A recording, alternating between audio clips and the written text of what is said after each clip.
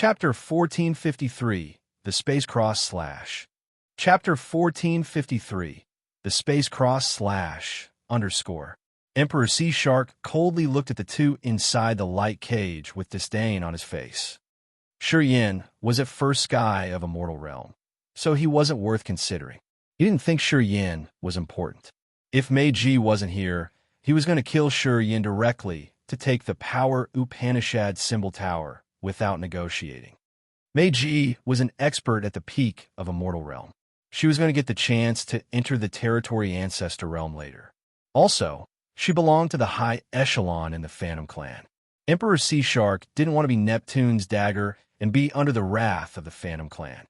If he killed Shi and Meiji was left alive, Meiji was going to take revenge for Shi when she entered the territory ancestor realm and became the top powerful character of the Phantom Clan. It was still troublesome to him. He wasn't a member of the 7 great clans, so he didn't have a strong background. He knew that he couldn't stand against any of the 7 clans. He had to consider every aspect before he did something. Time is up. What's your decision? Emperor Sea Shark arched his brows, walking out of the glass palace and striding toward the others. We aren't satisfied with giving the Power Upanishad symbol tower without fighting. Meiji smiled charmingly. You're our forerunner. You should convince us, right? Okay, give us a chance to resist. If we don't see hope, we will agree with your terms as you wish. Emperor Sea Shark was surprised. Meiji, you're the manager of the Phantom Clan in the Sea of Annihilation. You should know that even if you're at the peak of a mortal realm, you're no match against me. Is it necessary to try? This little devil of mine wants to try. Meiji didn't conceal her relationship with Shi. Her jade hands squeezed Shi's arm, her face agitated. Precursor, please fulfill our wish. At this moment, Emperor Sea Shark finally observed Shi. At first glance, he sneered. First sky of a mortal realm? Ha! Many of my grandchildren and subordinators are at that realm. He turned around and looked at a young man. Dadak, go, and make him lose hope. That young man was around 3 meters tall and cultivating metal power. He was like a sharp sword at second sky of a mortal realm. With silver scales on his body, he was likely from Flood Dragon tribe. His rigid body shot out sharp energy. Try not to kill anyone. We don't want to enrage Emperor Sea Shark. That's how you spare us a way out, muttered Meiji. You should consider it. If your real competence can resist the peak of a mortal realm experts, when you and I join hands, maybe we can get rid of Emperor Sea Shark. Think about it. Shi's facial expression was like rigid ice. He was stern and cold. He nodded and stepped on the starlight toward Dadak. He had his plan. If he could resist attacks from a peak of a mortal realm, he would use all of his energy to use space power Upanishad to disturb the spatial order on the seabed to force a way out. And the premise was that his body could endure the space energy backfire. The seabed wasn't similar to the open air up there. He was so deep under the Sea of Annihilation that he didn't know how far he was from the surface. The water pressure here was extreme. Once he urged the space power recklessly, the water pressure and the space energy was going to press on each other and break the space. As he was the originator, he would bear the backfire.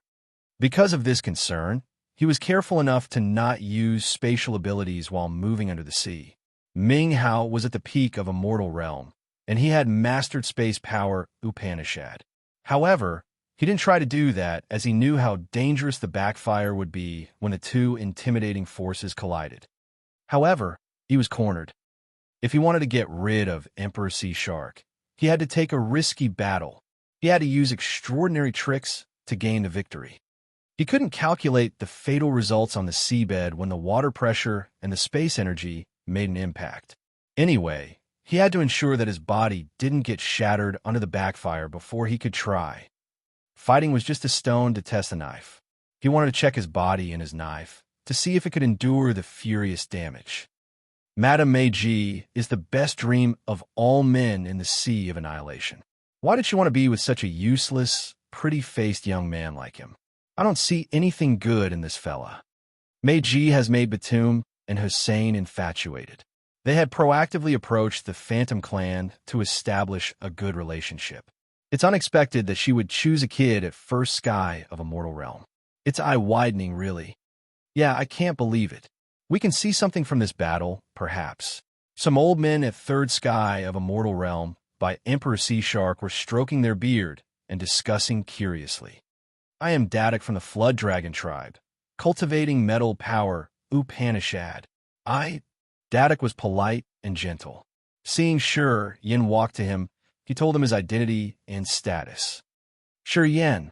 After a grunt, Shur Yin had starlight twirl around his body as if many meteors from the sky had come to him. His entire body was now beautiful starlight that headed toward Dadak.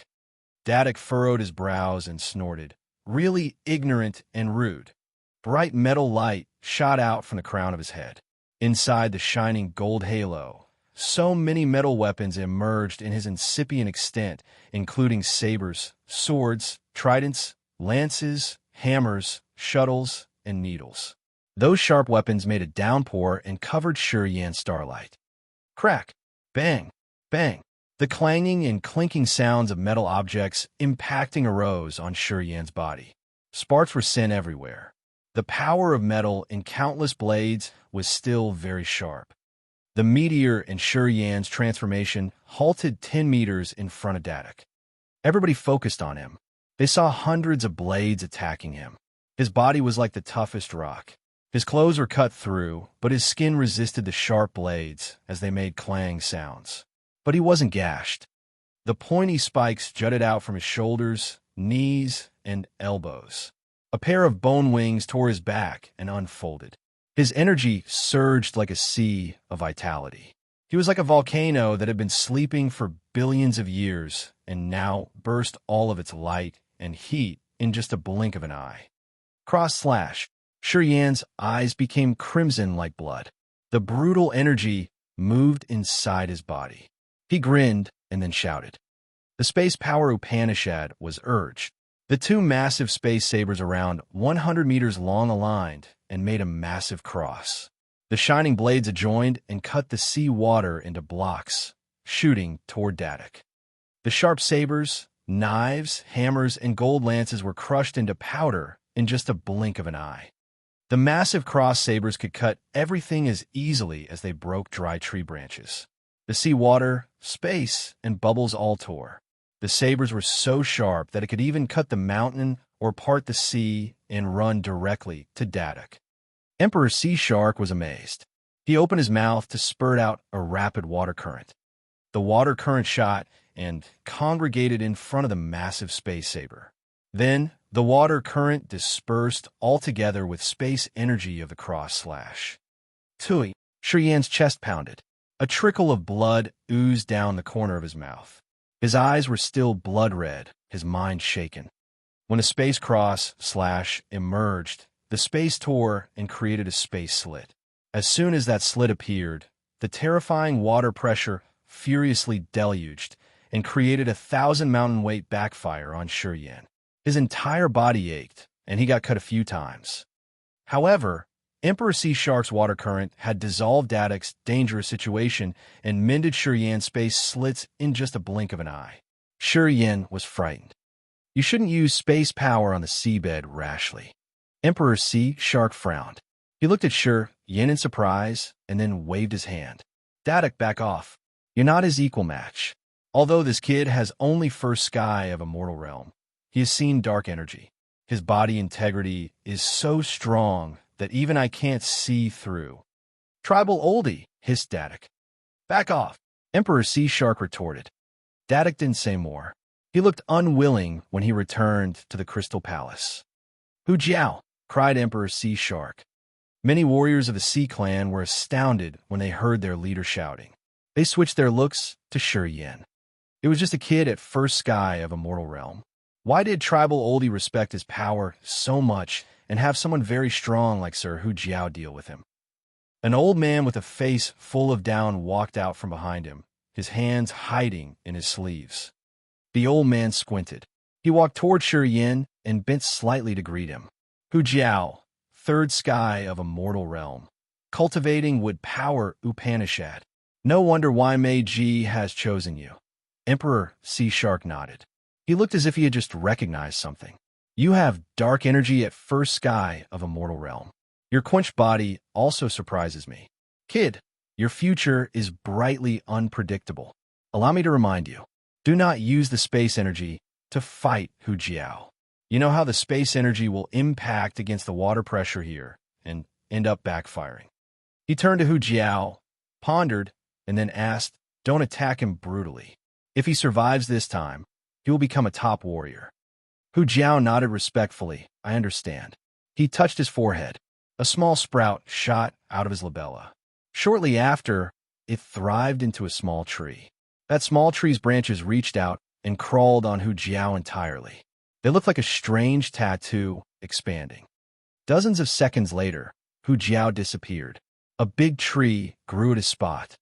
The tree was lush with thick leaves and branches. The tree shook and many leaves fell. Those leaves were just as big as a palm with many magical, complicated lines. They carried the essence of a deadly formation of wood power, Upanishad. They floated in the water and headed toward Shurian. A leaf came and touched Shurian's shoulder. Pain flooded his brain instantly. Boop! A bone spike on his shoulder broke. He couldn't help but look at the growing tree. Third sky of a mortal realm is really fierce. You can still talk. It's amazing, though. You're 2 realms lower than me. It's a miracle that you can stand still. Hu Jiao's voice arose from the big tree. Future territory ancestor, I want to see the supernatural power of dark energy. Please show me. Chapter 1454, Bloodshed on the Seabed. Chapter 1454, Bloodshed on the Seabed. Underscore the giant tree that could tower the entire sky with thick leaves and branches was still thriving amazingly. Gradually, the tree had become more imposing than Emperor Sea Shark's glass palace behind. At first glance, it seemed like this world had only that tree and this sea area was concealed. While the giant tree rattled, green leaves flew away. The complicated and subtle wooden texture on the palm-sized leaves looked like a mysterious formation. The leaves flew like a school of swimming fish that slowly approached with sharp, tearing auras. Shurian's skin sent a faint pain to his brain. Boop! Another spike on his shoulder exploded. Pain deluged him. Shurian shivered and couldn't help but roar furiously. Bands of rainbow-like starlight flashed and congregated at Shurian's body. He looked like he had so many chains coil him. The garment on his upper body shattered. His tough body that was as rigid as gold or steel emerged. Boom, boom, boom, boom. Leaves exploded around his body. So many spectacular formations in a wooden texture shone. They merged with each other magically. Shortly after, a massive formation was formed by the leaves. Vines grew from a formation like slithering snakes. Swoosh, swoosh, swoosh. The vines were covered with sharp thorns that whipped like flood dragons. They rose the water and shot toward Shurian's shoulder. Boom! Starlight sparked on his body. After one hit of the vines in the seething water, the starlight protection on his body dimmed. Hu Jiao's voice came from the big tree. Give us the power Upanishad symbol tower and the absolute beginning original symbol. Although you know dark energy, your realm is not great enough to use it. You're not my equal opponent. The sky-towering tree wiggled strangely on the seabed. Thousands of branches swayed, and countless leaves rattled and fell. They looked like so many spirits bombarding Shurian. More leaves exploded. The formation emerged once more. Evil, python-like vines whipped and lashed Shurian. Boom, boom, boom. Vines slashed. Shurian was like a willow catkin wobbling in the sea. His body was gory as the spikes on his shoulders, elbows, and knees broke continuously. His appearance was really pathetic. Shurian, if you can't help it, just yield. You're at first sky of a mortal realm only. It's good enough that you defeated Dadak. You shouldn't force yourself. Meiji felt her heart aching. She couldn't help but cry, her bright eyes sorrowful. Tribal oldie, we have to treat this man probably, said an old man at peak of a mortal realm. He was hiding inside a massive shell behind Emperor Sea Shark, his voice deep and low. He looked so worried. After getting Emperor Sea Shark's attention, he continued in a low-pitched voice. His body isn't breaking under who Ji is shelling. He has dark energy. If he doesn't die this time, he will enter the territory ancestor realm in the future. Then, he will become a hero. Emperor Sea Shark knitted his brows. Continue. As we seize the power Upanishad symbol tower and the absolute beginning original symbol today, he will bear a grudge against us. With his innate talents and capacity, he will be very intimidating later, even without the absolute beginning original symbol. The old man looked stern and cautious. If we let him leave alive, isn't that no different from letting a tiger back to the woods? We shouldn't plant a scary seed, right? If Shi had a normal realm with an ordinary capacity, this old man would never have suggested such a thing. If he was just a small warrior without the chance to break through to the territory ancestor realm in the future, even if they let him go, he wouldn't be able to threaten them. However, Shi talented performance made him worried. This is a savage cub that can become an extraordinary brutal beast. If we want to take the power Upanishad symbol tower, I suggest to do it resolutely.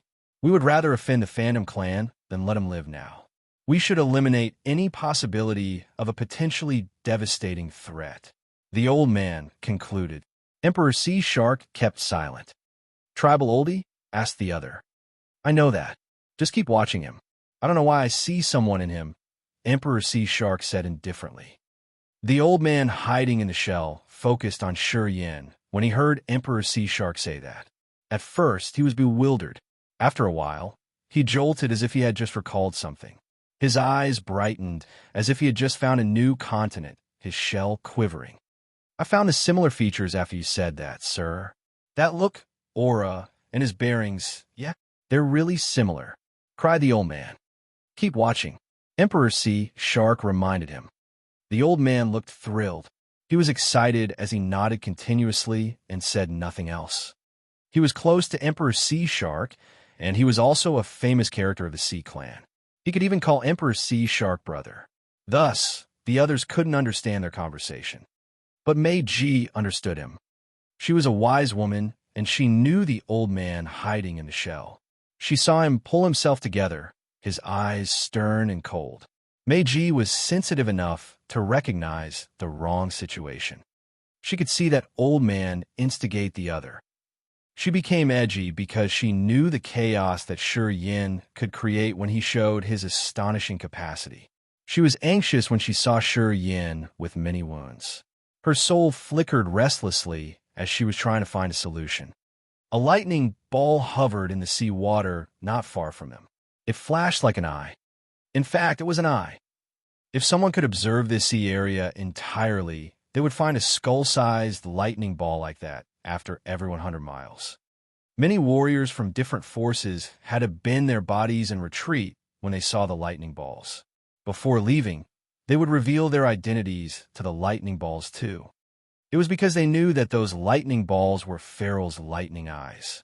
They knew that Pharaoh could use those lightning balls to observe the situation everywhere. The balls would report the commotions to his soul in the sea of consciousness. At this moment, a lightning ball hovered in this area for a long time, slowly transmitting a wisp of an aura of the battle between Hu Jiao and Shi. In a corner on the seabed, Pharaoh was sitting cross-legged on the back of a massive sea turtle. He opened his eyes. All of a sudden, his face changed. He mumbled to himself, Hu Jiao's aura, a subordinate of Emperor Sea Shark. He sensed for a while. Then, the lightning ball that had just reported to him began to spin and move sneakily towards Emperor Sea Shark's crystal palace. Rumble, rumble. The 100-meter-long vines that were like snake tails lashed at Shi body. His body rumbled like a drumbeat with waves of explosions. After each explosion, his skin cracked and bled. Those cuts were so deep to the bone that people could vaguely see his veins and bones. Mei Ji's eyes were watery. She couldn't stay patient anymore as she screamed, "Give them the power Upanishad symbol tower. Don't fight foolishly like that. Your two realms are too far apart. You're not his match." Emperor Sea Shark and the members of the Sea Clan watched everything with cold faces. They stood inside the Crystal Palace and stopped talking. The entire sea was silent. Each of the members of the Sea Clan, including Dadok and the old man inside the shell, were convinced and respectful. They admired and appraised Shi Yin for his tough will. The first sky of a mortal realm fought against the third sky of a mortal realm. This kind of battle happened twice in the long history of the sea domain of Nihility, where a lower realm warrior triumphed. One had used an absolute beginning divine weapon, and the other had seized the chance when the third sky of a mortal realm expert was breaking through to the next level to ambush. He had shattered his body and used his soul altar to succeed. Afterward, his soul altar slowly cracked. He died after 100 days. Thus, the members of the Sea Clan and Meiji thought that regardless of his dark energy and his tough body, he didn't have a chance to win. They just wanted to know how long Shi Yin could endure. What Shi Yin had done was apparently out of their expectations. They were both surprised and worried that Shi Yin could resist until now because his body was about to collapse. Your persistence doesn't make any sense. You know you will fail, but you are still stubborn. It's not a wise move, you know. Hu Jiao's voice was low and cold. His towering tree was above Shi Yan's head. Although the others couldn't see him anywhere, his aura had filled each corner of this sea area. In the shade of the tree, Shi Yan's body was filled with cuts and gashes. Magically, no drop of blood shredded.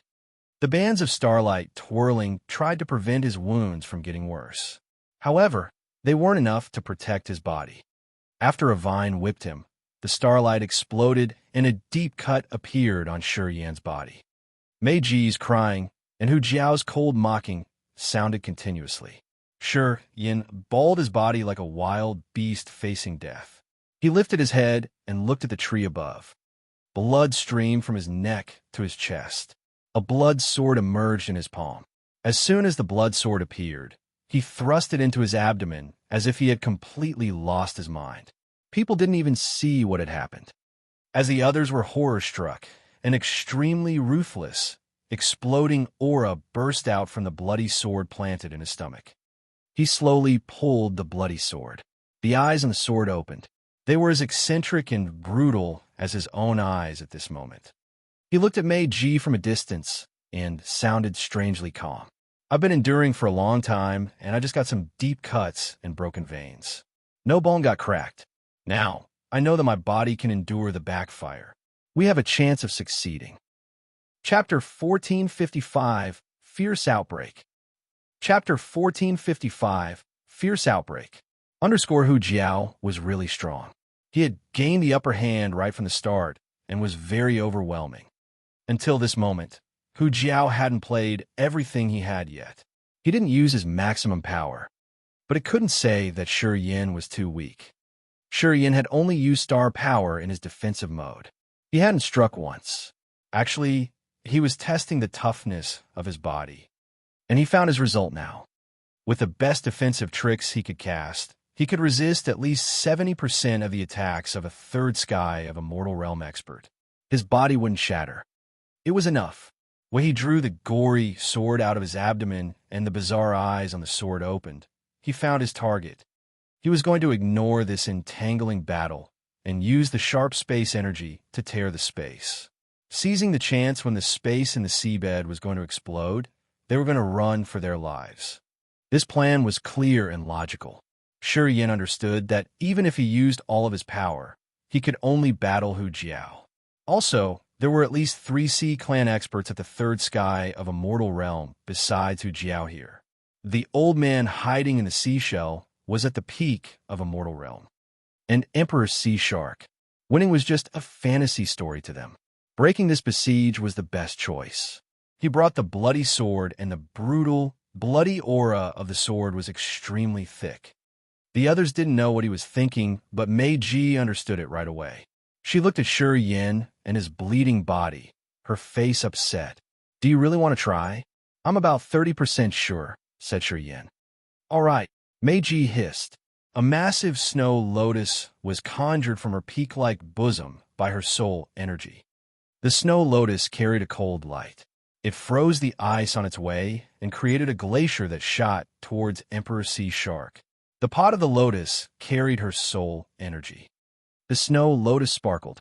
When it was about to reach Emperor Sea Shark, it became partly visible and flashed. What a powerful cold energy. It's dark energy. Meiji finally has dark energy.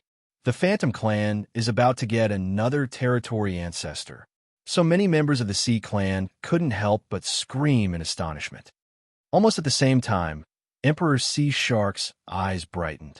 The old man in the seashell behind him was also shaken. His shell shook strangely, but they didn't look at Meiji. Although Meiji's ice lotus was about to touch the Crystal Palace, while the others were watching her and apprising her dark energy, Emperor Sea Shark and the old man were still looking at Shi Yin in astonishment. They were watching Shi Yin. At this moment, Shi Yin had drawn a gory sword out of his body. A blood light slowly congregated at the tip of the sword. His thoughts changed, and his aura changed accordingly and earth-shakingly. The isolated, cold aura of death filled the place. The bloody sword was now the scythe of death that harvested all the thick vitality around him. Strangely, the vines began to wither and dry as if the nutrients inside was taken away. It was the striking combined power of the death and devouring power Upanishad. Dozens of vines still had Shi Yan's blood after slashing him for a while. At this moment, they were like snakes that didn't have flesh and blood, but unnatural dry skin. Hu Jiao suddenly screeched. The giant tree shook hard. So many leaves shot out like hard sleet. All bombarded Shi Yin. Shi Yin brought the blood sword, blood trickling down the corners of his eyes. He grinned fiendishly. Hu Jiao, actually, if I do my best to battle against you, I'm not so certain that I will lose. Then, a surging, tremendous vitality that could shake people's souls grumblingly burst out from his body. At this moment, a magical light suddenly emitted from Shi Yin. His surroundings were cold and isolated. The blood sword had the thick taste of death as the king of hell that could bring all creatures into hell of despair. However, the vitality on him was strangely surging. The two opposite power Upanishads were showcasing on him at the same time. His god body was full of cuts. As people were gazing at him, his wounds were healing at a speed that naked eyes could observe. His veins and flesh fibers twitched. The wounds closed fast. Drops of blood on the cuts seemed to have life as they moved back into his body. The broken spikes on his shoulders, elbows, and knees regrew. They looked even sharper and sparkling in a cold light. Boom, boom. The absolute beginning original symbol was throbbing powerfully like a second heart at the center of the sphere. It represented the life power Upanishad in the tier of power Upanishads in his soul altar. It released ripples of formidable life energy, which healed him faster than he could imagine. After dozens of seconds, all the cuts on his body disappeared. His naked torso was filled with exploding energy. So many blood-dripping eyes on the sword opened. An endless, ruthless, and desperate aura layered and created a sea of blood that swarmed toward every sea of consciousness. Everybody turned to Shi Yin. A space of blood red struck their eyes. They seemed to see the devils of despair, savage, resentment, and fear. The blood sword swung around and tried to tear the space to create a river of space under the sea, which Shi Yin could use to escape this area. The Sea Clan warriors discolored in fear. They were panic-stricken because of Shi Yan's sudden outbreak. Yeah, that's it. Emperor Sea Shark eyes squinted to a thread. Strange, divine light sparkled in his eyes. He didn't even look at Meiji when he raised his hand to grab the void. The ice lotus that Meiji created was covered by the seawater. The frozen sea area resumed at the same moment. This is my sea area and my territory. I'm cultivating water power Upanishad. In this place, let alone the fact that you haven't reached the territory ancestor realm yet. Even if you were a territory ancestor, do you really think you could defeat me under the sea? Emperor Sea Shark spoke indifferently, his eyes gazing at Shi Yin strangely. Crack, crack. The tip of the blood sword shot a beam of blood with the sharpness of space energy, attempting to tear the water. The keen aura frightened the experts around. They instinctively avoided it. Hu Jiao's tree branches were cut off, and he cried in pain. No need to leave. Emperor Sea Shark approached Shi Yin as he looked into his blood eyes and shook his head. Don't continue. If you use space energy rashly, the water pressure will hurt you badly. Getting hurt badly is still better than dying here, Shi Yin grinned. If I'm not frantic today, I'm sure I will bury my body here. I don't have a choice. Even if I have to stir up the entire Sea of Annihilation's seabed and make the space collapse, I have to get out of here. Get out? All of a sudden, a cold vice arose from a far distance. After a flash, Farrell appeared and stood by Emperor Sea Shark. Under my gaze, how will you get out of here? He turned and smiled to Emperor Sea Shark. I've agreed with the ancient monster clan to take this kid's life. After I kill him, we will talk about how to share the Power Upanishad symbol tower and the absolute beginning original symbol. What do you think? Emperor Sea Shark had a vague light in his eyes. He frowned but didn't answer. Farrell grinned and said to Meiji, you must know that the main island of the Phantom Clan in the Sea of Annihilation was destroyed. I massacred them all. You and this kid have killed many people who you shouldn't have killed. The Phantom Clan can't protect you. Meiji was filled with indignance. Farrell, as long as I am alive, one day, I will tear your soul atlas myself. Oh yeah, shrugged Farrell. Well, I have no choice then. You have dark energy. To prevent such an unexpected incident, I will have to kill you too. The Phantom Clan won't have another territory ancestor then. He smiled and turned to Emperor Sea Shark next to him. I'll take responsibility for killing Meiji. I know you're not like me. You don't cultivate alone. You have your own concerns. It will tie your hand a little bit. Just leave it to me. I will shoulder the wrath of the Phantom Clan. As soon as Farrell had arrived, he controlled the situation, which made the crowd of the Sea Clan angry. As they were all experts at the Territory Ancestor realm, he used a contact to Emperor Sea Shark on the seabed. They could be deemed rivals. However, they hadn't had a real battle yet since they all had their own concerns. Today, as they had the same target, Farrell thought that Emperor Sea Shark wouldn't interfere with his deeds here. I can't swallow the Power Upanishad symbol tower and the absolute beginning original symbol. You can't either. We need to wait for others to decide. Farrell smiled. He didn't consider anybody's ideas. All right, you've tried really hard here already. I'll take care of it from here. Then he walked to Shi Yin and spoke deliberately. Kid, you have a short life, though. As you've offended a lot of people in the Sea of Annihilation, no one can protect you. Accept your fate. As Shi Yin saw Farrell, his face changed dramatically into a desperate one. He had only a 30% chance to run with only Emperor Sea Shark. With Farrell here, he had no hope. Seeing Farrell intend to kill both him and Meiji, he didn't need to know if it was possible or not. He had to try everything he can. He had to see if he could tear the space here. In a desperate situation, he had to keep his hope and his spirit. He had to try with his life. Crack, crack, crack. The bloodlight shot out and parted the seawater. A space slit as big as the massive mouth of a giant beast vaguely opened. No, it's not okay. Emperor Sea Shark shook his head. A flood current wormed between Shi Yin and Farrell. A blue marine world appeared from thin air and filled that tiny crack until it mended. Emperor Sea Shark, I told you that you don't need to take action. Why would you waste your power like that? Farrell felt funny. I can do it. Hey, you. Farrell suddenly shouted. His abdomen was bleeding through a gash. So many strange, glowing water arrows stabbed him one more time. His chest was pierced through. So many lightning balls rolled out of his sleeves and barged into those water arrows. Shortly after, the entire sea area looked like doomsday. Formidable, lethal energies bloomed and exploded. Shi Yin and Meiji were dumbstruck. The members of the Sea Clan were speechless as they looked at their Emperor Sea Shark bewilderedly. Only the old man hiding inside the shell looked normal. His shadow moved, and he reappeared behind Farrell. A fiery, flaming fluid rolled out of his eyes and attached to Pharaoh's waist. "Join hands and attack Pharaoh," Emperor Sea Shark shouted suddenly. The members of the Sea Clan didn't know the reason, but they responded to his call. Different energies and techniques bloomed and pounded on Pharaoh. "Emperor Sea Shark, what the heck are you doing?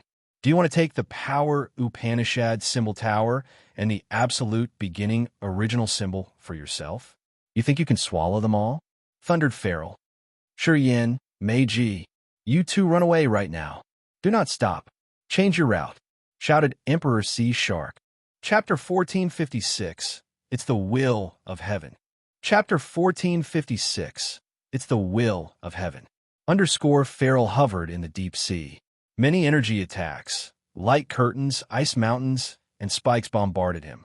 Several thousand lightning balls spun around him frantically. The seabed was about to shatter. Billions of water arrows created a long, unceasing river as if it had always been covering Pharaoh. Pharaoh was struck and bewildered.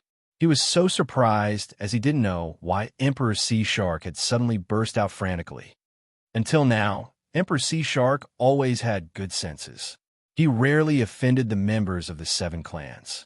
Also, he had restrained his warriors to not cause a conflict with the others. The Sea of Annihilation had 3 great territory ancestors, including Emperor Sea Shark, Pharaoh, and Ricardo. Among them, Emperor Sea Shark was the most modest. He seldom came to the sea's surface or started a grudge against the 7 clans. Many people thought that his modesty was a sign of weakness. Because the Emperor Sea Shark had always controlled his warriors, the experts in the Sea of Annihilation thought that he was weaker than Pharaoh and Ricardo. After a long time, Pharaoh also thought that Emperor Sea Shark didn't dare to face him directly. It was also the reason why he had acted wantonly as soon as he had arrived. He had arrogantly decided everything. He thought that he understood Emperor Sea Shark and that Emperor Sea Shark would agree with his suggestion to not offend the Phantom Clan.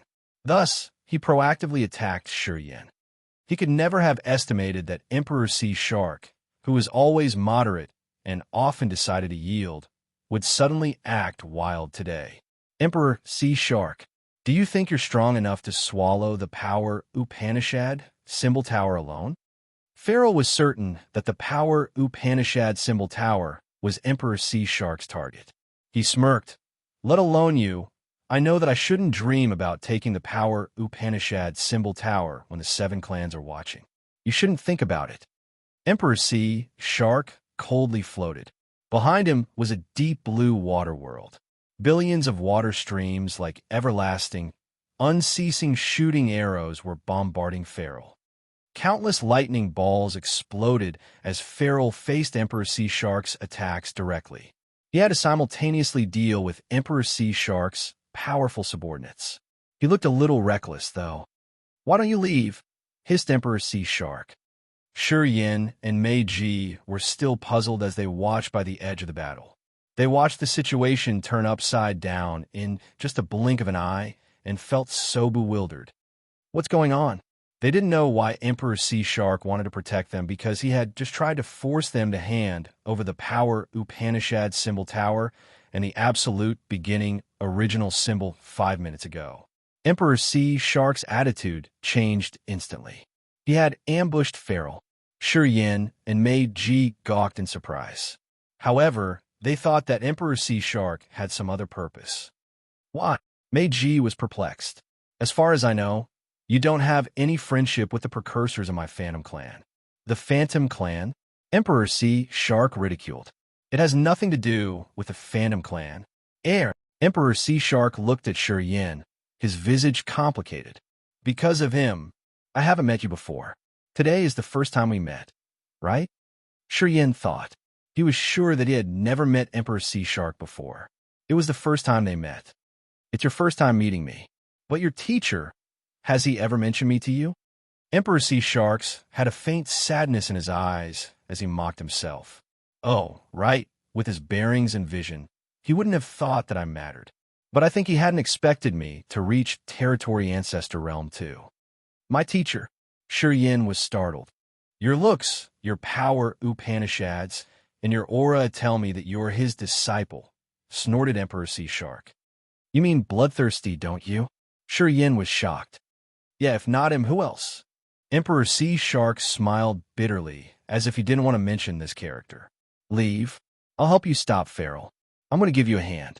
Just consider that I have repaid what I've owed him. It's bloodthirsty again. Sure, Yin was shaken. He screamed inwardly, frowned, and said nothing. Meiji understood it. After she found that Emperor Sea Shark had turned his spear around because of Shi Yan's teacher, she forced a smile and then said, "Shall we join hands and kill Feral? Otherwise, after we leave, how can you deal with the wrath of the 5 clans?" Shi Yan turned to see Emperor Sea Shark. While Emperor Sea Shark was talking to them, the water curtain in the water territory behind him created tens of thousands of water barriers to drain and seal Feral together with his subordinates' attacks. Feral didn't have free hands to mess with them. I'm at the territory ancestor realm anyway. It's not easy to attack me. Emperor Sea Shark wore an arrogant face. But if you stay, you can't threaten Feral because you don't know that territory ancestors aren't people you can fight. Thus, instead of staying here and then getting caught by the 5 clans later, you better leave now. Meiji quieted down. Shi Yan pondered for a few seconds, gritted his teeth, and then said, "We'll meet again." Then, he didn't wait for Meiji to say more. He pulled her hand and turned into a band of starlight, heading to Desolate Territory's entrance. "He's worth being your apprentice." Emperor Sea Shark nodded and then pulled himself together. He said, "We're going to join hands and delay Feral by keeping him here for 3 days. After that, you guys should scatter and live in your secret areas on this sea of annihilation seabed. Remember not to go to the sea surface." Tribal oldie, tribal oldie, tribal oldie. Why? The members of the Sea Clan in the Crystal Palace were panic-stricken. Feral and the Ancient Monster Clan have a close relationship. Neptune from the Soul Clan won't spare me if I let them leave now. The members of the other 3 clans will come to interrogate me too. I won't be able to live in peace. I will leave the Sea of Annihilation for a while. When I'm strong enough, I will be back. Emperor Sea Shark sighed. "You are my subordinates. The 5 clans won't chase you. As long as you hide in this seabed, they won't have enough manpower to hunt you down. When I get strong enough to face the 5 clans, I will come find you in the Crystal Palace." "Why? Tribal oldie, why do you have to help them?" Hu Jiao emerged, his face puzzled and bitter. "I owed a man my life. He helped me break through to Territory Ancestor Realm." Emperor Sea Shark chuckled. "I've planned to stay on the seabed to help him find the absolute beginning vestige." Unexpectedly, his disciple had it. "It's heaven's will. I should help his disciple solve the problem." With a solemn face, he hissed, "Just do it. You guys will leave after 3 days. Stay in seclusion. From now on, you're not related to me, Emperor Sea Shark. I just need you to live well." Tribal oldie, tribal oldie, tribal oldie. Just do as I said. Do not say nonsense. Emperor Sea Shark shouted resolutely. Inside the water territory behind him, billions of water curtains had created a vast barrier and sealed Feral's lightning territory. The Sea Clan warriors weren't affected by the water curtains. They continuously attacked and bombarded Feral, troubling him. Time flew hurriedly. 3 days had passed as fast as a blink of an eye. The members of the Sea Clan were exhausted after 3 consecutive days of attacks. All of them were weakened to a particular level. As Emperor Sea Shark understood his subordinates well, he knew that they could resist for only 3 days. After 3 days, he pitched his voice. "Hu Jiao, Dadak, you guys drive the Crystal Palace. The rest of you scatter and hide in your secret areas in the Sea of Annihilation. You should also notify the others who don't know about this incident." Tribal oldie, do not babble. I've made up my mind. Leave now." Many Sea Clan members looked sorrowful. They left as Emperor Sea Shark had told them. Hu Jiao and Dadak drove the Crystal Palace away. They had pledged to protect the Crystal Palace and wait until Emperor Sea Shark returned. Shortly after, only Emperor Sea Shark and the old man in the seashell were left in this area. "Shenrun, I want you to leave with them. At this moment, Emperor Sea Shark didn't attack Feral more. But still, Feral was trapped in many layers of water. He was using his lightning power to attack the water layers and get rid of it. The others don't know this, but I'm sure you know. Fighting on the seabed, Feral and Ricardo aren't my equal opponent. I live here, and I cultivate water power Upanishad. This sea area is my natural support. The Sea Clan old man inside the seashell just cackled. Of course, I know that. If you want to fight, and if you're combative, Feral and Ricardo should have been defeated. I also know that after I leave, Feral won't be your rival. But what if Neptune and Ricardo all come here? Emperor Sea Shark's eyes were serene. You've not reached the territory ancestor realm yet. Even if you stay, you can't help me. I'm staying to remind you of when to leave. I know that even if Neptune and Ricardo come, if you want to leave, you can leave at any minute. I'm just afraid that you'll pretend to be a fool again, said Shinrin. You've been accompanying me for years. You should know that I'm not who I used to be. I was hot-tempered like thunder. I liked slaughtering without reasoning. I didn't know what surrendering meant. But now, I'm patient and subtle. I've changed my stinky habits. I know life is more important than reputation. I know when to run away, smiled Emperor Sea Shark. Even so, I have to see you leave. Shinrin was persistent. Emperor Sea Shark was surprised. Pondering for a while, he nodded begrudgingly, his eyes upset. He must be gone. When he returned, he told us that if we see his successor, it meant that he had already gone. I can't believe that a character like him is dead now. You've reached a high realm. Of course, he has his place to return to. When we met him in the sea that year, we were just at incipient god realm. Sigh, we were useless.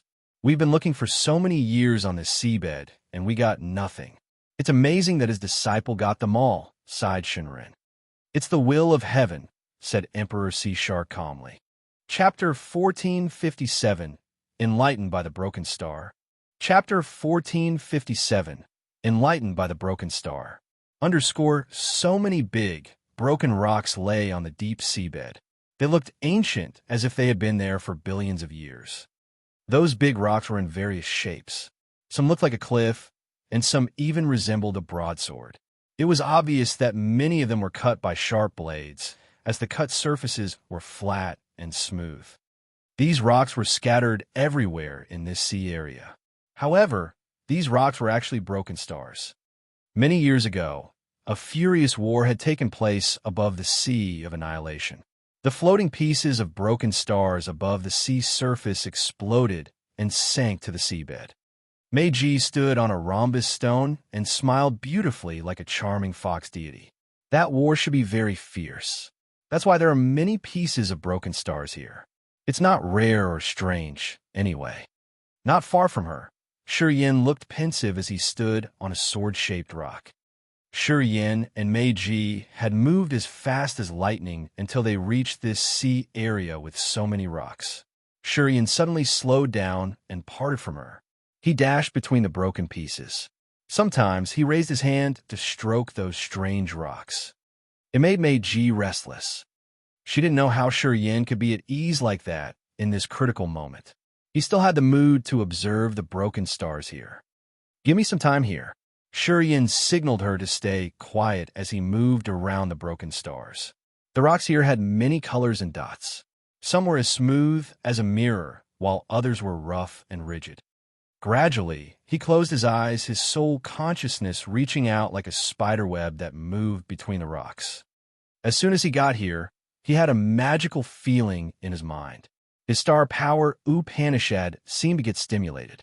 It seemed like something really marvelous was hiding somewhere in the area filled with pieces of broken stars. Wisps of soul consciousness expanded and created a massive net shrouding the rocks. After a while, his eyes opened and his pupils sparkled strangely. A wisp of his soul consciousness reported a feeble aura from a piece of a broken star. That aura was extremely magical. It seemed to have some soul energy. Yin was moved. He turned into a jet of starlight that stopped by a piece of broken star. This rock was dozens of meters tall, and it looked plainly brown-gray. He reached out and placed his hand on that rock. After calming down his mind, he sensed and sent the star energy into the rock. Boom! The brown-gray broken star became dazzling when he sent his star energy into it. The brilliant starlight was like a cold, sharp sword or a bright star in the velvet night. Meiji suddenly saw the dazzling light from a far distance. She was bewildered as she rushed forward. Her beautiful eyes were bright as she stood on another star and watched. At this moment, Shi Yin was touching the rock that was emitting starlight, his face focused but his eyes surprised. This piece of a broken star had a wisp of feeble aura. That aura belonged to this rock. It was a magical feature when a power Upanishad was cultivated to the ultimate level. It finally had consciousness. A scene arose in his head. Tens of thousands of years ago, an expert cultivating star power Upanishad had used his energy to control the stars above the sea of annihilation. So many stars have been stimulated and received consciousness that they could proactively seek enemies to attack. The power Upanishad had a spirit. The energy that the expert had cast out received the spirit and turned it into a part of the expert's spirit. It advanced the ability of the power Upanishad to an extremely profound level. After tens of thousands of years, the consciousness of the power Upanishad that had controlled the broken stars had still not faded. As Shi Yin also cultivated star power Upanishad, he was able to stimulate something strange from the rocks to see the remaining energy. That's why the rock could emit starlight for a while. The dazzling light from the rock dimmed, and it resumed its normal condition after the star energy was used up. A wisp of soul consciousness hidden inside the rock vanished. Shi Yin still touched the rock, his eyes shining.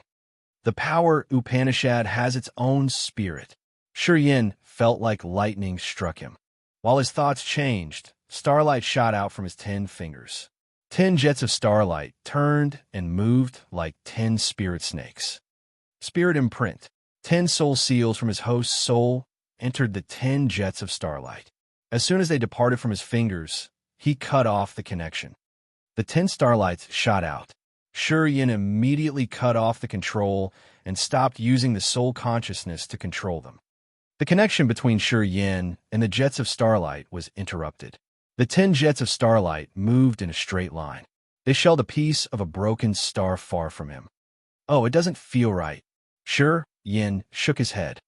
If his power Upanishad had a spirit, once the starlight shot out, he didn't need to use the soul consciousness to guide them. They could attack the target or change their trajectory on their own. Not the right direction, then. Mumbling to himself, he changed his technique. As he muttered, another jet of starlight had shot out from his left index finger. With the new perception of star power Upanishad, he used the host soul to sense the galaxy in his tier of power Upanishads. He created a soul imprint and sent it to the galaxy. Then, with the aura from a galaxy, he carved the imprint onto a jet of starlight. The starlight shot out, but it didn't have the spirit. Not yet. He looked like he was in bedevilment as he continuously shot out starlight and broke many pieces of broken stars. He continued to fail. He didn't know why. He frowned and thought about what to do. He had tried many methods to give spirit to his power Upanishad to understand this power deeper. Meiji quietly watched him. She didn't try to prevent or call him anymore. She knew that Shi Yin was trying to break the challenge of understanding the realm. She shouldn't disturb him at this moment. 2 days and 2 nights passed quickly. Meiji found a treasure that was similar to the heavenly fantasy star compass, so she knew the time. 2 days and 2 nights wasn't a long time. Normally, it was just like a blink of an eye. However, to the current situation, 2 days was enough for many things to happen. It was also enough for the enemy to catch them. Seeing Shi Yin sink in his cultivation but not get anything, Meiji became restlessly agitated. Time continued to pass. Shi Yin was bewildered as he stood in between the broken pieces of stars and tried to understand his power, Upanishad. Meiji was so uneasy as if she got a flame that burned her inwardly. Dash! Boom! Boom! Thunder continued to rumble. The energy hit layers of water and shattered them. Pharaoh howled and finally got free from the water restriction. He thundered indignantly. Emperor Sea Shark, You trapped me and let that kid go. I don't care what kind of purpose you have in your mind. But you must bear the consequences. Emperor Sea Shark and Shunrin blocked Farrell's sides, their faces indifferent as they ignored Farrell shouting. I don't want to talk to you. Where's that kid? I've agreed with the ancient monster clan to take his life and the power Upanishad symbol tower. Farrell wore a cold face. Emperor Sea Shark smirked and shook his head. Farrell, do you still think that you're the best in this sea of annihilation? I know you've tried to provoke me several times. You want to fight me and defeat me. You want to use my defeat to strengthen your high position and receive more recognition from the ancient monster clan. You want them to invite you back to the ancient monster clan with a noble ceremony, right? Is that what you want? His words exposed Farrell's thoughts. Farrell wasn't a member of the ancient monster clan, but he had the ancient monster clan's bloodline. Before he was strong enough, the ancient monster clan didn't pay attention to him. Before he had reached the territory ancestor realm and gained fame in the sea of annihilation, the ancient monster clan didn't even look at him. They had sent Yerberg and Hussein to visit him often. Farrell looked arrogant, but deep in his mind, he wanted the ancient monster clan's recognition.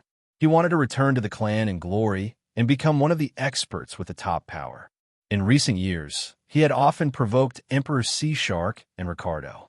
He wanted to defeat them and become the strongest warrior in the sea of annihilation. Then, with this title, he was going to draw the attention of the true experts of the ancient monster clan.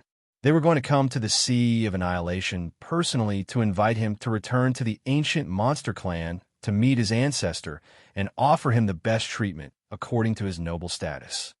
It was just an excuse that Farrell wanted to take revenge for Yerberg and Hussein. He just wanted to seize the change to showcase his talents by robbing the power Upanishad symbol tower to prove his ruling status in the Sea of Annihilation. He wasn't afraid of offending the Phantom clan to tie himself together with the ancient monster clan. He had received acceptance from the ancient monster clan's senior echelon. As long as he could take the power Upanishad symbol tower, the Hall of Fame of the ancient monster clan was going to have a slot for him. For this slot, Farrell had tried his best to compete. As Emperor Sea Shark had seen through him, Farrell darkened his face. What if it's true? What if it's not true? Whether it's true or not, I'll satisfy you today. I'm going to battle you, Farrell. I hope it fulfills your wish for years. Emperor Sea Shark grinned. His eyes suddenly turned red, which was similar to Shuriyan's rampage. A brutal, bloodthirsty aura that was completely different from his water power, Upanishad, suddenly burst out from his body. Shunrun was hovering nearby.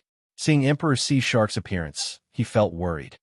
The old man had decided to stay because he was worried that Emperor Sea Shark would use the technique that Bloodthirsty had taught him.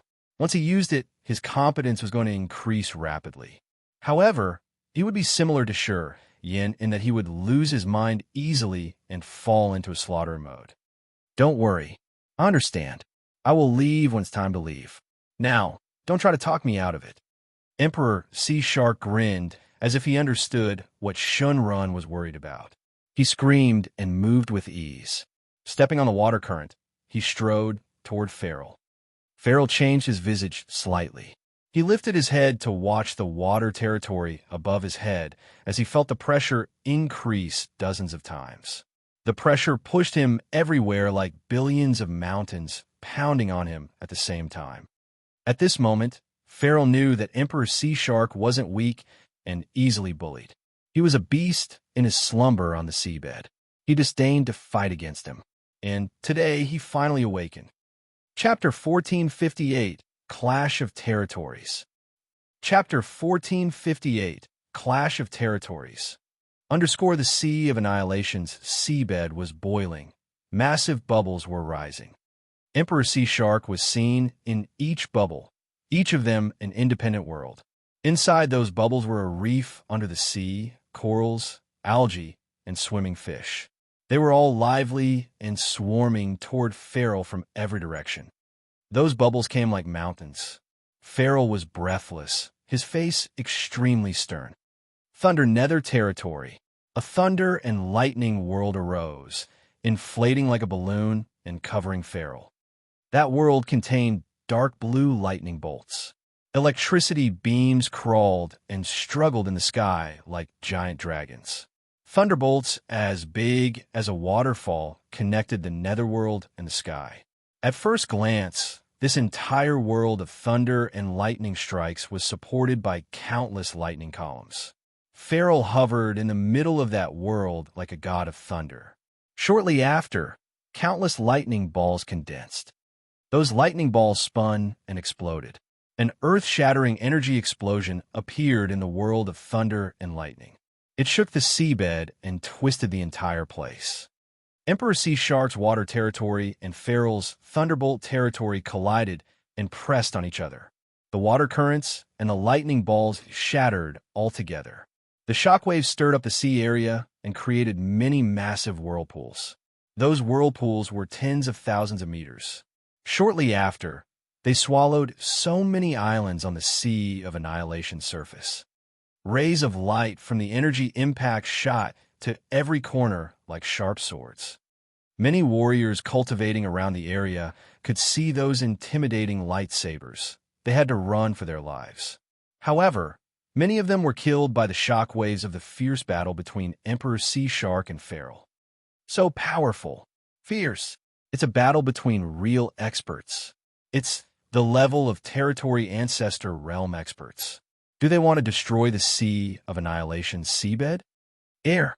When was the last time territory ancestor realm experts fought in the Sea of Annihilation? On the seabed, the sea surface, and even in the sky, many warriors from different clans and forces were startled by the confrontation between Emperor Sea Shark and Feral. They were discussing boisterously. They were excited, scared, and even frantic. Warriors with low realms hurried to move as far away from the area as possible. They were afraid that they could get hurt from the shockwaves. Warriors who thought their realms were high enough became thrilled. They began to gather and head to the battlefield, especially some experts at the Immortal Realm. To understand dark energy, they ignored everything and tried to go closer to observe the battle between the territory ancestor realm experts. They would try everything for a chance to break through. They eagerly came to the seabed. At this moment, so many experts had come to the Sea of Annihilation.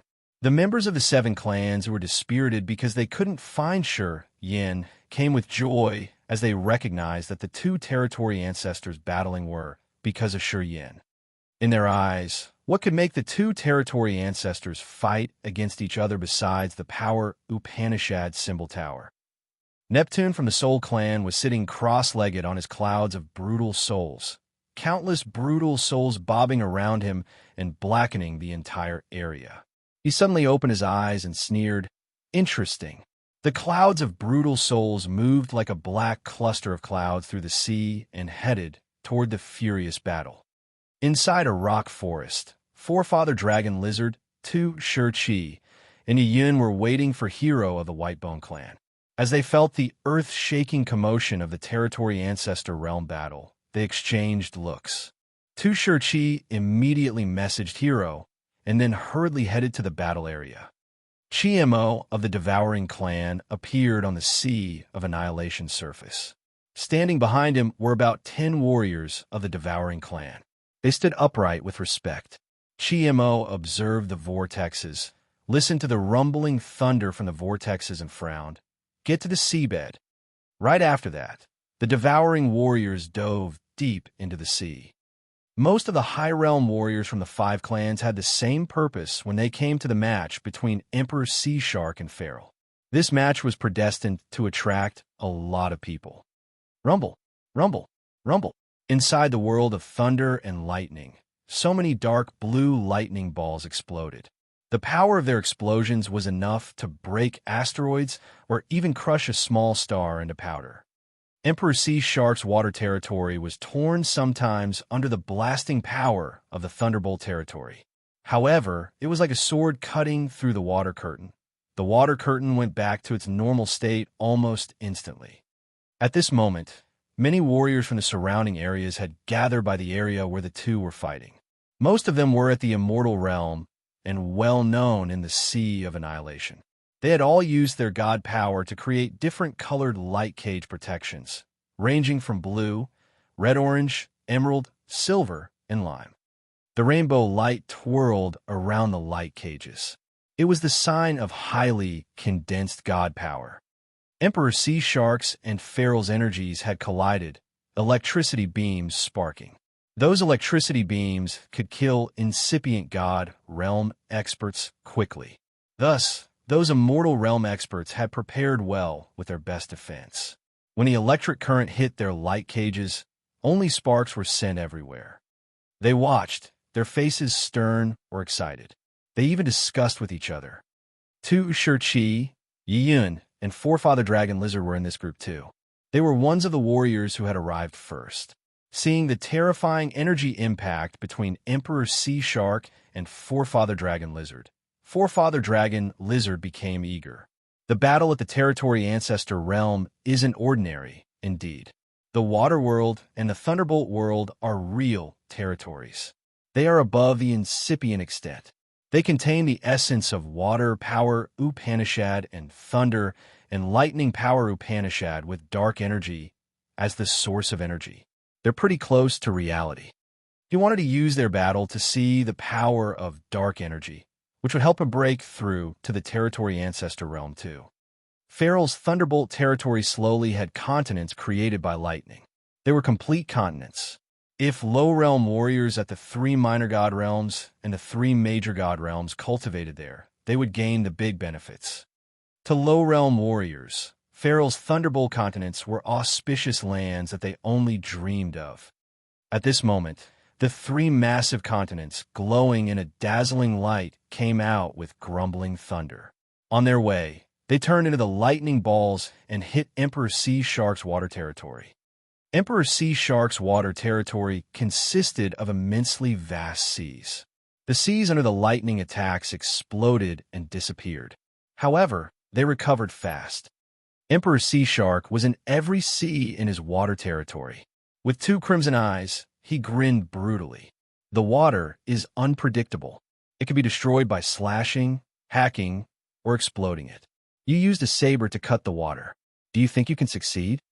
The number of bubbles was also the number of the small worlds inside the water territory.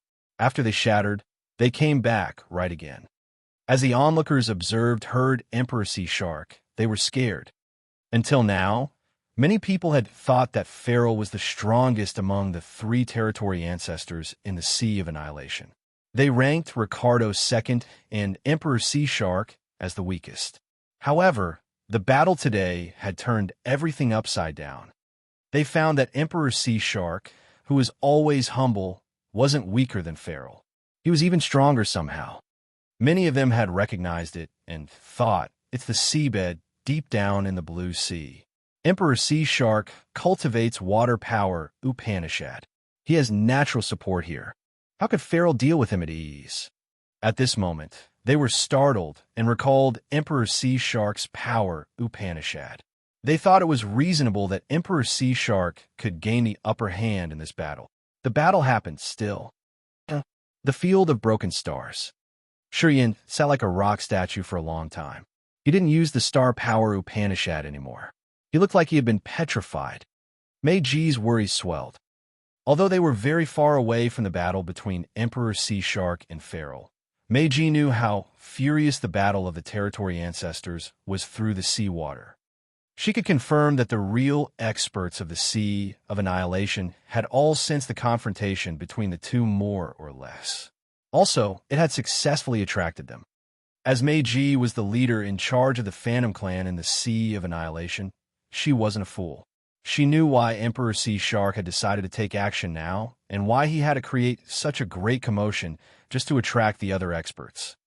He wanted to give Yin more time to leave without being noticed or tagged along. What did the Emperor Sea Shark owe his teacher? To back up him leaving, he didn't hesitate to stand against the 5 clans. Is he crazy? Meiji was surprised. The more she tried to guess Emperor Sea Shark's plan, the more puzzled she became. She understood Emperor Sea Shark better than most people.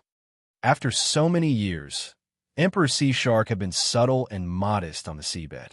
He rarely competed with anyone, and he didn't want an alliance with the 7 clans like Pharaoh or Ricardo.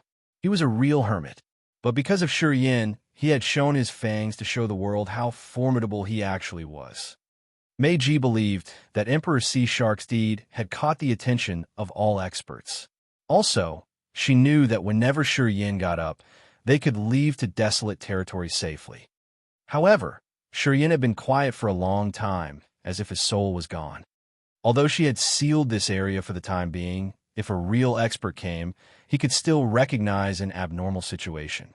When she and Yin got exposed, they couldn't control the situation. What should I do now? Should I wake him up and tell him that Emperor Sea Shark's fighting against Feral to give him a chance to leave? Meiji struggled mentally and couldn't make up her mind. A sharp aura suddenly came. The other had even uttered something as if he had found the delicate seal in this area. Meiji was tense as she gritted her teeth. I have to wake him up. Her figure moved as she tried to use her soul consciousness to enter Yin's brain and awaken his consciousness. However, at this moment, a massive ice saber condensed above this illusion of ice and slashed downward. Meiji had used the ice crystal to create the illusion that had hidden her and Yin in the blind corner. Normal people couldn't find them anyway. However, this random person happened to cultivate ice power Upanishad too. That's why he had curiously slashed the ice illusion to see what it hid. That saber had hacked them before Meiji's soul consciousness was sent to Yin. Crack, crack, crack. The illusion of ice was attacked. It shattered like a mirror. Pieces of ice reflected a chaotic situation. A jet of starlight created by the star energy shot out of Yin's body. It acted as if it had its own consciousness. As soon as it was released, it was like a dragon soaring up into the sky or a caged beast that had suddenly escaped its imprisonment. Eagerly, it parried the ice saber. The ice saber broke, and the jet of starlight turned into more beams of starlight. It was like a soul divided into dozens of wisps. The starlight beams transmitted angry screaming as they moved agilely like a bunch of snakes and coiled around a warrior. Chapter 1459. One gets through, all gets through. Chapter 1459. One gets through, all gets through. Yin had been quiet for a long time. Now, he opened his eyes and stood between the broken stars. He looked at the warriors tied by the starlight chains in the water above his head. He was a warrior cultivating ice power Upanishad at second sky of a mortal realm. This man had the typical appearance of someone of the ancient monster clan. He was covered in thick fur. His hands were rough and large, and his face was like that of a ferocious beast. A strange and cold light sparkled in his eyes. You are that Yin. Ha ha ha. He stooped to see and couldn't help but laugh crazily. I've worn my shoes for nothing. And now, I got you without spending a bit of effort. Oh yeah?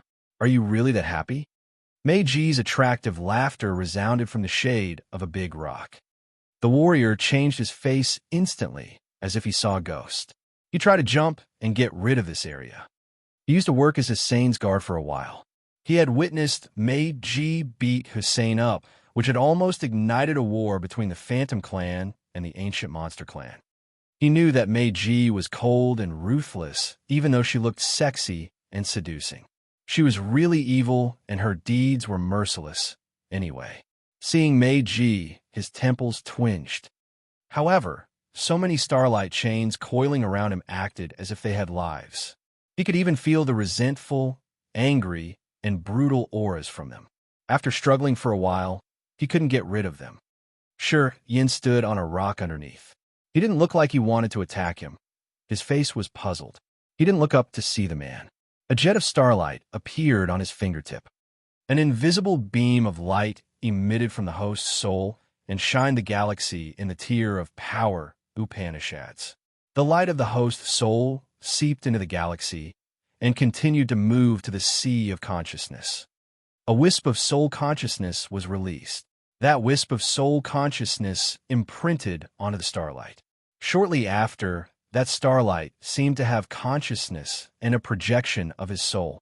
A strange feeling reflected in his mind. The jet of starlight from his fingertip seemed to have another co-soul of his, a part of him. It had a mental connection with him, but it had an independent consciousness. It protectively left his fingertip and aimed at the ancient Monster Clan warrior. Yin jolted up. The power Upanishad with a spirit. It was his power Upanishad that had a spirit. The ability of his power Upanishad now had a complete, independent consciousness. It became a miniature of the host soul that could proactively dodge the attack and find the enemy's weakness to kill him. It was a mysterious principle of the power Upanishad, using the host soul to chain the power Upanishad in the tier of power Upanishads, and then connect it with the sea of consciousness. Yin had added his soul consciousness to his god power. The host soul, the power Upanishad, the sea of consciousness, and the god power had created a marvelous resonance, which made the power Upanishad get the aura of a soul instantly.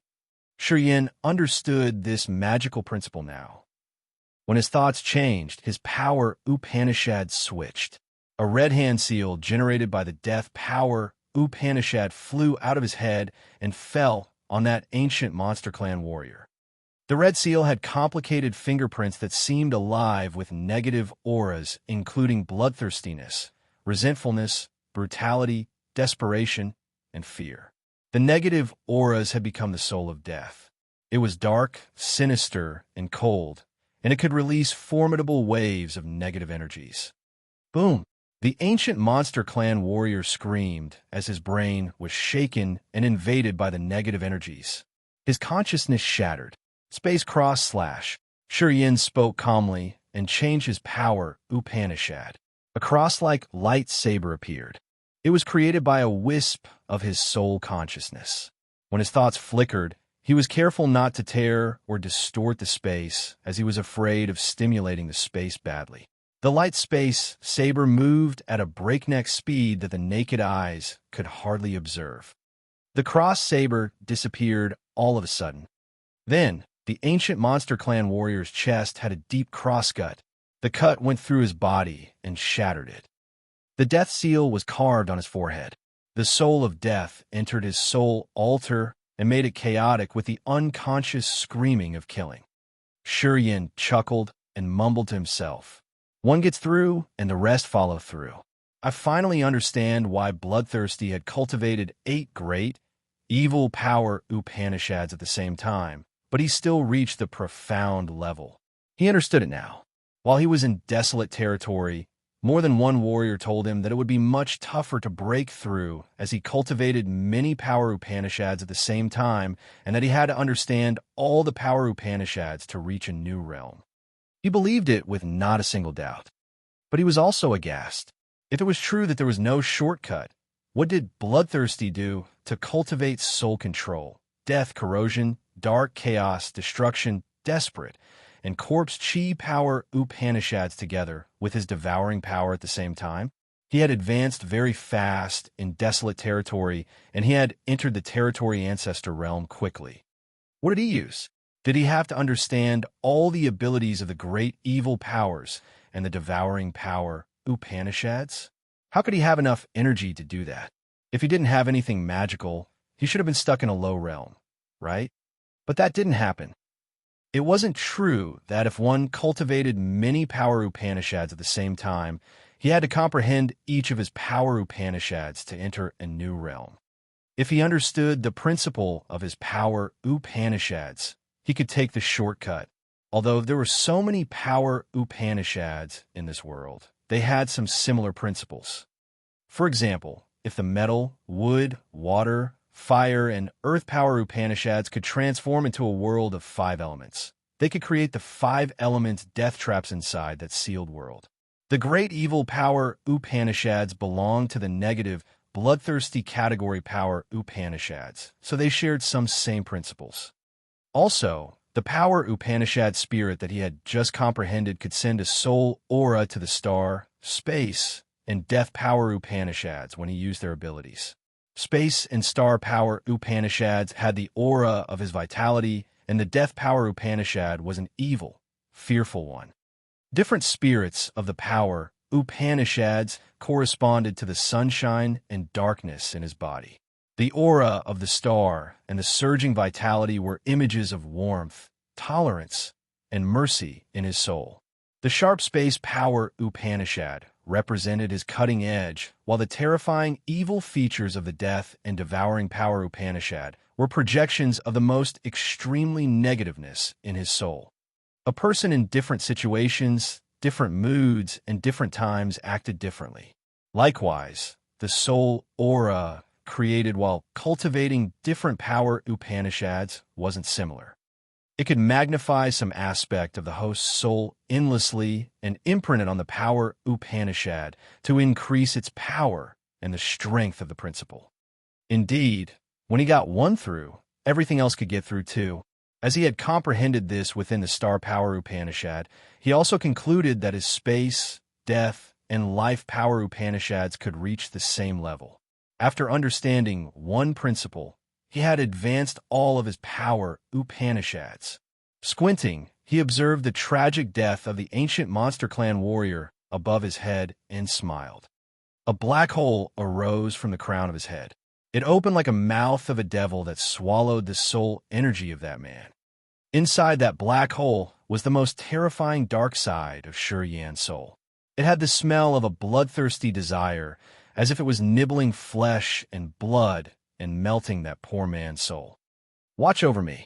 I need to adjust my condition for a while. Then, I can enter second sky of a mortal realm, said Yan. Mei Ji's eyes rippled a beautiful light as she swallowed her advice and answered him mildly. Okay. Dash. At a corner of the Sea of Annihilation, Ming Hao and the God Lord halted and squinted to sense the aura flowing with the sea water current. They were moved.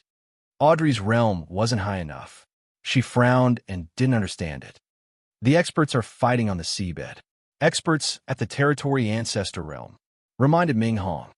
Audrey was frightened. Is it because of Yan?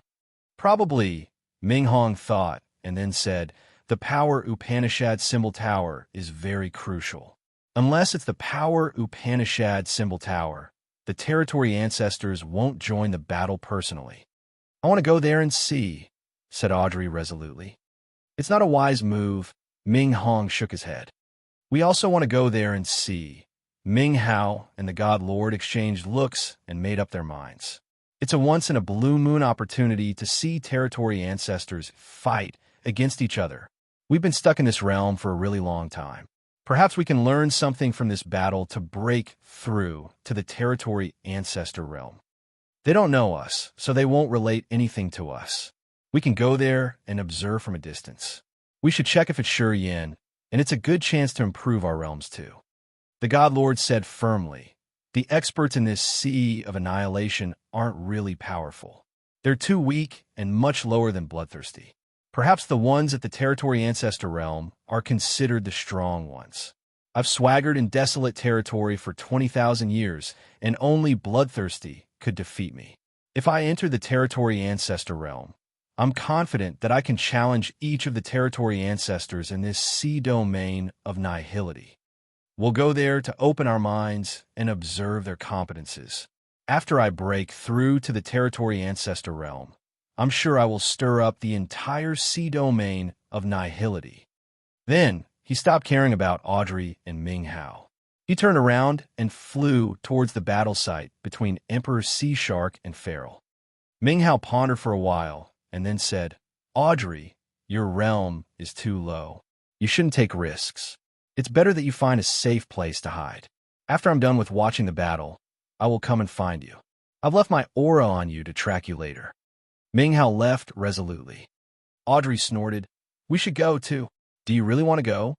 Ming Hong wasn't really willing to do that. If you don't want to go, I'm going there alone. Audrey pulled a cold face. All right. Ming Hong was begrudging. They followed Ming Hao and the God Lord and headed to the battle. They moved at their max speed. Just like a shadow wandering under the sea, they flashed and disappeared. Rumble, rumble. Thunderbolts stirred the entire place. The sea water was furiously boiling. The entire sea area looked as if it was about to vanish. Many High Realm experts were observing the match from a far distance. They were awestruck and appraising Emperor Sea Shark, who looked modest but was actually fierce. Emperor Sea Shark had Feral in a bad situation. All of a sudden, many people in that group of onlookers were hit, and they fell like bouncing rubber balls. A black cluster of souls had swaggered through the crowd and hurled the onlookers at the immortal realm away, creating a chaotic scene. Those who were thrown away were indignant.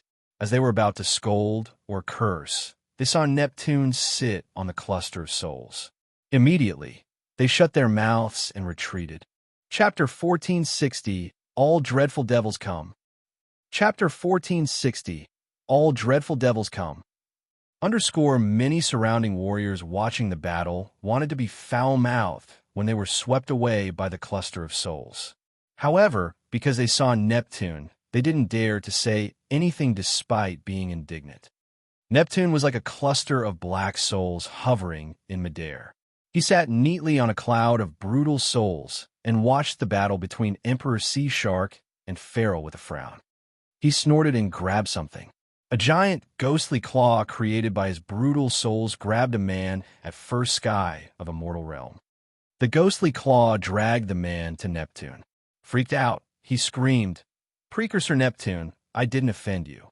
I always respected and admired the Soul Clan." Shut up," shouted Neptune. The man didn't dare to babble more and just shivered under the ghostly claw. "Why did Emperor Sea Shark and Feral attack each other?" asked Neptune coldly. The man reacted and said, "I don't know. Really, I don't know. They've been fighting when I came. Only the ghosts know why they fight." "Ghosts? I don't like when people mention that word in front of me." Neptune's eyes had the dim and cold light. The massive claw squeezed, and the man's body exploded. His blood splashed together with pieces of his flesh. "Get lost, just at first sky of a mortal realm. Do you think you deserve to watch this battle? You don't treasure your life," scolded Neptune. After the warrior's body burst, his soul altar arose and fled helter-skelter. Neptune looked around. Each warrior in his line of sight ducked instinctively. They were very afraid that he would capture them. Among the territory ancestors of the 7 clans, Neptune was some sort of bipolar. He often attacked people without an excuse. Not many people dared to offend him or guess what he was thinking. They all tried to avoid him to prevent any unwelcome trouble. "Who can tell me why Emperor Sea Shark and Feral are fighting each other?" Neptune raised his voice, which was echoing like a ghost whispering into everybody's ears. They felt their hair rise and shiver send down their spines. At this moment, Emperor Sea Shark and Feral had tried their best to attack each other. The water territory and the Thunderbolt territory impacted fiercely, which led to the collapse of the entire sea area. They weren't free to pay attention to anybody else. Of course, they didn't answer Neptune. Neptune looked around and found Tu Shirchi and his wife in the crowd. His face turned cold as he laughed evilly. "I didn't think that you two would come to the Sea of Annihilation too. You two had joined hands with the others to kill Sing on Dragon Lizard Star, right?" Ruthless light sparked in his eyes. Neptune shouted, "Sing was a member of my soul clan. Although he was just a commander, he had borrowed my soul refining cauldron. He was my subordinate. You killed him. You didn't put me in your eyes, right? I will teach you a lesson instead of Han Tian." As Tu Shirchi and Yi Yun first saw him, they had tried to sneak away as they were afraid that he would spot him. They couldn't ignore him. The old freak had seen them. Hearing him, Tu Shirchi and Yi Yun had headaches. They knew that this freak would assault them.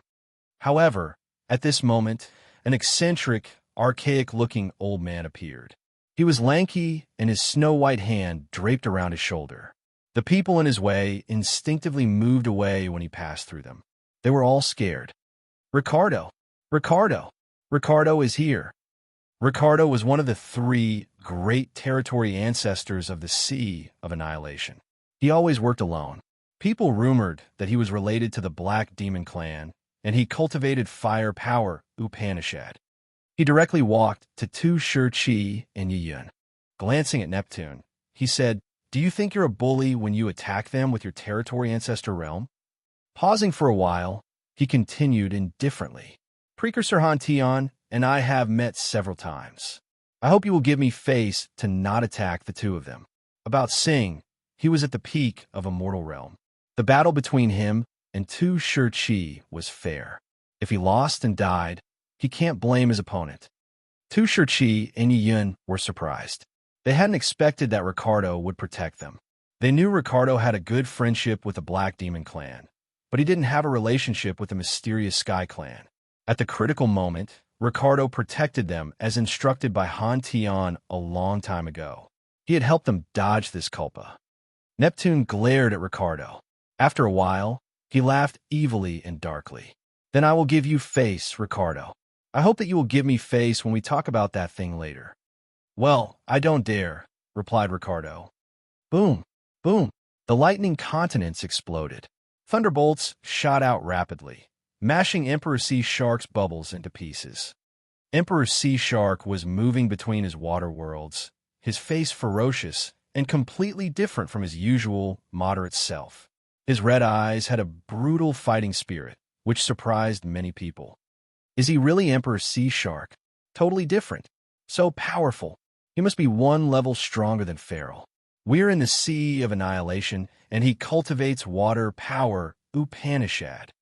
Everybody discussed boisterously. Finally, they found that Emperor Sea Shark, the one who wasn't eye-catching, was probably the strongest between the three territory ancestors in the Sea of Annihilation. More warriors congregated, including Ming Hao and the God Lord. They stood quietly in a corner that concealed them within a crowd. They watched the battle between Emperor Sea Shark and Feral, their faces yearning naturally. Oh, that's what I expected. The God Lord had fighting will and flame in his eyes. He recalled the fierce battle against Bloodthirsty that year. Yeah, they're worth the title Territory Ancestor. Although they aren't as strong as Bloodthirsty, their auras. Yeah, it's not too different. Okay, I think we can get dark energy to break through to the Territory Ancestor realm too. Ming Hao wore a nonchalant face. When we get the right direction, we can do it without too much effort. Perhaps, not long after, the arena of the sea domain of nihility will turn to our amazing page. Right, I strongly believe it, confirmed the God Lord. More warriors were gathering from many places. The God Lord and Ming Hao didn't look outstanding, so they didn't draw the eyes of the concerned people. After a while, Chi-Mo of the Devouring Clan had brought his crew to this area. As soon as they came, they tried to ask for the reason why Emperor Sea Shark and Feral were fighting. Gradually, everybody all became bewildered. They didn't know why the two territory ancestors were fighting each other. They didn't see Yin or the power Upanishad symbol tower here. Everybody became concerned and looked around to find a trace. They must know why Emperor Sea Shark and Feral's battle was ignited to know who they should support. At the same time, in the area of broken stars, Yin opened his eyes and sensed the commotions sent through sea water. He said, Emperor Sea Shark and Feral are battling against each other. Emperor Sea Shark treated you well. He provoked Feral, and their battle caught everyone's attention. His purpose is obvious. He wants us to seize the chance and run away, reminded Meiji. Yin nodded, stood up, and said, I know. That's why I said that I want to go back. Chapter 1461, Lord of All Stars. Chapter 1461, Lord of All Stars. Go back there. Meiji's body was stiff, her face panic-stricken. She screamed hoarsely. Why do we have to go back there? Emperor Sea Shark is fighting Feral to attract the others and give you a chance to escape. Why would you have to go back there? I've just reached second sky of a mortal realm, explained Yin. So what? Meiji was surprised. Normally, after I reach a new realm, I'm like a lake that was just dug deeper and became larger. Ah, no, the same thing happens to everybody. Yin rubbed his chin and said darkly, I need to accumulate God power now. At our immortal realm, accumulating energy is a perpetual and painful process. Meiji nodded gently. She understood it clearly, and she had experienced it before. From second sky to third sky of a mortal realm, it took her almost 1,000 years to accumulate energy. And it didn't include the time needed to advance her power, Upanishad. A warrior would reach the point to break through one day after accumulating enough energy. However, it depended on the warrior's condition and encounter to comprehend the power Upanishad. It didn't require only ascetic cultivation. If I don't have a cutting-edge method, I will need hundreds of years to feel the energy required to break through to third sky from second sky of a mortal realm. Shi Yin pulled an earnest face and shook his head. I don't like ascetic cultivation, especially when I know the shortcut. If taking risks can shorten a lot of them, I'm willing to bet my life on it. Meiji understood it right away. You want to use the devouring power Upanishad? Shi Yin smiled, right? The devouring power Upanishad can shorten this energy accumulation a lot. The battle between Emperor Sea Shark and Feral will attract so many experts in the Sea of Annihilation. If chaos ensues and hundreds of Immortal Realm experts are killed, that energy will be enough for me to reach third sky of Immortal Realm. Meiji's eyes brightened. During this trip, she had observed and enjoyed the benefits given to her from Shi Yan's devouring power Upanishad. Of course, she knew the mysteries of this evil powers. She believed in Shi Yan's words. If hundreds of warriors at the Immortal Realm died, the dead essence chi from them would brim his god power ancient tree after being refined. Indeed, he didn't need to struggle and cultivate for a long time. They want to find you. If you get back there, it's like stepping into a trap. You will fail Emperor Sea Shark too. Meiji was startled, and she asked suspiciously, "Are you confident that you can return safely?" She knew that Shi Yin wasn't a fool. He wouldn't do things he wasn't certain of. After I reached second sky of Immortal Realm, I'm confident that I can always use the space power Upanishad to leave even on the seabed. Shi Yin grinned and said arrogantly, "Although Ming Hao's realm is higher than mine, he's just in his soul form. He can't urge his energy to the utmost. Moreover, he can't endure the backfire. What he can't do, I can." A fantasy boundary stone sparkled in the palm of his hand. He sent the god power into the fantasy boundary stone. It inflated like a balloon. After 10 breaths, it became a world. It was a world of misty clouds. As soon as it emerged, it entered the broken star next to them, which normal people couldn't find or sense. This misty world was filled with Shi Yan's space energy and soul consciousness, as if Shi Yan's co-soul was there and controlled his power.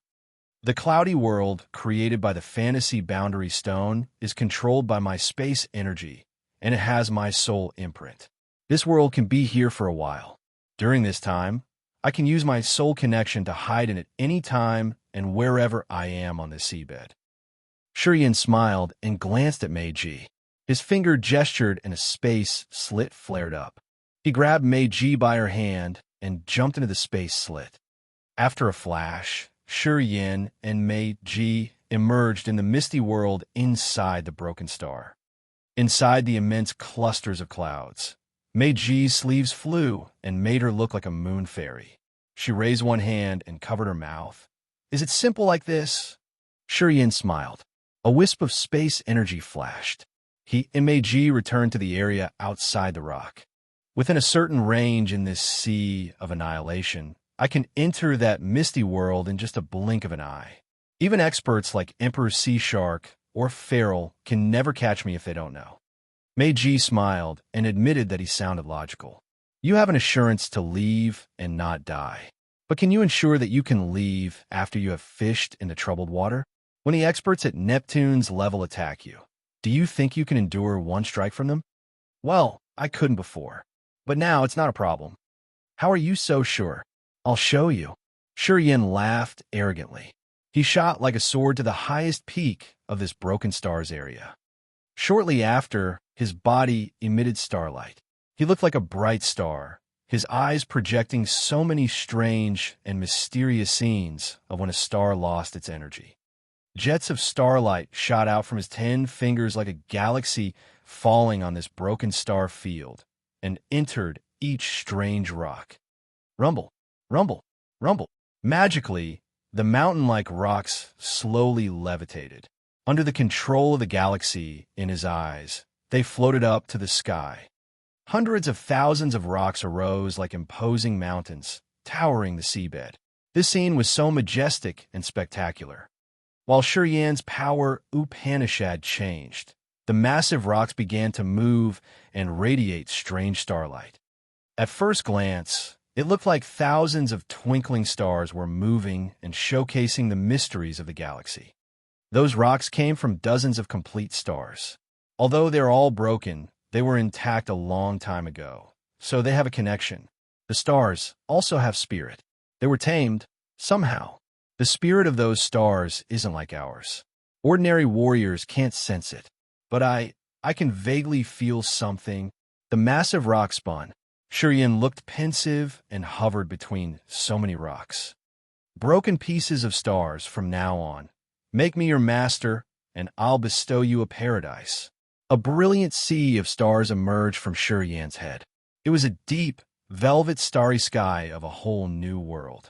It had stars, moons, and suns moving. Also, on the stars, there was surging vitality and fixation of death. It was his incipient extent. This incipient extent had gradually transformed into a territory due to dark energy. Many rocks in this area had the weak spirit of stars. After Yen had conjured his galaxy incipient extent, the connection between the rocks became stronger and pulled the rocks together. Slowly, tens of thousands of rocks piled up and turned into dozens of brilliant stars.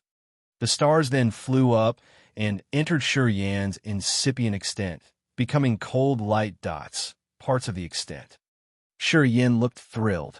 He placed one hand on his forehead and the other on his chest. He pledged, "Wait until I've reached territory ancestor realm and my incipient extent turns into a territory.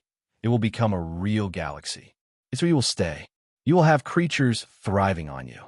You will regain the glory you once had billions of years ago." Dozens of stars replied to him, still very weak. Only the warriors cultivating star power Upanishad could vaguely hear them. Meiji looked at the scene above her head in awe. She watched Yen, who was the lord of all stars and all skies, guiding so many mountain-like rocks to enter his brilliant galaxy incipient extent. She watched him make a pledge and connect subtly with the stars. She couldn't explain the thrill in her heart. Closing his eyes to sense for a while, Yen landed. At this moment, only a massive rock stood by Meiji, which contained the fantasy boundary stone. It was the only thing Yen had left to spare him an exit.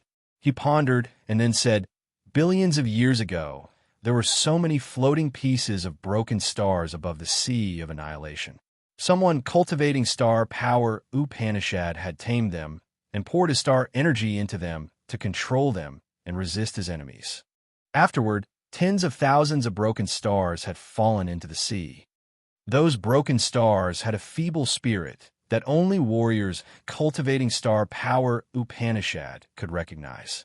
I didn't know it before. While I was breaking through to second sky of a mortal realm and improving my realm, I vaguely understood it. Finally, I know that all the stars in this universe have a spirit. Some have a strong one, and others have an imperceptible, feeble one. It's the sea of annihilation, indeed. Its seabed has strange treasures everywhere. However, not anybody can recognize them. Sometimes, they can't even see the treasure right next to them. Those broken pieces of stars are even stronger than the intact stars in other areas. They have existed for a long, long time.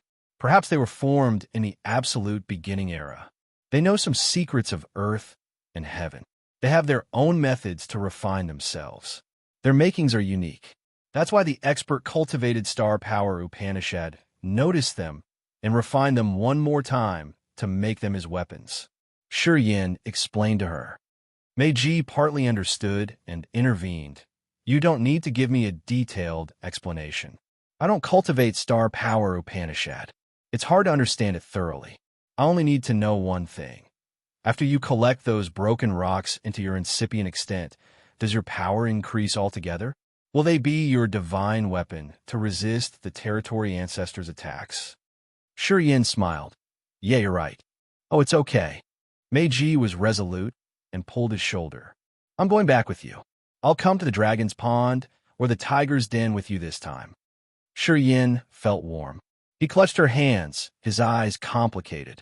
"Actually, until now, I don't have a true Don't say that. Meiji raised her hand and placed a finger on his lips. With a pair of watery eyes, she shook her head. There's something I don't want to hear. Agree with me. Never tell me words that will hurt me. Even if you're lying to me, as long as it's sweet, just tell me. Shi Yin was amazed. Meiji stooped her head. I don't know what happened to me. Perhaps it's the common disease of our Phantom Clan women. We don't easily fall in love. But once we do, we'll be like a moth heading to a flame. Even though we know we're going to die, we won't regret it. Who knows the future? I can't say if I can survive and go to desolate territory with you. I just hope that while we are together, you will be sweet to me, even if you have to lie to me. Anything is okay. Just don't break my heart. Shi Yin couldn't reply. Sigma_. Support me at patreon.com/Sigma_Sama. Donate at PayPal. me/Sigma_Sama https://streamlabs.com/Sigma_7. Vote. Let's make top 10 again. Mass release of GOS reached top 10 at the end of the month. Chapter 1462, Free Fight. Chapter 1462, Free Fight, _. Deep in the sea, silhouettes like gloomy ghosts appeared in every corner of the sea. They looked frightened or excited. Their eyes were fixed on two light domes. The collision between the Thunderbolt territory and the water territory almost shattered the seabed. Many fine space cracks appeared and extended, which many immortal realm experts had to move away instinctively. No one knew where those space slits led to. At their realm, they didn't dare to jump in. Neptune and Ricardo wore stern faces and stood in the crowd. They continuously mended those cracks and slits to stabilize the shattering sea area. Rumble. So many lightning continents inside the Thunderbolt territory blasted. Whenever a continent disappeared, Farrell's eyes sparkled. The thick aura in his Thunderbolt territory gradually weakened. Quite the contrary, Emperor Sea Shark became more excited the more he fought. His red eyes and brutal aura were completely different from his regular humble, modest appearance. Many people felt as if it was the first time they knew Emperor Sea Shark. This battle spread Emperor Sea Shark's reputation around the entire sea domain of nihility. Many years later, warriors talked about this character and his intimidating merit in the Sea of Annihilation. Innumerable water curtains were multiplied in Emperor Sea Shark's water territory and gushed into Farrell's Thunderbolt territory. Water shrouded each lightning ball and squeezed them in a powder. Farrell was scared. He finally knew that self-effacing Emperor Sea Shark wasn't a weak expert he could bully. He regretted it now. He shouldn't have provoked him. The Sea of Annihilation is a marvelous place indeed. Ming Hao and the God Lord were standing far from the battle. Ming Hao's eyes were gloomy as he observed the space cracks around. If this kind of battle takes place in our desolate territory, it will break many star areas. The space can't even endure a battle between the immortal realm experts like us. But this seabed just had some small cracks. Ming Hao's attainment in space power Upanishad was extremely profound. He was at the Grandmaster level, indeed.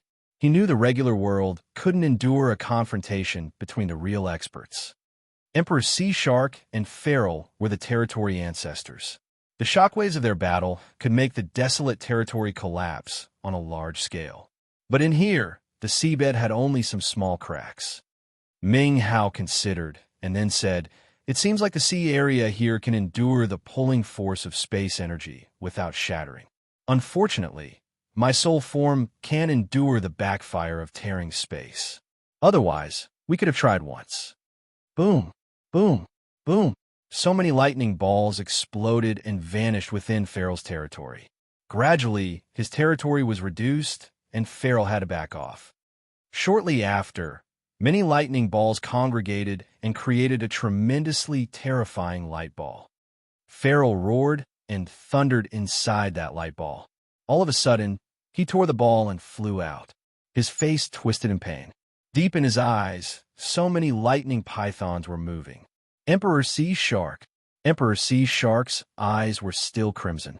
He looked shocked before he could resume his sound mind. His eyes moved around as if he was searching for someone in the crowd, his face bewildered. "Feral, what happened?" cried Ricardo. "Emperor Sea Shark," called Neptune. "I found Shurian. I was about to capture him. Emperor Sea Shark had stopped me. I don't know what he thought. He had shooed that kid away," bellowed Feral. So many lightning balls hovering in the water emitted a dazzling light of lightning while he was talking. "Emperor Sea Shark, is it true?" Neptune was surprised. "You've agreed with me to help me find that kid. Is it your right attitude?" Ricardo, Tu Chi, and Chi were bewildered. They didn't know the reason, so they turned to Emperor Sea Shark with a questioning face. The blood-red hue in Emperor Sea Shark's eyes remained. It hadn't vanished yet. He still looked puzzled and looked for something in the crowd. A flame ignited. Emperor Sea Shark's eyes suddenly brightened and screamed, "Shunrun!" While Emperor Sea Shark and Feral were fighting, Shunrun had disappeared mysteriously. And now, he reappeared inside that flickering flame. The seashell, he hid his body and had so many flames piling up on each other. As soon as he appeared, he said resolutely, "We must go now." Neptune and Ricardo had finally come. He also knew Emperor Sea Shark's plan of fighting Feral for a while to draw people's attention. He was the one who understood Emperor Sea Shark the most. He was like his shadow, in fact. He understood that once Neptune and Ricardo came, they would look for him and force him to tell the reason for the battle. Thus, he had to hide. Before Emperor Sea Shark and Feral parted from the battle, he had to not show himself. And now, it's time to reappear. He needed to remind Emperor Sea Shark that he shouldn't stand against the warriors of the entire Sea of Annihilation alone. Hearing him, Emperor Sea Shark chuckled and nodded. "Right. We should leave. I'm not going to lose myself in this." The clouds of souls appeared by Emperor Sea Shark. Neptune wore a cold and stern face. "Emperor Sea Shark, I think you owe me an explanation." Ricardo also stepped forward and frowned. "I've agreed with someone to capture a kid named Shurian. Emperor Sea Shark, I need a proper answer." Tu Chi, Chi and many experts hiding far away also moved closer. They barricaded Emperor Sea Shark. No one had come with a goodwill. They demanded Emperor Sea Shark to show where Shurian had gone. Many smart people got the hint that Emperor Sea Shark had let Shurian go from Feral's words. And Emperor Sea Shark had even fought with Feral to seize more time for him and attract the others. They understood that Emperor Sea Shark wanted to protect Shurian. They doubted that Shurian and Emperor Sea Shark had some secret agreement and his knowledge of where Shurian had gone. Emperor Sea Shark released Shurian. The God Lord was amazed and shook his head. "I can't believe it. That kid is always weird. Many unbelievable things could happen to him." Ming Hao frowned. "It seems like he left safely." "It's good then." Audrey was approaching from a far distance. Hearing them, she cheered up. "Retreat. Now." Ming Hong screamed from her shoulder.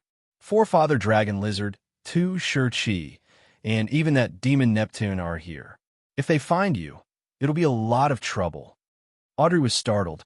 She immediately reacted and flew away without pausing. However, at this moment, Neptune's eyelid twitched. His deep look pierced through hundreds of warriors and fell on Audrey precisely. He licked his lip and mumbled, "Sings brutal souls." Interesting. The brutal souls of our clan's commander now benefit someone else. A 12-meter tall, jet-black brutal soul that looked both like a bear and a lion appeared under Neptune's feet. That brutal soul roared and turned into a band of dim light, shooting toward Audrey. "Not good. That demon has sensed you from such a far distance." Ming Hong felt his scalp numb. He urged, "Leave at your max speed." Audrey paled. As she saw the massive, brutal soul coming, her soul shivered. Her realm was very different from Neptune's. The energy of one of his Neptune's brutal soul wasn't someone she could cope with. Ming Hong also felt restless when the brutal soul came. He was also a brutal soul, but he was refined by Sing. He couldn't resist a brutal soul made by Neptune at the Territory Ancestor realm. Air. Ming Hao could feel the commotion from the aura he had left on Audrey. He sensed and discolored. His soul form disappeared abruptly. Swoosh. Ming Hao approached Audrey and looked at Neptune's brutal soul, he sneered and grabbed it. A space crack appeared next to him and turned into a strange blade. He grabbed it. Ming Hao rose the blade and slashed. Neptune's brutal soul screeched as it was halved. However, the brutal soul wasn't a real entity. After it was halved, it could still scream and showcase its savagery. Now, its target was Ming Hao. Neptune was numb and his face was extremely dark. He turned to look at Ming Hao, Ming Hong, and Audrey. Low creatures. You don't know how high the sky is. Dare resist me. Court death. The sea of souls underneath him sent out another brutal soul. It was a green serpent around hundreds of meters long. It had a thick acid aura. The stinky mouth of the snake had so many fangs. It had swallowed some warriors while it slithered on its way. Those victims perished instantly. What? The Godlord suddenly recognized that Ming Hao had disappeared while he was watching Emperor Sea Shark and Feral. Turning around, he saw Ming Hao fighting Neptune's brutal soul. He was surprised. Hesitating, he stood still. He didn't want to get involved. Let's go. Shenren seized the opportunity and shouted. Emperor Sea Shark didn't know Audrey, so he wouldn't help her. Seeing that they had caught Neptune's attention, he nodded and released waves to get rid of the crowd. Don't let him escape, shouted Feral. He didn't need to say so, as Ricardo, Chi-Mo, and many onlookers had taken action instinctively. In just a blink of an eye, the seabed became brilliant with so many light curtains, halos, and blocks. The barriers of different energies were cast. The sharp power shot and gashed the seabed. The whole scene was hustling and bustling. The warriors who had the guts to watch the battle between the two territory ancestors had profound realms and cultivation bases. Many of them were related to the 7 clans, while some of them were here because of the Power Upanishad symbol tower. Whether it was because of the rewards from the 5 clans or the Power Upanishad symbol tower, they wanted to know Shi Yan's whereabouts. Thus, they all took action. Emperor Sea Shark, after this battle, no matter how the result turns out, you won't have a decent place to stay in this sea domain of nihility. The members of the Soul Clan, Devouring Clan, Ancient Monster Clan, Black Demon Clan, and Mysterious Sky Clan won't let you go. Their core members were killed, and you released that kid. You have to bear the consequences. Ricardo sighed and spoke emotionally. Chapter 1463, Exposed One by One. Chapter 1463, Exposed One by One, _ Billions of colorful flames flew out from Ricardo's body. They arrayed into a natural formation automatically. Those flames weren't afraid of water. They were like countless bright lamps flying toward Emperor Sea Shark.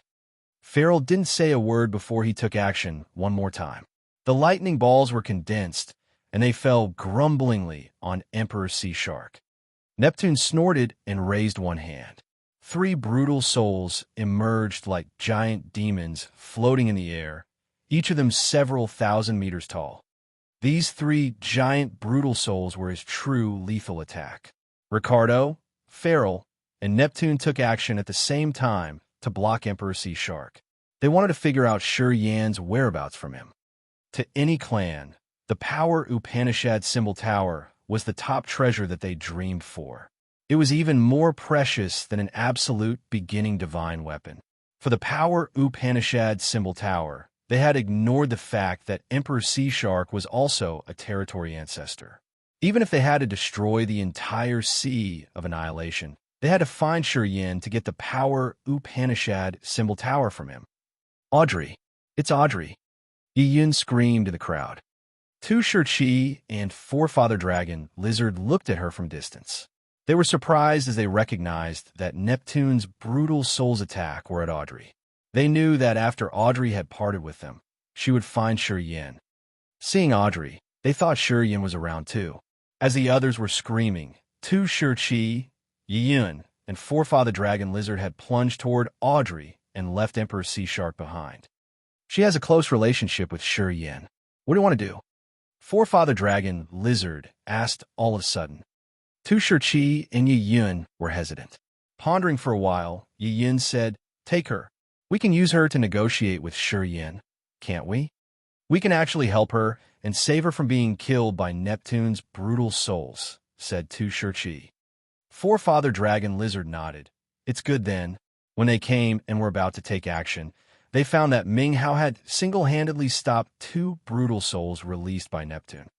Ming Hao's clones held space sabers and forcefully resisted against 2 brutal souls. Ming Hao and his soul form flashed and disappeared.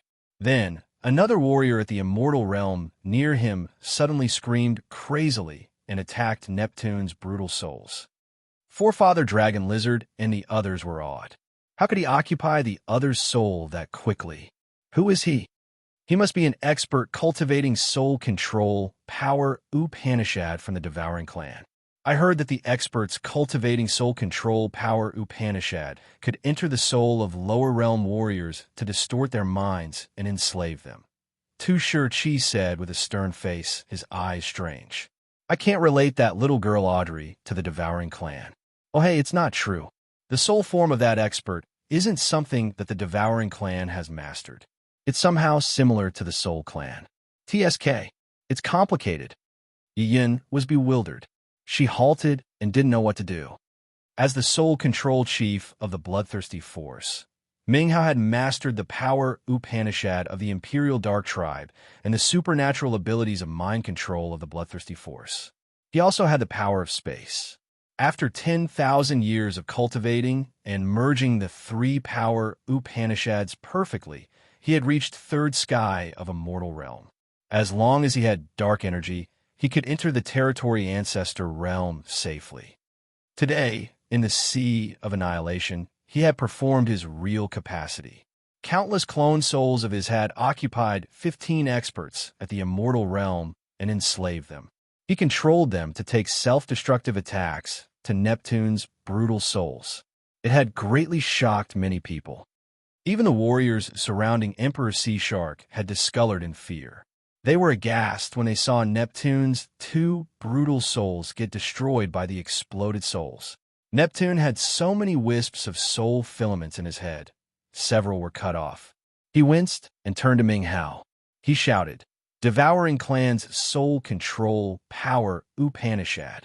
Chi Mo and the warriors of the Devouring Clan heard Neptune shouting.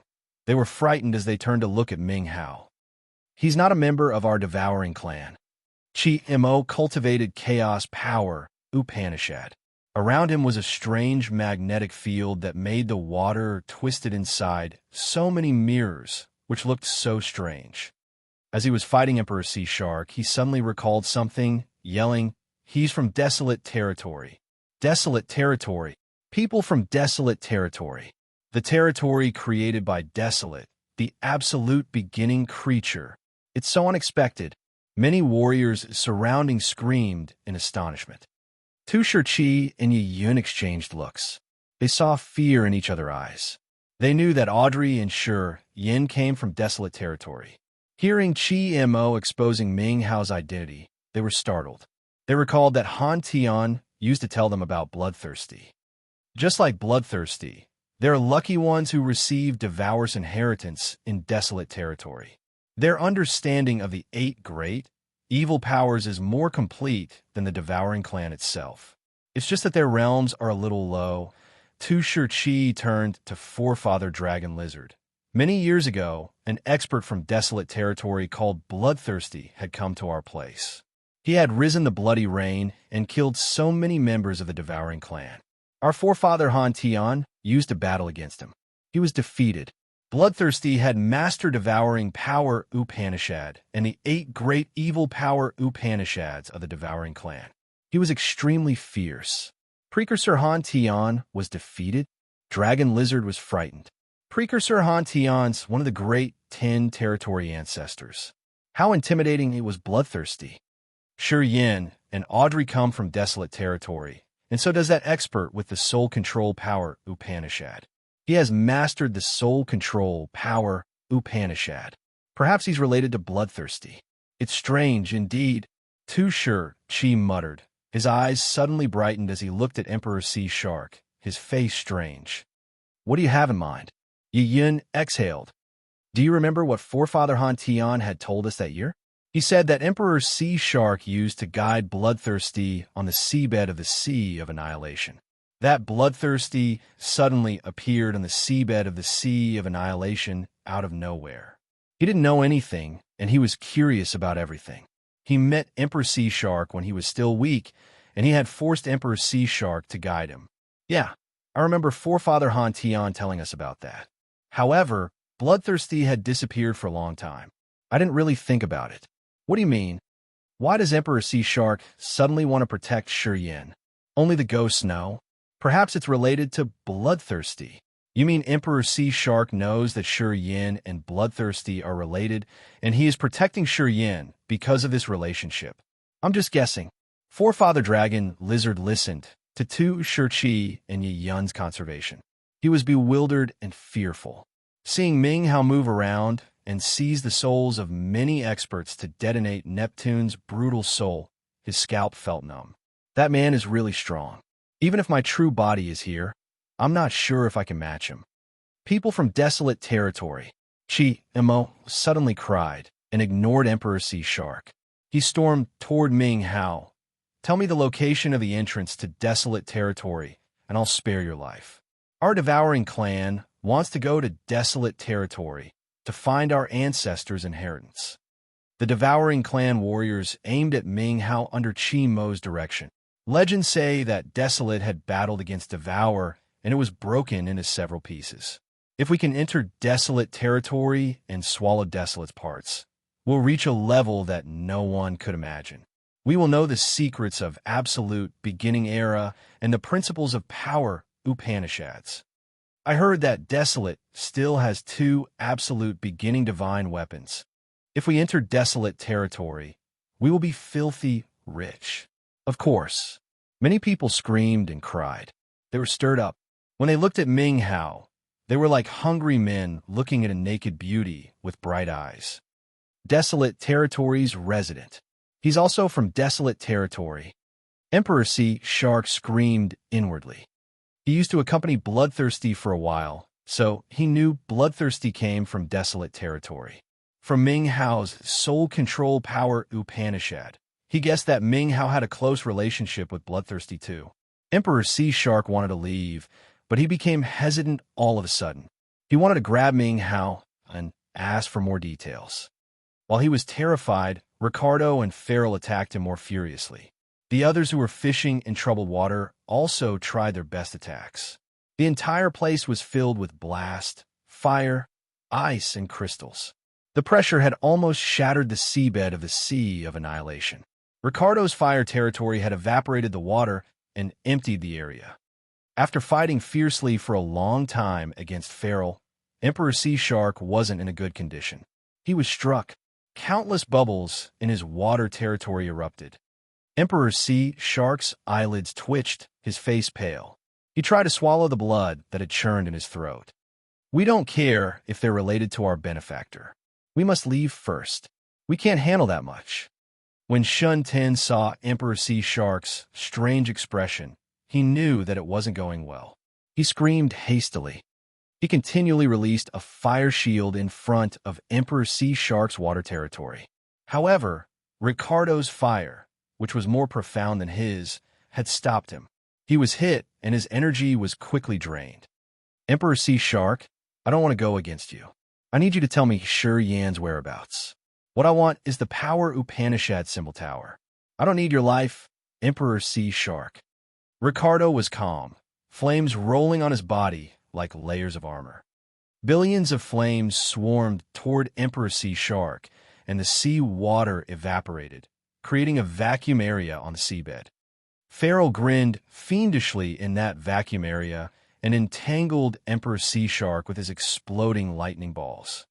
Ricardo, you joined Farrell, but you guys can't stop me. Do you believe that? Emperor Sea Shark's eyes turned crimson once again. Ricardo was bewildered and looked troubled too. If you want to risk your life, Farrell and I can't stop you. But I'm sure you know the price that you will have to pay.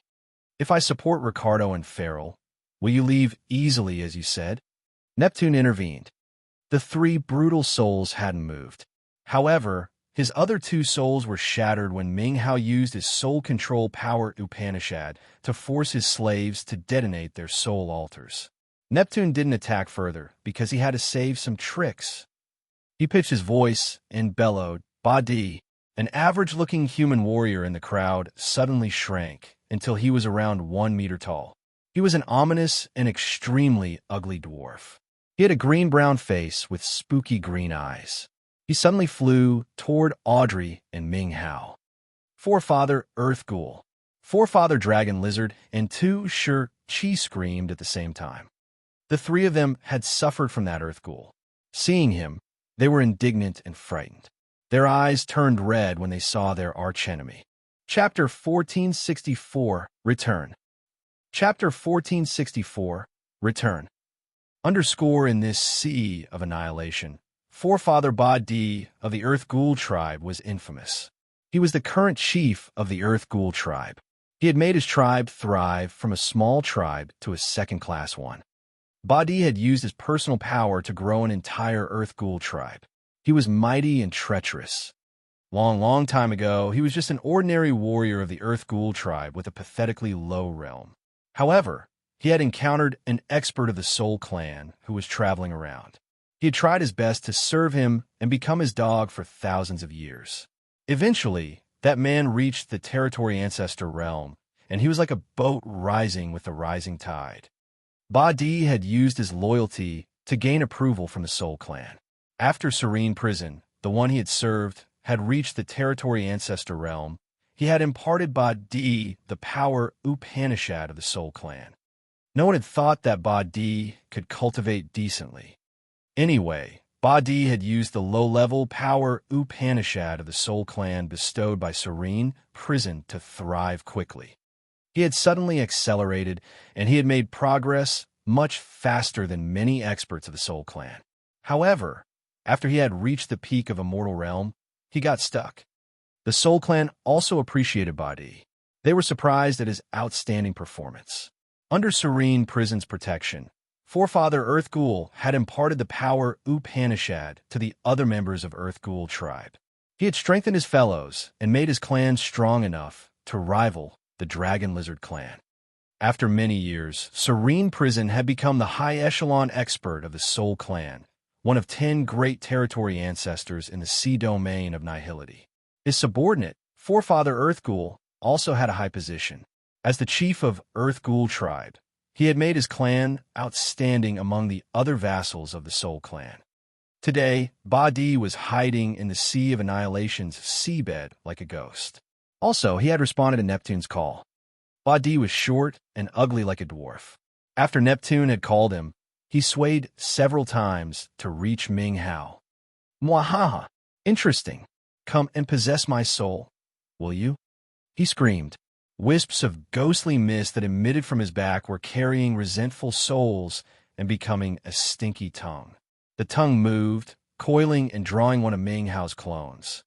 An extreme, resentful aura shot out from that tongue, which froze Ming Hao's clone. Each of Ming Hao's clones was frightened as if they were also coiled by the tongue. They turned to face Forefather Earth Ghoul. "This freak is getting stronger. Even if my true body comes, I'm not sure if I can catch him," Dragon Lizard observed, his face stern. "I can't deny that this Ba-Di is really good at cultivating evil techniques. He's such a rare talent who can cultivate a low-level power Upanishad of the Soul Clan to this level. He has followed a good master. Serene Prison is one of the great 10 territory ancestors. His echelon is higher than Neptune's in the Soul Clan. Serene Prison has the right to read all the records of profound techniques and power Upanishads of the Soul Clan. He has cared about Ba-Di enough to teach him the meaning of power." Tushar Chi also wore a heavy countenance. "If Ba-Di hadn't helped Sing, how could he have wounded us? From some aspect, Ba-Di is tougher than Sing. He has served Serene Prison for many years. He had the chance to contact many experts. Sing can't compare to him in terms of knowledge and vision." "Old man, what should we do?" Yi-Yun gritted her teeth. "Wait. We should wait for a while. When Neptune is busy, we'll attack Ba-Di. This midget used to ambush us near Dragon Lizard Star. We must repay his favor, said Tu Shirchi resolutely. Yi Yun's eyes brightened. Boom, boom. Thunder continued to boom. The burning flame swarmed toward Emperor Sea Shark. 3 majestic, brutal souls with many limbs were roaring, howling, and tearing Emperor Sea Shark's water curtain. Emperor Sea Shark looked exhausted, but his eyes were still fearfully red. He was about to fall into insanity. You should never lose your mind. We must try our best to get out of here. Shunrin calmly reminded him outside his water territory. He had to prevent Emperor Sea Shark from falling into frantic bewilderment. It was the reason why he persistently stayed. Many years ago, when Bloodthirsty taught Emperor Sea Shark the Rampage technique, he had advised that this power was going to be very harmful to him since he didn't cultivate one of the 8 great, evil power Upanishads. Emperor Sea Shark had to only use it to save his life at a critical moment. Bloodthirsty also said that this power required life energy to activate, which would make the user fall into bedevilment easily. If his mind wasn't firm enough, he was going to turn into a killing machine that only stopped after it used the last beam of God power.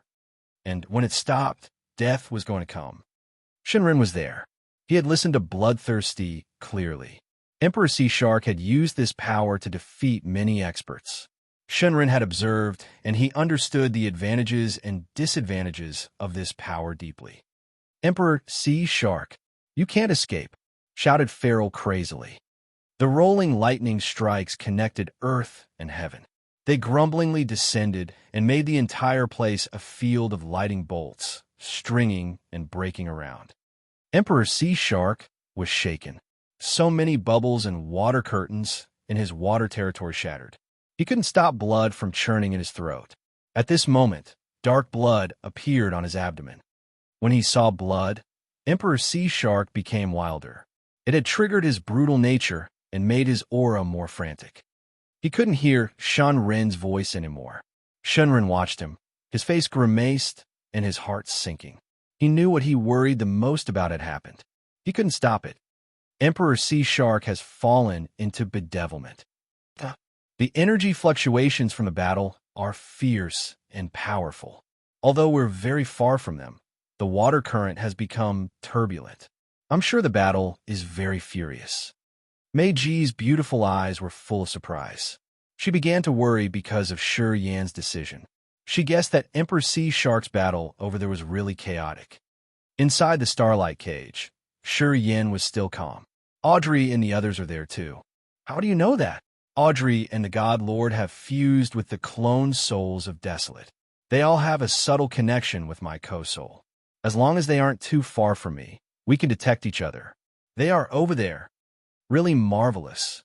Shi Yan and Mei Ji were talking while the Starlight Cage zoomed over like a fast meteor. It flashed and disappeared on the seabed. Boom! A red-orange jet of light shot over and hit their starlight protection. The Starlight Cage bloomed with beautiful light. Shi Yan's eyes brightened. The aura of Immortal Realm experts. Oh, yeah, all of them are at Immortal Realm. Interesting. If more die, my God power will be filled abundantly. With the premise that we can leave alive. You must pay attention. Mei Ji smiled and reminded him. Don't worry. If I dare to come back, of course, I can leave safely. Shi Yan guffawed, his large hand slapping Mei Ji's beautiful, ample bosom. We can only seek for wealth in danger. I've created miracles lately because I always wander around chaotic areas. Wherever I go, even if it's calm and peaceful, I will stir it up and start a bloody rain. Only blood and death creates me. A miracle. Haha, the Sea of Annihilation is a good place to train me. We're going there to earn more energy to fill our God power. Mei Ji was charmed by his hand that was rubbing her rear end and his powerful voice. She lewdly shook her beautiful buttocks. She proactively pressed her voluptuous breasts against his arm and smiled charmingly. I'm waiting for you to give me more energy. You little slut, Shi Yan was aroused. He couldn't help but curse smilingly. I'll feed you well. With you, I'm willing to die. Mei Ji raised her succulent lips to meet his passionately. She hated that she couldn't merge her body with his body. Don't worry. I'm going to let you die several times. But it's not the death that you mentioned. Sure, Yin said through his gritted teeth. I'm yearning desperately, smiled Meiji. Sizzle, sizzle. Ming Hao's clones turned into many gray jets of airs. Another clone was destroyed. Mwahaha. Not bad. Not bad. The devouring clan's soul control power Upanishad is really subtle. But you're not dealing with only me. You can't run away. Forefather Earth Ghoul Ba Di grinned. Chaotic magnetic field, Chi Mo shouted coldly. Dozens of clones of Ming Hao suddenly twisted as if someone had grabbed them and forcefully deformed them. They flickered as if they were about to vanish. The members of the Devouring Clan, under his command, also attacked Ming Hao's clones fiercely.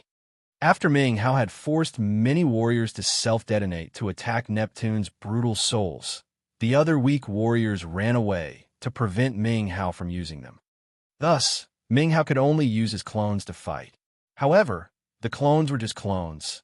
He couldn't gain the upper hand in a fight against an expert of the same realm.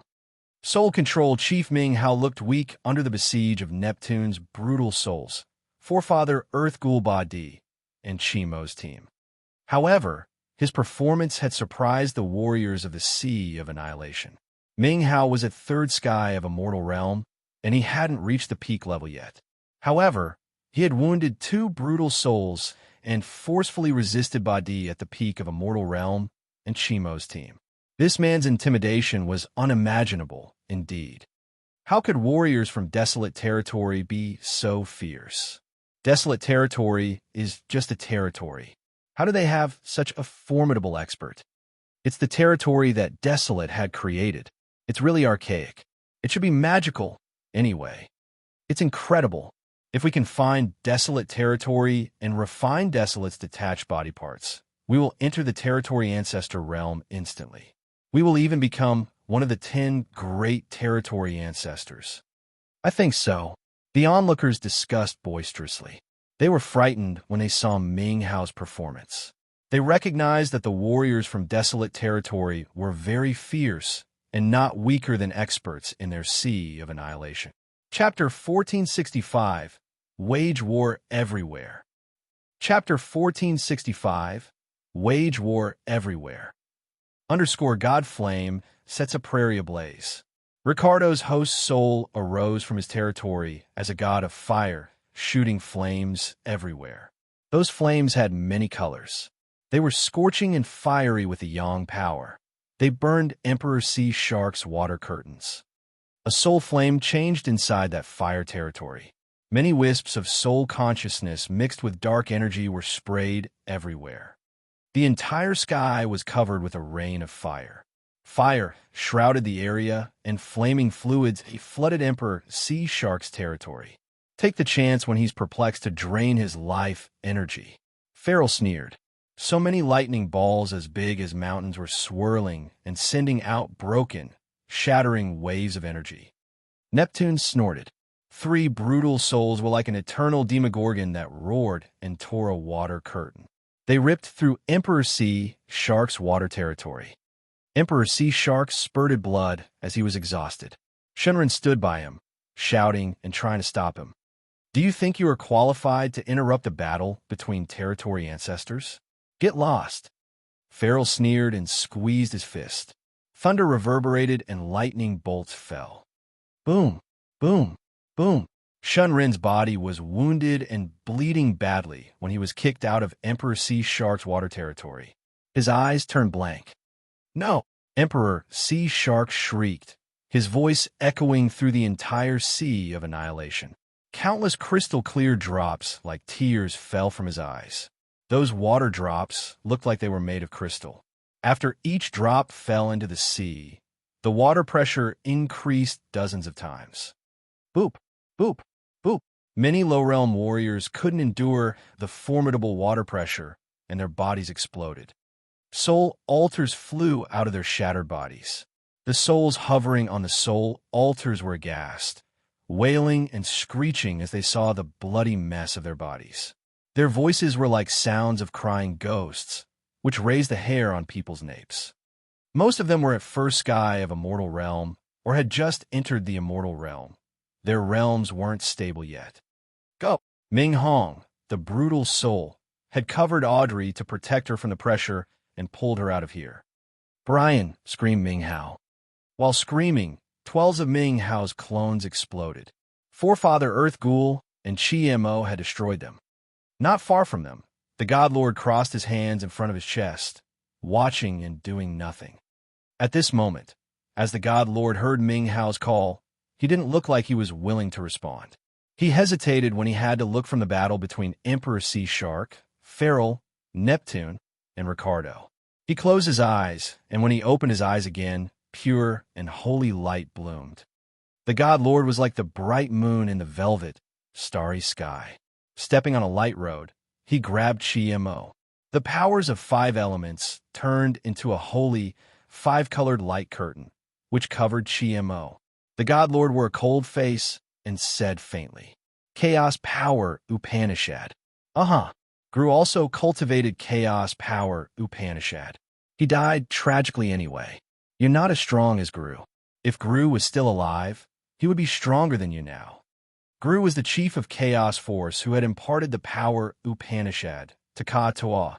He had been confined in the God-burying land for many years before he was killed in the battle against the 4 great heavenly kings. Gru was also at the immortal realm, but his realm wasn't as high as Chi Mo. Anyway, Gru was really powerful and he had endless potential. If the God Lord hadn't plotted against him, Gru wouldn't have been dead. Gru was also a member of the God Clan. As the God Lord had fused with the origin of ancient God Continent, he had power over Gru. Because of him, the 4 great heavenly kings could kill Gru. Bang!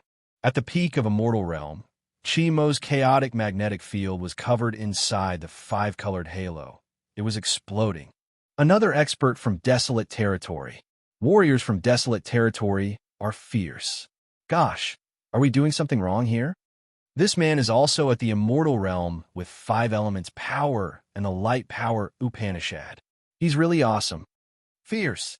The God Lord Brian's performance sparked more discussion and showed the toughness of the warriors from Desolate Territory. They didn't know that Ming Hao and Brian were peerless experts in Desolate Territory. They were the 2 strongest experts of the entire Desolate Territory. They could make people awestruck. It was enough to prove how hard they had worked and exerted themselves in tens of thousands of years. The chaotic magnetic field shattered. Chi Mo was scared. He and his troops from the Devouring Clan changed their target. Now, they all aimed at the God Lord. Ming Hao could relax a little bit. He just needed to deal with Forefather Earth Ghoul Ba Di and Neptune's 2 brutal souls. Apparently, his situation stabilized. Quite the contrary, Emperor Sea Shark was besieged by 3 territory ancestors. Gradually, he was pushed to a disadvantaged situation. Emperor Sea Shark was frantic, and he couldn't leave. He was worn out, indeed. Warriors from Desolate Territory. Interesting. It seems like we need to take care of them well, Feral sneered. Inside the Thunderbolt territory above his head, a massive lightning net was created and it snatched down. It didn't even attempt to avoid Chi Mo and Ba Di. Ba Di and Chi Mo left immediately when the situation went wrong. As the lightning net didn't aim at them, it still lowered. Sizzle. Sizzle. Ming Hao's soul clones vanished when the lightning net touched them. Even the God Lord Brian had to change his countenance. When a massive lightning net caught them, his brilliant, holy halo was pressed. He felt suddenly powerless. The lightning struck his soul altar grumblingly, and his soul consciousness was damaged. Cough! Cough! The God Lord coughed hard and blood gushed out of his mouth, his face pale. Ming Hao, you and I haven't reached the territory ancestor realm. Otherwise, we would have vandalized this sea of annihilation. It's really unfortunate that even at the last moment, we haven't seen the threshold to territory ancestor realm. I'm dissatisfied. I'm also dissatisfied. Flows of Ming Hao's soul gathered and turned into a massive shadow. Even if my soul vanishes, I have to show them how fierce and malicious warriors of the desolate territory are. You want to use the forbidden space power? The God Lord was surprised and bitter. Your soul will vanish. The seabed is different from other areas. The backfire when the space entry collides with water pressure is enough to destroy your soul altar. You can't endure it. I have to try anyway, Ming Hao said sorrowfully. Swish, swish, swish. Space cracks and slits expanded in this area and moved like slithering snakes. A flow of strange aura extended from Ming Hao's body. Erg! Ming Hao faced the sky and screamed. His ghostly body seemed to become a shattered mirror reflecting so many broken worlds. Swoosh! Swoosh! The space cracks undersea were like open wounds that were torn further apart. The rapid current flood from outer space was visible like a brutal demon opening his mouth to swallow everything. This incident made Neptune pale. He looked and shouted, "Space power Upanishad at third sky of a mortal realm." A brutal soul that looked like a beast in the immemorial epic with green faces and yellow fangs appeared. His body was as big as a mountain. His arms were like a sky supported by pillars that pounded on Ming Hao. Ming Hao was like a shattered mirror that cracked. He couldn't resist the massive fist pounded on him, and he collapsed. Just a wisp of soul. He dares use the forbidden space energy on this seabed. He doesn't treasure his life, indeed. Do you think your soul form can endure the backfire? Smirked Neptune. Ming Hao. Brian hissed, his eyes complicated. If this soul is your real body, you'll... As soon as he was about to let the word die slip out of his mouth, he was surprised to see Ming Hao's vanishing soul. That soul was wriggling like a cutworm. Under some magical power, pieces of his soul were gathering and gluing to each other. Shortly after, Ming Hao congregated in a distorted way. Boom, boom, boom. A strange life energy, which was powerful and immense, emitted from Ming Hao's soul. A flow of vitality ignited his life magnetic field once again. At the same time, dozens of bright crystals appeared above their heads. Those crystals had different shapes that looked like rhombuses, cones, eggs, and cubes in many different colors. They were moving grumblingly like a shaking galaxy that shot meteors. Each of the meteors was like an edged sword. They seemed to have a soul consciousness, as if they could find lives on their own to attack. Ming Hao's forbidden space technique paused magically. The space cracks didn't expand anymore. Strange sharp space wheels were created at areas where space was about to shatter. They moved around wildly and harvested lives. A brilliant starlight cage appeared amid those crystals, which was very eye-catching. They lifted their heads to see and screamed in fear. That's him, the warrior that the 5 clans want. Shiryan. It's Shiryan. He dares to come here. The crowd was boiling. Ming Hao was thrilled. A flow of immense vitality was sent to his soul, and it healed his collapsing soul magnetic field. He was formed again. Lifting his head to look at Shiryan, he was shaken. At a glimpse of time, he thought he saw bloodthirsty. Emperor Sea Shark doesn't look good. If he can't wake up, he can't leave alive, reminded Meiji. Inside the light cage, Shiryan pulled himself together.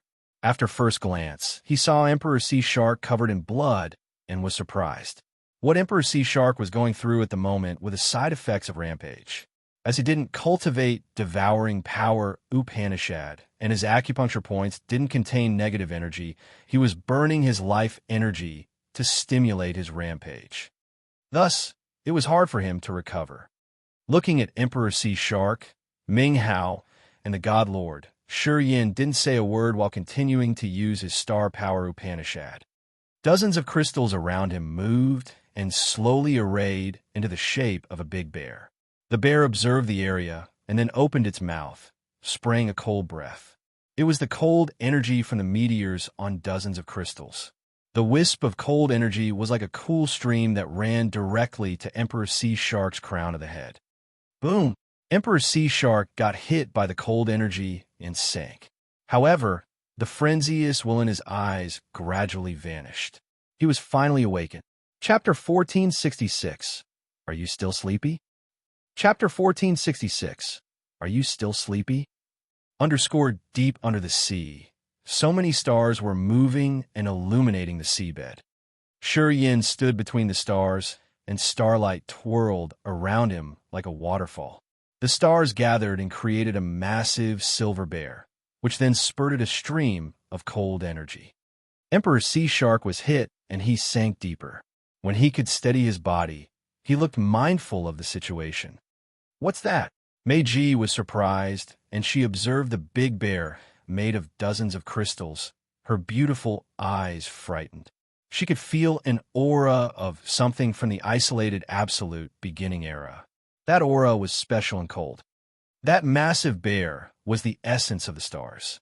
It looked so real, and it glowed in a silver halo. The bear, created by dozens of stars, almost shaded the sky in the sea of annihilation seabed. It's the little bear, constellation power. At second sky of a mortal realm, Shuriyan's star power Upanishad was greatly advanced. He had gathered the broken stars and stashed them in his incipient extent. Afterward, he figured out that they were actually a constellation above the sea of annihilation. The constellation consisted of many bright stars, and they were related to each other. The stars with the spirit can connect to each other after staying together for billions of years. The spirit or the soul of those stars can blend with each other magically to create the mysterious power of the entire constellation. The Little Bear constellation was created by the souls of dozens of stars. It was the combination of the stars' souls. A surging beam of starlight from it had awakened Emperor Sea Shark. Emperor Sea Shark started smiling. He lifted his head and looked at Shuriyan. He snarled, "Why did you return?" Shuriyan frowned and didn't look at him. The black hole emerged from behind his head. The demon's mouth opened and sucked. Instantly, so many souls shrieked and screeched. The warriors who had only soul altars left after Emperor Sea Shark's attack were so frightened. The water pressure that had increased dozens of times burst, and their soul altars were left floating in the deep sea. They were observing a battle to gain something. However, as soon as a black hole emerged, they completely collapsed. They screeched and tried to run away. Unfortunately, it was too late. No matter how hard they struggled, their soul altars couldn't get rid of the black hole's suction force. They revolved and were dragged into Shuriyan's black hole. The sinister black hole stirred and swallowed soul altars while releasing a fierce soul energy fluctuation. Many people in this area were shaking in fear, including Neptune's brutal souls.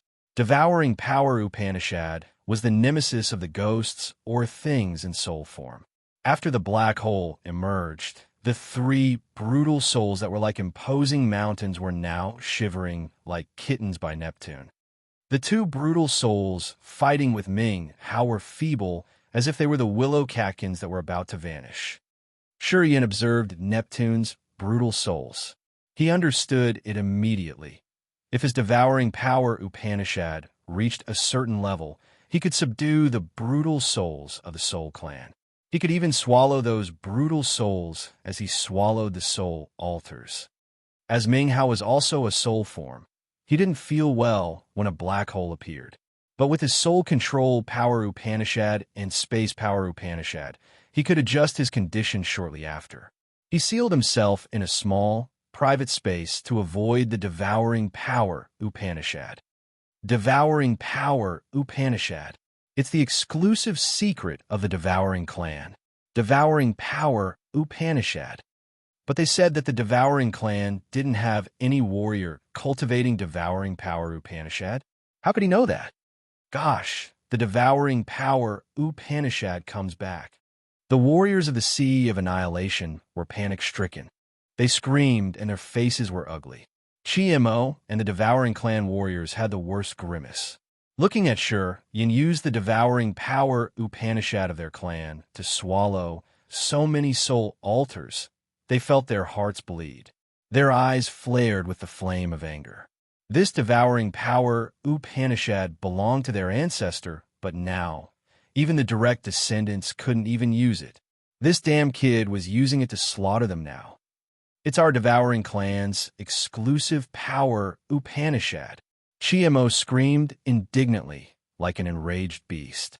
The twisted, chaotic magnetic field emitted from him and attacked Yin furiously. Pathetic. Meiji smiled like hundreds of flowers blooming. Her graceful body danced, and so many icicles shot from the sky that hit Chimo. Chimo's body became a mess of blood and flesh. Why did Meiji become so fierce? They said that she's hurt severely, didn't they? The warriors from the Devouring clan, under Chimo's command, screamed. They couldn't believe it either. Just like Chimo, they stormed and advanced toward Meiji and Yin. Constellation power. Yin smiled and stooped his body. The big silver bear acted exactly like him. It stooped and pounded its furry fist on the prey underneath. The big furry fist brought starlight bands in the sky and fell on Chimo and the warriors of the Devouring clan. Boop, boop, boop. Except for Chimo, the Devouring clan warriors were smashed like watermelons. Their bones became bone dust. Chimo's body was crushed. In his last moment, he used the chaotic energy to stir his soul altar and attack Yin once more time. Two Chi, Yiyun, and Forefather Dragon Lizard were watching the battle. They gawked, and even the God Lord and Ming Hao had to smack their tongue. They screamed and appraised the abnormal kid. Some warriors in Chimo's crew had even reached second sky of Immortal Realm, but they couldn't resist the bear's big fists. At the peak of Immortal Realm, Chimo's body had been blasted off onto the bear's fists. They were very strong. They didn't know that Yin's body, power, realm, and power Upanishads had leaped up after he had parted from them. While killing around the Sea of Annihilation's seabed, Yin had gained benefits beyond their understanding. His body and power had strengthened greatly. He entered second sky of Immortal Realm with a new understanding of star power Upanishad in addition to the Little Bear constellation. At this moment, Yin was at the peak of his life. He was a true god of slaughter that descended to this world. Using chaos power Upanishad to deal with me, Yin grinned when he saw Chimo storming toward him. Are you still sleepy? Swoosh, swoosh, swoosh. The black hole above Yin's head looked like a terrifying whirlpool with a powerful suction force that was increasing as if it could suck all things in this world. The big silver bear by Yin also felt the danger. It instinctively ducked. Billions of years ago, the absolute beginning creature devourer had used this power Upanishad to swallow so many stars and refine star energy, making it a part of his own energy to transform. The stars could feel the evil features of the devouring power Upanishad, and they knew that it could dissolve them. The chaos power Upanishad was one of the 8 great evil power Upanishad from Devour. They were naturally bound to devouring power Upanishad. Chimo had used the power of his blood and flesh to urge the soul altar. Yin was correct. He was still sleepy. Not good. Chimo doesn't know the danger. The Devouring clan has lost the power Upanishad for a long time. They forgot the bond between the devouring power Upanishad and the 8 evil powers. This man courts death. Many onlookers were screaming. Chimo suddenly screamed desperately. The black hole arose, and his chaos power Upanishad stopped listening to him. The suction force had pulled him into the black whirlpool. As Chimo saw the fatal situation, he made up his mind. While screaming crazily, his body exploded, and he became a flesh bomb that attacked the other. His soul altar tried to run away when his body exploded. He had attempted to get rid of the devouring power Upanishad. In that moment, he finally believed in his precursors that the devouring power Upanishad could subdue the 8 evil powers. He was totally convinced. However, it was too late. Do you know how Gonfu died? Yin faced the sky and smiled crazily, his laughter reverberating in the entire sea of annihilation. She died foolishly like you. She wanted to use the corrosion power Upanishad to kill me, an expert with devouring power Upanishad. She died because of that. Well, just like her, you will never escape. Boom! Chimo was shaken. As he was about to run away, Yin's words had struck him. Finally, he had lost his mind completely. He howled like a beast, and his soul altar burned. All the warriors in this area saw the burning soul altar storm toward Yin and attempt to drag him into hell altogether. Shi Yin, watch out! Mei Ji screamed. Don't swallow the soul altar that is burning vitality. It'll create trouble. Ming Hao also reminded. Air. Shi Yin was surprised. Then, he sneered, you can't do anything. A fantasy boundary stone arose in front of his chest and created a misty world. Qi Mo's burning soul altar flew into the world created by the fantasy boundary stone. Boom! Qi Mo's soul altar exploded. The world inside the fantasy boundary stone exploded into pieces. When the fantasy boundary stone exploded, Shi Yan's body had hundreds of cuts on his body, most of them deep to the bone. His face also bore many cuts and was bleeding terribly. Qi Mo was gone. He had burned his soul altar to kill Shi Yan, but all he could do was to destroy one of Shi Yan's fantasy boundary stones.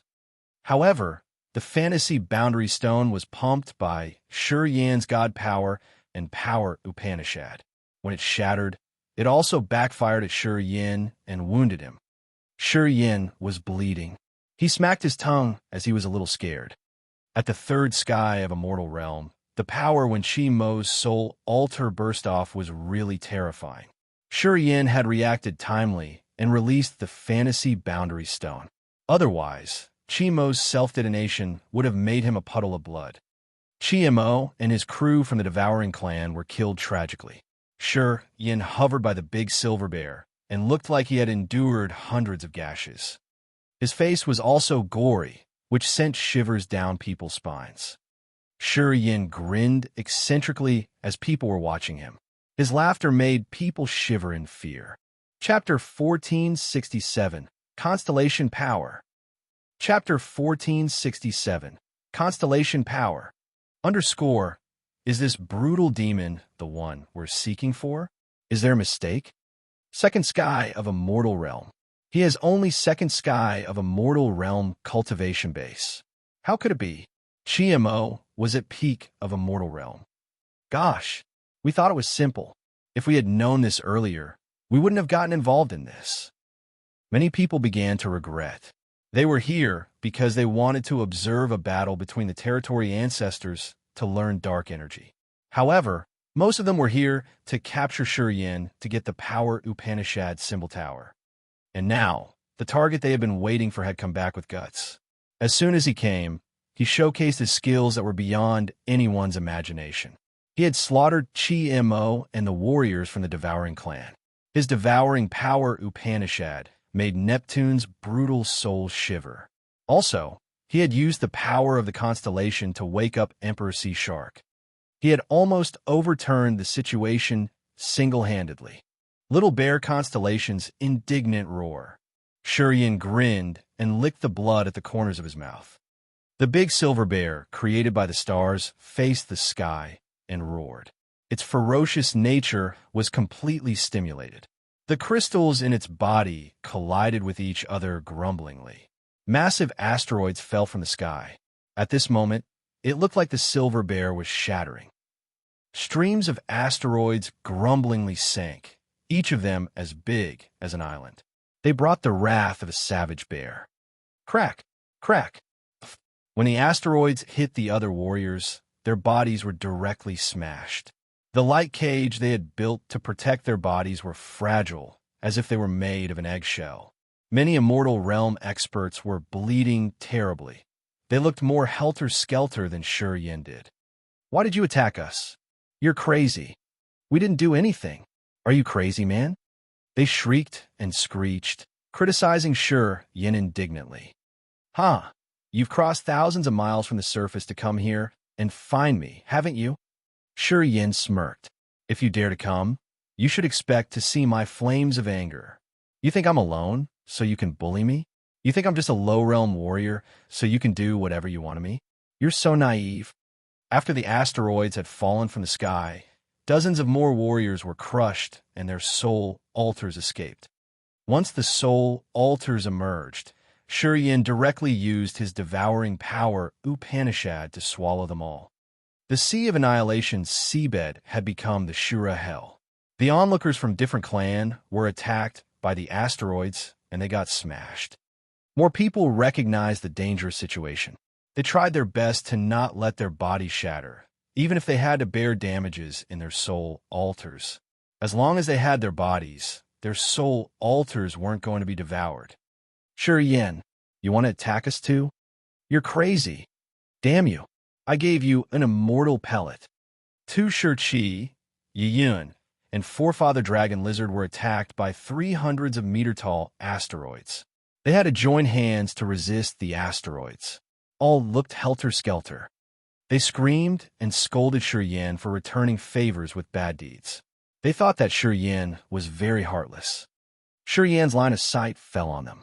He frowned and said coldly, "Do you know what's repaying favors with bad deeds? If you knew, you wouldn't have come to the Sea of Annihilation seabed. When we were on Dragon Lizard Star, without me, Sing would have killed you, and Neptune's soul-refining cauldron would have sucked your blood and soul quickly. And you, Tu Shirchi, if I hadn't used my space energy to unlock your spatial lock, do you think you could have escaped that lock? If I hadn't stopped Mei Ji, you and your wife would have been killed on Dragon Lizard Star. Because I killed Ling Mei, a woman from the mysterious Sky Clan, you got your eyes fixed on me just to have an answer to your forefather Han Tian? Ling Mei had seized the chance when I was hurt to strike Mei Ji. Her soul magnetic field almost broke. When she wanted to kill me, where were you? I didn't see you trying to seek justice for me." Shiryan's face was dark and cold. Because Ling Mei was the granddaughter of Han Tian, and I'm not a member of the mysterious Sky Clan, and because I didn't agree to be your clan's non-native officer, you were going to kill me. Pausing for a breath, Shiryan shouted, "Why? Why?" Boom! Another asteroid fell from the sky and hit the asteroid above Tu Shirchi, Yiyun, and Forefather Dragon Lizard. Two asteroids piled up and increased the pressure. Boom! Boom! Boom! Tu Shirchi and Yiyun's bodies cracked and bled badly. Although Forefather Dragon Lizard was just a clone, he was Lizard's later generation. His body was tough enough to resist. However, he still shook. Lava was churning in his eyes. He was panic-stricken. It was just 10 years after the incident on Dragon Lizard Star. At that time, Shiryan was at the incipient God realm, and he had used one of his immortal pellets to reach the immortal realm. And now, his power was terrifying. With such progress, in the near future, even the mysterious Sky Clan weren't going to be able to subdue him. Forefather Dragon Lizard was regretful. He regretted coming to the seabed with Tu Shirchi and Yiyun to find Shiryan. Even though he remembered Shiryan's favor and protected him by asking Tu Shirchi and Yiyun to give him chances, when he jumped into the sea, no matter what his attitude was, he had chosen to stand against Shiryan. "Old man, you're right. This kid has endless potential. We were all wrong." Yiyun's blood dripped from her mouth to her chest, her face bitter. "I always said that we were wrong. I've underestimated his potential. If I had known his competence, I would have ignored Ling Mei then." Sigh. Tu Shirchi sighed.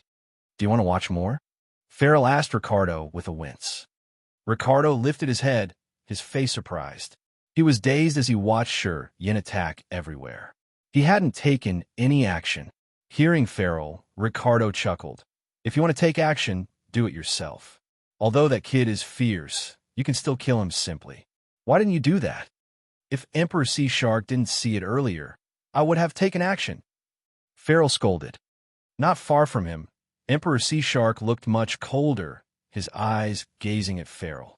He knew that if he made the slightest move, Emperor Sea Shark's fierce attack would bombard him instantly. He wasn't so sure that Ricardo was honest to him to help him cope with Emperor Sea Shark. Thus, he was hesitant. As for Neptune, because his brutal souls were subdued by the devouring power Upanishad, he had become the most pathetic expert. Apparently, he got the power of a territory ancestor realm expert because of his suppression brutal souls, which were also his most powerful ones. He didn't have any means left to deal with the others. At this moment, he was gathering his brutal souls, his face pensive as if he was hesitating before striking. Ricardo, Farrell, and Neptune didn't do anything, which meant that no territory ancestor had taken action to stop Shiryan. Chiemo and the members of the Devouring Clan didn't have the power to resist the devouring power Upanishad. Sure, Yin had seized the chance and killed them all. It had shaken everybody on the scene. Sure, Yin could use his constellation power smoothly without encountering any obstacle because the others were still in a daze after witnessing Qi Mo's death. Qi Mo was at the peak of a mortal realm, and Sure Yin, an expert at second sky of a mortal realm, was able to kill him. His resentful death had cast a shadow in their hearts. Only Ming Hao, the God Lord, and a few knew that it was a retributive relationship between the Devouring Power Upanishad and the Chaos Power Upanishad, since Sure Yin could kill Qi Mo. They understood that if Sure Yin faced another third sky of a mortal realm, even if he could win, he would have to pay a terrible, bloody price. They knew that, but they didn't say it out loud. Sure Yin had an intimidating aura of an overlord, which had worried the others and given him time and room to use his constellation power to check the essence of his new star power Upanishad's ability. The situation entered a strange phase. The experts from the other areas on the seabed or from the surface had come to cooperate with Ricardo, Neptune, and Farrell to hunt Sure Yin. However, the three territory ancestors had stood idle and watched Sure Yin slaughter many people and swallow their soul altars. The seabed became bloody. The asteroids from the Big Silver Bear seemed to have their own consciousness. After they had fallen and smashed one warrior, they could slowly rise up again to prepare for the next attack. Everybody knew that if they let Sure Yin do what he wanted like this, the situation was going to turn to the point of no control. Neptune had hesitated for a long time. Eventually, he lifted his head and looked at Sure Yin. If it's not because of the Devouring Power Upanishad, it's easy to kill you. Let alone your second sky of a mortal realm. Even if you were at peak of a mortal realm, you would have made no difference. You will see the difference between the immortal realm and territory ancestor realm. Then, the divine weapon was conjured. As soon as the soul refining cauldron emerged from Neptune's head, his brutal souls all wormed into the cauldron. The three-legged cauldron moved. Countless absolute beginning symbols were wiggling on its surface and emitting an aura that could enter people's soul. The cauldron then fell between the asteroids in the sky. Abruptly, the brutal souls began to shriek and cry from inside the cauldron. As soon as the warriors around heard the cries, so many ghosts and departed souls stormed out. There were tens of thousands of them. Those brutal souls were stabilized and enhanced by the soul-refining cauldron. They weren't afraid of the devouring power Upanishad anymore. They circled and dragged many asteroids together.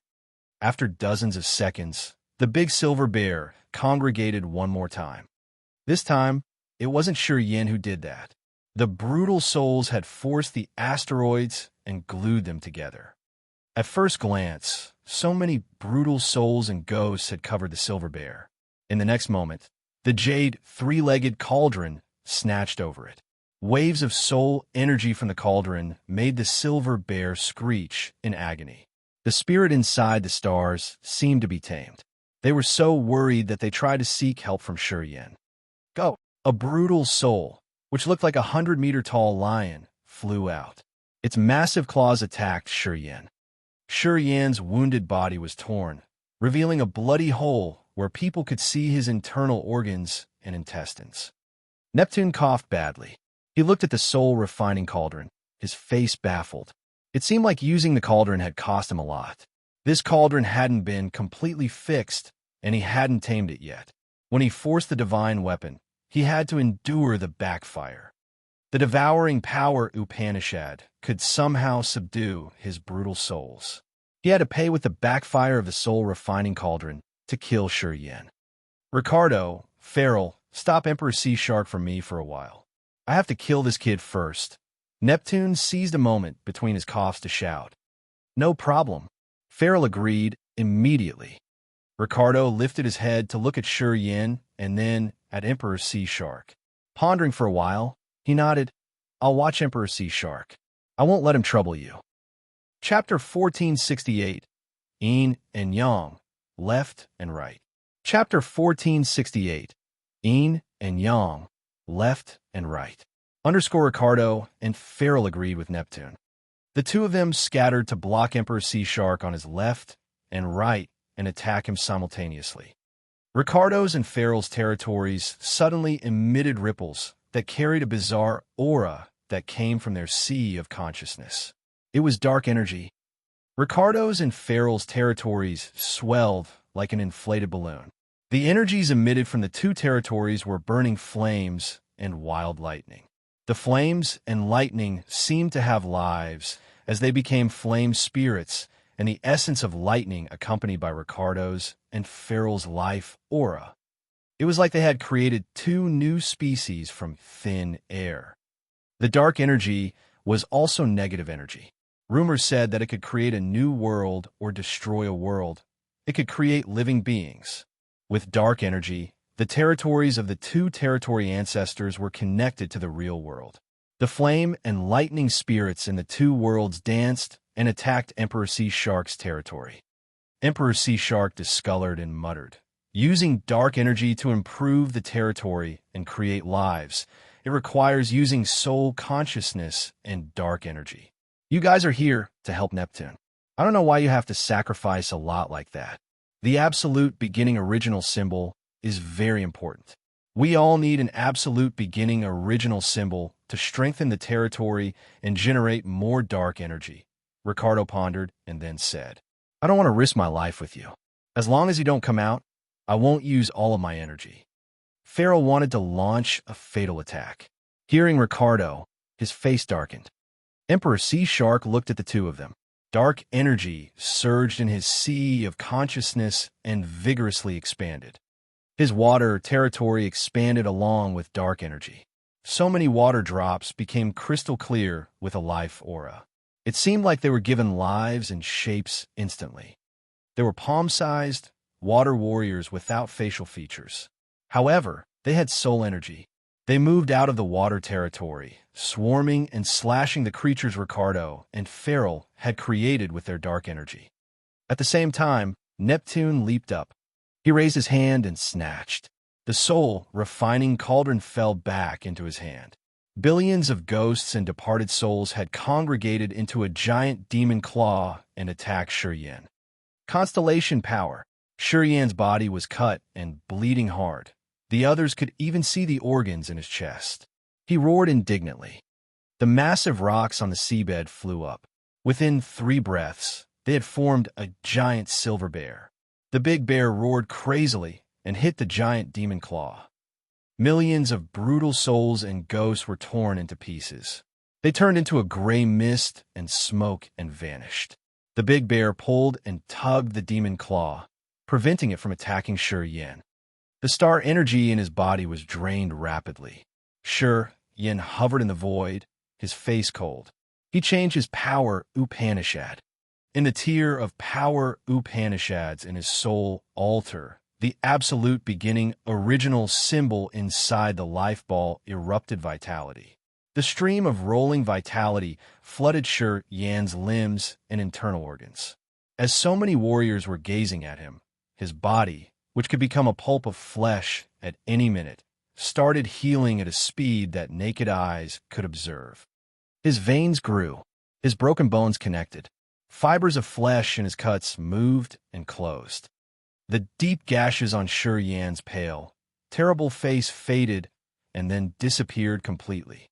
With the torrential vitality from the absolute beginning original symbol, his badly damaged body recovered. In this moment, his naked torso showcased his tough muscles. He had only a pair of shorts on his iron-like body. His muscular frame gave people an expression of something vigorous and exploding. The torrential life energy didn't cease and started flooding his entire body. The others who were watching him could even hear something amazing rumble inside him. It was the vitality, the enormous vitality that nothing could compare to. Many warriors couldn't help but cover their mouths in awe while witnessing this miracle. Many of them couldn't even believe their own eyes. Shurian's badly damaged body healed after 10 breaths. He even looked stronger than before. What happened? Life power Upanishad. The absolute beginning original symbol he got must be the life power Upanishad. Only the power of the absolute beginning original symbol can create such a wonder. Forefather Dragon Lizard said, as he couldn't believe it. This man is unbelievably lucky, as he got an absolute beginning original symbol that fused with his life power Upanishad. Unless he uses up all of his energy, he can always use the absolute beginning original symbol to recover. Tu Shiqi and Yi Yun were dumbstruck. They found that they couldn't predict Shi Yan's future and development anymore. Also, they hated Ling Mei for her reckless deeds, which had made the mysterious Sky Clan lose the fiercest friend. He's Bloodthirsty's disciple. If that man was still alive, he would be much more intimidating than Forefather Han Tian, Yi Yun reminded in a low voice. Tu Shiqi nodded with a forced smile. He suddenly felt that the situation was going to be much more complicated to handle than he had estimated. Pondering for a while, he said, "All right, we should just watch this battle. We shouldn't get involved anymore. After it's finished, we will report everything to Forefather Han Tian. He won't blame us too much. Anyway, he had an encounter with Bloodthirsty that year." Yi Yun nodded as she agreed with him, her eyes upset. "It turns out that you have the life absolute beginning original symbol." Neptune sat cross-legged on a brutal soul. Holding the soul refining cauldron, he was controlling the massive demon claw, his eyes radiating magical light. Shi Yan stayed naked. His eyes slowly turned garnet. Spikes tore his skin and jutted outward. A pair of bone wings emerged from his back. Right afterward, a set of gory armor shrouded him. The chest plates of his armor had magical blood clouds that bloomed like flowers. He clutched a blood-dripping sword in his hand, which had so many open eyes. A strange, evil aura slowly emitted from him. At that moment, Shi Yan had transfigured to his best fighting mode. He had even equipped the blood shield and the blood sword. He wanted to risk his life now. When a warrior at the Immortal Realm wants to challenge a Territory Ancestor Realm expert, unless he gets dark energy very early, at his peak of Immortal Realm, and with an absolute beginning divine weapon, he won't have a chance to survive. Neptune looked at him and said mindfully, "Unfortunately, you're at second sky of Immortal Realm. You don't have an absolute beginning weapon. Even though your life form evolved well, only death awaits you." Neptune laughed evilly. He had drawn a long, black river from his glabella. That river was created by dark energy, with his soul as the source of power. So many water demons were floating in that river. It looked like the Nether River deep inside the Nether Sea in Hell. The river had murmuring, ink-black water. The water demons showed their fangs and raised their claws, disappearing into the sea. The warriors who could use dark energy knew that it was Neptune's killing strike. At the Territory Ancestor Realm, it wasn't easy to gather dark energy. They wouldn't use it because of that. Once they used dark energy, their soul, spirit, will, and chi would become one to increase dark energy, which would turn into his life-taking attack. The onlookers thought that the river had disappeared. However, when the experts with dark energy sent dark energy to their eyes, they could see that jet-black river flow toward Shi Yan. The big silver bear, created by Shi Yan's constellation power, was still resisting the demon claw. Moreover, it was in a bad situation. Its crystals were exploding one by one. That soul river was approaching Shi Yan with a soul threat that he couldn't resist. Shi Yan felt a massive rock pressing on his chest that made him unable to breathe. His soul altar began to have cracks when the river came closer. His sea of consciousness seethed, and his power Upanishad ceased. It seemed like the river could affect him a lot. Star Chain, Space Cross / Death Seal. He activated 3 techniques continuously. Dozens of meteors and space blades came with massive hand seals of death that attacked the Soul River. The Soul River didn't even bubble. It wasn't affected at all. Still, the river flowed toward Shi Yan. Neptune's mouth curled coldly. He grinned and deliberately made the river flow slowly. It seemed like he enjoyed Shi Yan's desperate and powerless expression a lot. Dark energy can create worlds, and it can also destroy worlds. It's the negative power of earth and heaven. The warriors can only have it after the soul body and soul, consciousness transforms to a particular level. God power, star energy, and space energy can't dissolve a dark energy attack. It requires dark energy and negative energy to dissolve it. Your pathetic, minute amount of dark energy will never be enough to neutralize my soul river. Yin paled, frowning and saying nothing. The earth and heaven can be categorized as yin and yang, or left and right. The God power, star, space, and chi are the yang ones, or part of the right. Dark energy is the yin, or the left. It's like a person who has a soul and a body. The energy generated by the body is God power, star power, or space power. It belongs to the passive energy category. Only the energy generated by the soul is dark energy. The God power stays in the body, while the dark energy hides in the sea of consciousness. As you have dark energy, your soul reached a strong level, but your realm is not high enough. It's unfortunate. Neptune sneered as he explained the left and right, yin and yang, body and soul, to Yin. He was confident that Yin would die this time. Many warriors around the seabed listened to Neptune as he was talking about the yin and yang, left and right, and dark energy. They all looked pensive, especially Ming Hao and God Lord Brian. They felt like they were suddenly enlightened with a clear path. Amazing, holy light radiated from their eyes. Forefather Dragon Lizard was also bewildered as he replayed what Neptune had said. He seemed to get something. Freeze! A cold voice arose at this moment. It was from Meiji. A thick ice wall was congregated and standing in Neptune's soul river's way. The ice wall sparkled strongly and partially visible. Neptune's soul river was stopped magically. Tui. Meiji's charming face became ashen like a sheet of white paper. She spurted blood. The light in her eyes dimmed and vanished. Chapter 1469. Sky and Earth Turning Upside Down. Chapter 1469. Sky and Earth Turning Upside Down. The sea water turned red in Meiji's eyes. It was a mix between seawater and blood. The blood wasn't diluted in the seawater. It was like a bloody handkerchief that totally contrasted with her pale face. The ice wall was also created by dark energy, and it carried the power and essence of ice power Upanishad with Meiji's soul consciousness. Boom, boom, boom. The ice wall exploded as the river barged into it. Meiji's body shook as her soul was exhausted and her power got drained. Her glowing skin became loose and her jade-like face becoming wrinkled.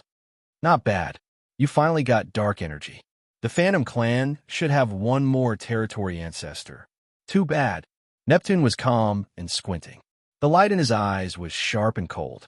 The Soul River finally pierced through the ice wall and continuously moved toward Yin. Meiji was aging fast. Her hair became white like fog, and her eyes filled with sorrow. A fantasy bounder stone flew out of his palm. A chunk of starlight with surging vitality rolled inside that fantasy boundary stone. The stone inflated like a big bag and shrouded Meiji. Tearing a space slit, Yin put the fantasy boundary stone in it and watched Meiji disappear. He didn't leave. The soul river ran straight into his forehead. Boom! A flame ignited right at Yin's glabella. It flickered with a life aura. A soul became visible inside the flame. It was Yin, but it was different. It was a soul created out of fire. Under the flame were countless gray clouds that were made of dark energy from the sea of consciousness. Inside that flame was Yin's second soul. Neptune's soul river barged into that flame and aimed at Yin's co-soul. Boom! Billions of flames burned fiercely. Yin's co-soul became partially clear. Staying inside the furious flame, it gradually changed like a stretching shadow of a ferocious demon. An earth-shaking intimidatingly came from that giant shadow. In between billions of flames, the giant shadow raised one hand and pulled Neptune's soul river. Ricardo, Feral, and Emperor Sea Shark were fighting. Their faces changed as they stopped fighting. Magical light shot out of their eyes when they looked at Yin. All the warriors on the Sea of Annihilation's seabed lifted their heads to look at Shi Yin. Tu Shi, Forefather Dragon Lizard, and Yi Yun looked extremely odd. Forefather Dragon Lizard muttered in the old language of the Dragon Lizard clan. It was a language taught by absolute beginning creature lizard. As soon as he saw the giant shadow, he instinctively spoke the old language of his clan. Shi Yan's eyes looked baffled. He stood imposingly in the sea water. In front of him, countless flames had formed a lotus throne with dark energy clouds supporting a vague giant. That giant shadow continued to change with the heaven flames as the body and Shi Yan's co-soul as the control center. Godlord Brian and Audrey became baffled at the same time in two different areas. It looked like their souls were taken. They couldn't help but clutch their heads and crouch in pain. Swoosh, swoosh, swoosh, swoosh. All of a sudden, billions of flames flew out of Brian and Audrey. They had different colors, and it seemed like they had their own lives. All of those flames gathered with the flaming lotus throne in front of Shi Yin. The ferocious shadow on the lotus throne had become even bigger. The terrifying, formidable aura slowly emitted. Oh, arg! Many people around couldn't endure the pressure. They were forced to kneel down uncontrollably. Some even crouched on the ground and didn't dare to lift their head up. Neptune's dark energy, soul river aiming at the flaming lotus throne, was pulled and torn. The giant shadow tore it directly. Neptune was so bitter his eyes terrified. He wanted to run away. Boom! A tie in his soul was pulled. He discolored in fright as he looked at the soul refining cauldron. He had lost the connection with the cauldron. The soul refining cauldron strangely flew away and fell on Audrey. Every eye was gazing at the soul refining cauldron when it got into Audrey's head. The cauldron then began to fuse with Audrey. In this strange atmosphere, Godlord Brian slowly rose, his eyes still closed. Billions of halos rippled through him and created a crystal barrier of light. A dazzling light orb flew out of Brian's chest. The giant shadow caught it. The light orb suddenly became more blazing, as if it had hundreds of stars in it. The giant shadow hurled the light orb away and aimed at Neptune. Neptune ran crazily, his face desperate and his brutal souls bobbing restlessly. The light orb chased after him. Eventually, it got Neptune and entered his body. Neptune was numb as his nether territory exploded. A dazzling sun was hanging in his cold and dark world. He had to run helter-skelter for his life. How could it be? How could it be? Ricardo was bewildered as he looked at the sky. Oh gosh! Farrell screamed hoarsely. Emperor Sea Shark was so surprised. He seized Shun Run, who had been wounded severely, and fled at his fastest speed. The vague shadow in front of Shi Yin suddenly roared inaudibly in between so many flames. Its energy run directly into everybody's soul. The warriors below third sky of Immortal Realm had their soul altars collapsed, their incipient extent shattered. Bodies exploded under the sea. All of a sudden, the seabed had more than hundreds of corpses. Those at third sky of Immortal Realm, like Forefather Dragon Lizard, Tu Shi, Yi Yun, and the Forefather Earth Ghoul, had to run away as they were pressed until their natural facial holes bled. Ricardo and Farrell gazed at that giant shadow for 3 seconds. They exchanged looks as they felt so chilled. Immediately, they ran away. So many space cracks in the seabed vanished into the seawater as if they were snow under the fire. If someone could use the soul consciousness to check the entire Sea of Annihilation, that person would see the immensely vast space of the Sea of Annihilation shrinking strangely. It was like a deflating balloon shrinking rapidly. Shi Yin was still bewildered and standing blankly as if his soul was gone. Audrey sat on a corner with the soul refining cauldron in her head. The cauldron was fusing with her. Godlord Brian closed his eyes and floated in the sea like a blazing sun. Ming Hao, the soul-controlled chief, was kneeling on the ground. Lifting his head to see the formidable figure in the sea, he was begrudgingly desperate when the other had his life in his hand. After less than a minute, because of that terrifying shadow, the negative situation completely overturned. Hundreds of warriors at the immortal realm of the Sea of Annihilation were killed instantly, except for some third sky of immortal realm experts. Neptune's territory shattered. He had to run away as his soul altar was badly damaged. Ricardo and Farrell didn't dare to linger. They all ran away for their lives. The spacious seabed of the Sea of Annihilation now only had warriors from desolate territory with a giant shadow. After a while, that shadow grabbed and tore a hole. Then it scooped Audrey, Minghao, Brian, and Shi Yin. Then it ran toward the entrance to desolate territory. Shi Yin and the others were pulled into desolate territory. Then the massive shadow seemed to drain all the energy. It was divided into 3 pieces and returned to Shi Yin, Audrey, and the God Lord. The spacious Sea of Annihilation's seabed shrunk to a third of its original size. It seemed like someone had drawn the energy of the space here, so it had to vanish. After a long time, a white crystal skeleton came to the place where the battle had taken place. That skeleton was the territory ancestor hero of the Whitebone clan. He was one of the 10 great territory ancestors of the vast Sea of Stars. Hero sensed for a while at that location. He was startled shortly after, the absolute beginning creature's aura. He lingered there for a long time and then wandered around the Sea of Annihilation to find something. However, he got nothing, so he had to return to his clan. Time flew fast. At a corner of the seabed, it was a world of mist and smoke inside a broken star. A figure's body was in the shape of a ball inside the piece of that broken star. It was Meiji, unexpectedly wrapped in surging vitality. At this moment, Meiji's peerless appearance was recovered. Her skin was smooth and bright. However, her breathing was very feeble. Meiji woke up in the world inside the broken star. Her remaining god power was less than the time she was most wounded. Her sea of consciousness was about to collapse, and she couldn't even condense her soul consciousness. She wasn't feeling good. Without this surging vitality in this misty world, her soul magnetic field was going to vanish and end her life. As she didn't have enough god power, she didn't dare to get out of the misty world. She could only wait here. She had to wait for Shi Yin in agony. Using the tool fabricated by the Phantom Clan to measure time, she knew she had been here for several months. Shi Yin hadn't come yet. Tears lingered in her eyes. She thought that Shi Yin didn't survive this time. This misty world couldn't last for a long time. It was going to vanish soon.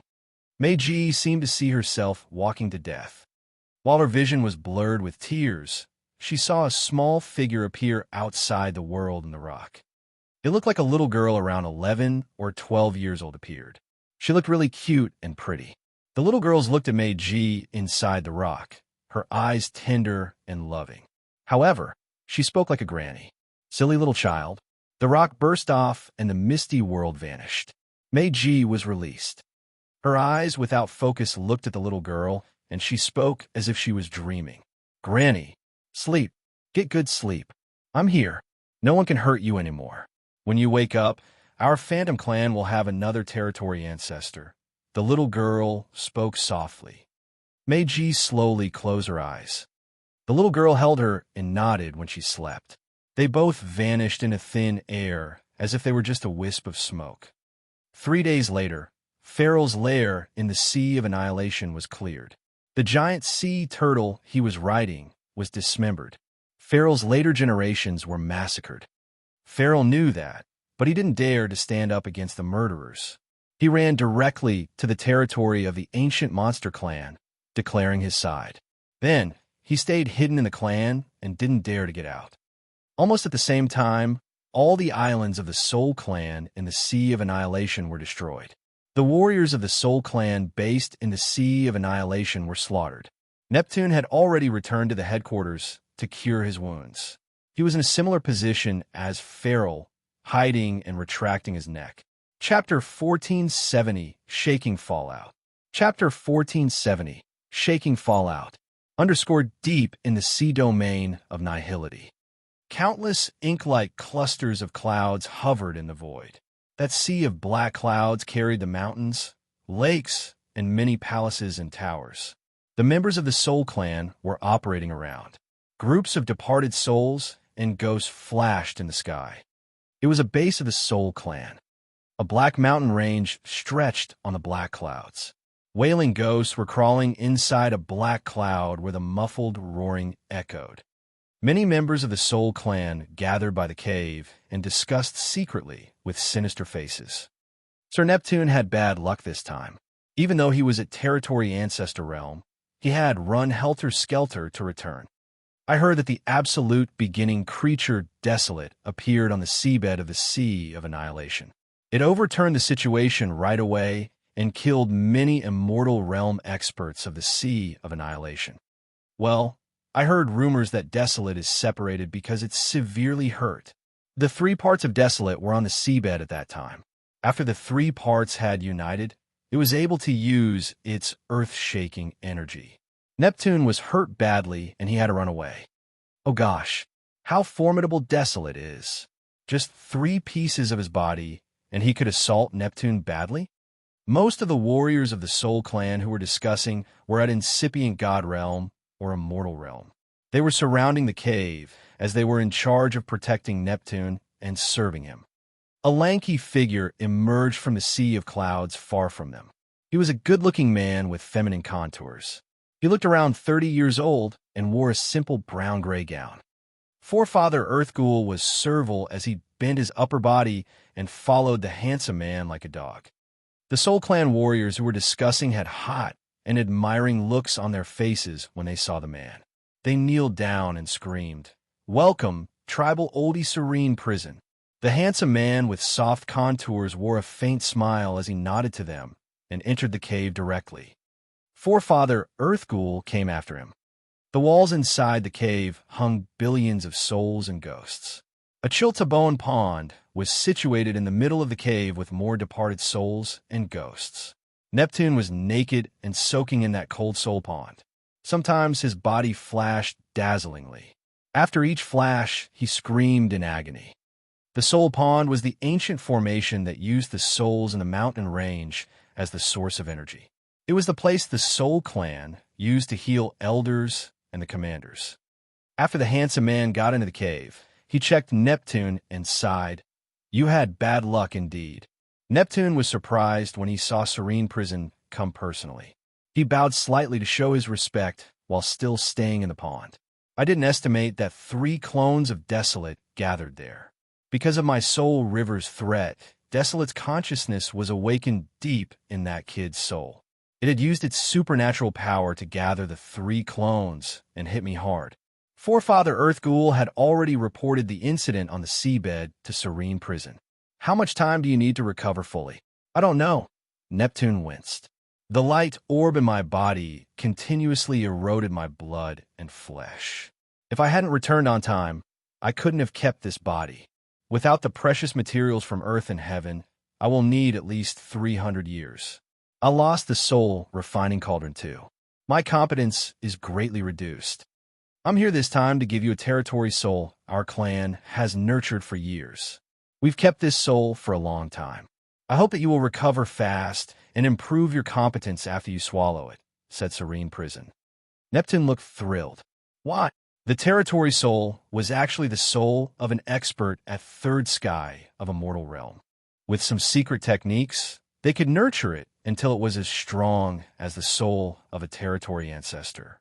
The Soul Clan saved this sort of soul for the warriors who were about to reach the territory ancestor realm. Taking a territory soul, the warrior could have a bigger chance to obtain dark energy and become a territory ancestor. The territory souls were very precious. There were a few of them in the entire Soul Clan.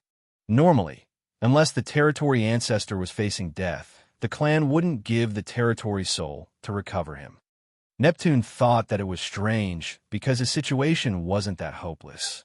Although 300 years was a long period to recover, to the experts at his level, it was as long as a snap of his hand. However, it would take several thousand years or more to nourish a territory soul. Except for time, they needed to provide endless souls to that territory soul to help it grow. Neptune's 300 years was never be worth a territory soul. Our clan needs your power. If it were in the past, they wouldn't give you a territory soul. But now, the sea domain of Nihility's situation is changing. Within 300 years, a war will start. Thus, we must increase the clan's overall competence. Serene Prison wore a stern face. After you take this soul, not only should you recover, but I hope you will also increase your power. That's how we can ensure our advantages in the future war. Neptune pondered for a while in the soul pond. He bent his body and spoke in a low voice. I won't fail you. Serene Prison nodded to him. Mysterious Sky Clan's territory. Many ancient cities were built on a spectacular continent that was the combination of many continents. All the cities were colossal and majestic. That continent was another mysterious area of the sea domain of Nihility that could attract free energy and make them flow into the continent. At the same time, there were so many asteroids hovering around and creating a natural jam to the battleships traveling through the area. Deep in the continent was a sealed area that only the ruling echelon of the mysterious Sky Clan could visit. That sealed area was actually a vast valley with dozens of bright entrances leading to different territories. Those territories belonged to the mysterious Sky Clan and were under their management. At this moment, Tu Shirchi, Yiyun, Forefather Dragon Lizard, and dozens of elders from the mysterious Sky Clan were gathering in the valley. All of them had stern countenances while gazing at an entrance. It was where Han Tian was ascetically cultivating. Everybody kept silent and waited for Han Tian. After an unknown time, the entrance radiated gold light rays. A brawny old man with bird nest hair walked out of the entrance. He glowed in good health, wore hempen garments, and was barefooted. He looked at the warriors surrounding. The members of our clan presented on the Sea of Annihilation's seabed at that time are you two. He looked at Tu Shirchi and Yiyun. The two nodded hurriedly. Han Tian sighed. That little girl Ling Mei was really talented. However, she has heavy mind schemes. I knew she would encounter a culpa, but I didn't know it came that early. Everybody kept their heads low and didn't dare to answer. Are you sure Shi Yin is Bloodthirsty's disciple? The shadow that appeared at the last moment was the combination of Desolate's 3 clones. He turned to Tu Shirchi. Tu Shirchi nodded. Shi Yin cultivates death power Upanishad and devouring power Upanishad. Yeah, there's no need to talk about the death power Upanishad, but the devouring power Upanishad. You told us that only Bloodthirsty cultivated such a power. Shi Yin must be his successor. About the phantom that flew out of Shi Yin and the other 2 warriors from the Desolate territory, it was likely Desolate. Dragon Lizard had sensed the distinctive aura of the absolute beginning creatures. Han Tian looked pensive for a few seconds. Bloodthirsty was more intimidating than you thought. If he was still alive, he could stir up the sea domain of Nihility. Desolate is still incomplete. We can tell that from the fact that it stayed in 3 warriors. It seems that Desolate territory is really complicated. Forefather, what should we do? Tu Shirchi asked for direction respectfully. Find the entrance to Desolate territory first. Otherwise, we can't do anything. Han Tian said as he shook his head with a sigh. Pay attention. I think the war between the 7 clans will happen soon. That expert of the Phantom Clan has risen big waves in the Sea of Annihilation because Meiji was hurt badly there. Hero has personally come to the Sea of Annihilation to pick up their 2 ancestors. Fortunately, they haven't awakened yet. Otherwise, the trouble would be much bigger. Understood. Understood. Understood. Sea of Annihilation. So many massive skull islands were moving slowly on the sea surface. The little skeleton was sitting cross-legged on one of those skull islands. His parents lay in the 2 coffins next to him. He was watching over his parents in silence. Hero of the White Bone clan was a little begrudging. We should return to the headquarters of the clan first. We will figure out how. We will find an expert cultivating life, power, Upanishad. Yin has the life absolute beginning original symbol. He's the best choice, isn't he? Asked the little skeleton. Yeah, he's our best choice if we can find him. Hero's eyes turned dark. I was late. When I went there, everything was done. I searched around the Sea of Annihilation seabed, but I didn't find the entrance to desolate territory. Anyway, I've asked our warriors in the Sea of Annihilation to check every entrance. Once we get the news, I will handle it personally. They're all trying to find the entrance to desolate territory, right?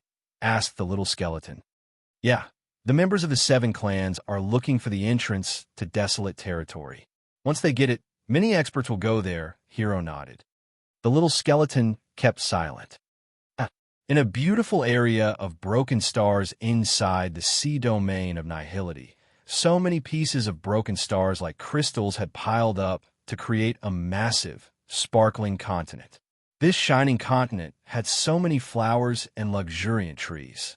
The rivers here carried amazing spirit chi and meandered around the mountains with many precious birds. Many exquisite towers and palaces had decorated this continent. Beautiful people walked on the ground or rode the massive birds or shuttle. On an island, Meiji was sleeping inside a massive yellow crystal ball. The crystal ball had many lights moving around. Those lights brought tremendous energy, which eventually entered Meiji's body. After an unknown time, Meiji opened her eyes. Her blurry consciousness became clear. She knew that she was home. Her soul consciousness moved around. She found that the consumed soul consciousness had returned. Dark energy murmured inside the sea of consciousness. Her snowy, incipient extent was slowly transforming and expanded immensely. She knew that she was just one step away from Territory Ancestor Realm. She needed to calm down her mind to transform her incipient extent to break through to Territory Ancestor Realm. She remembered the little girl who had come and rescued her, muttering with gratitude, "Thank you, Granny." Chapter 1471, Desolate Territories Outer Layer. Chapter 1471, Desolate Territories Outer Layer. Underscored deep inside the chaotic space basin, some silhouettes were gliding in cold and desolate area. They all looked exhausted and dispirited.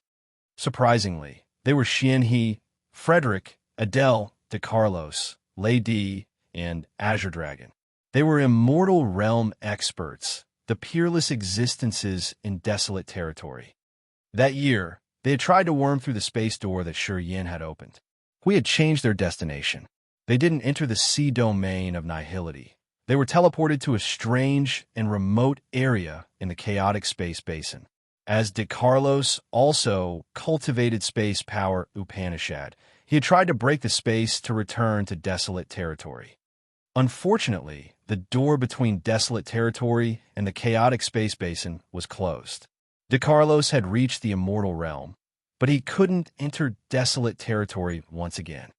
This group of experts could only wander through the space basin and try to get out of here. After dozens of years, they were still here and had no clue. At this moment, they all looked glum as they were trying to resist the attacks from outer space streamers. The turbulent space basin didn't have Earth and heaven energy. They couldn't refill the energy they had consumed. After dozens of years, half of their power was used. De Carlos, what's the relationship between desolate territory and the chaotic space basin? Xianhe stood by Adele, his eyes restless and bitter. At first, he had been calm.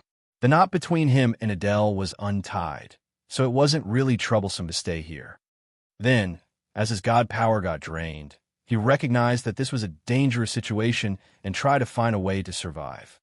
Thunder Dragon Lady and Holy Beast Azure Dragon couldn't get along still.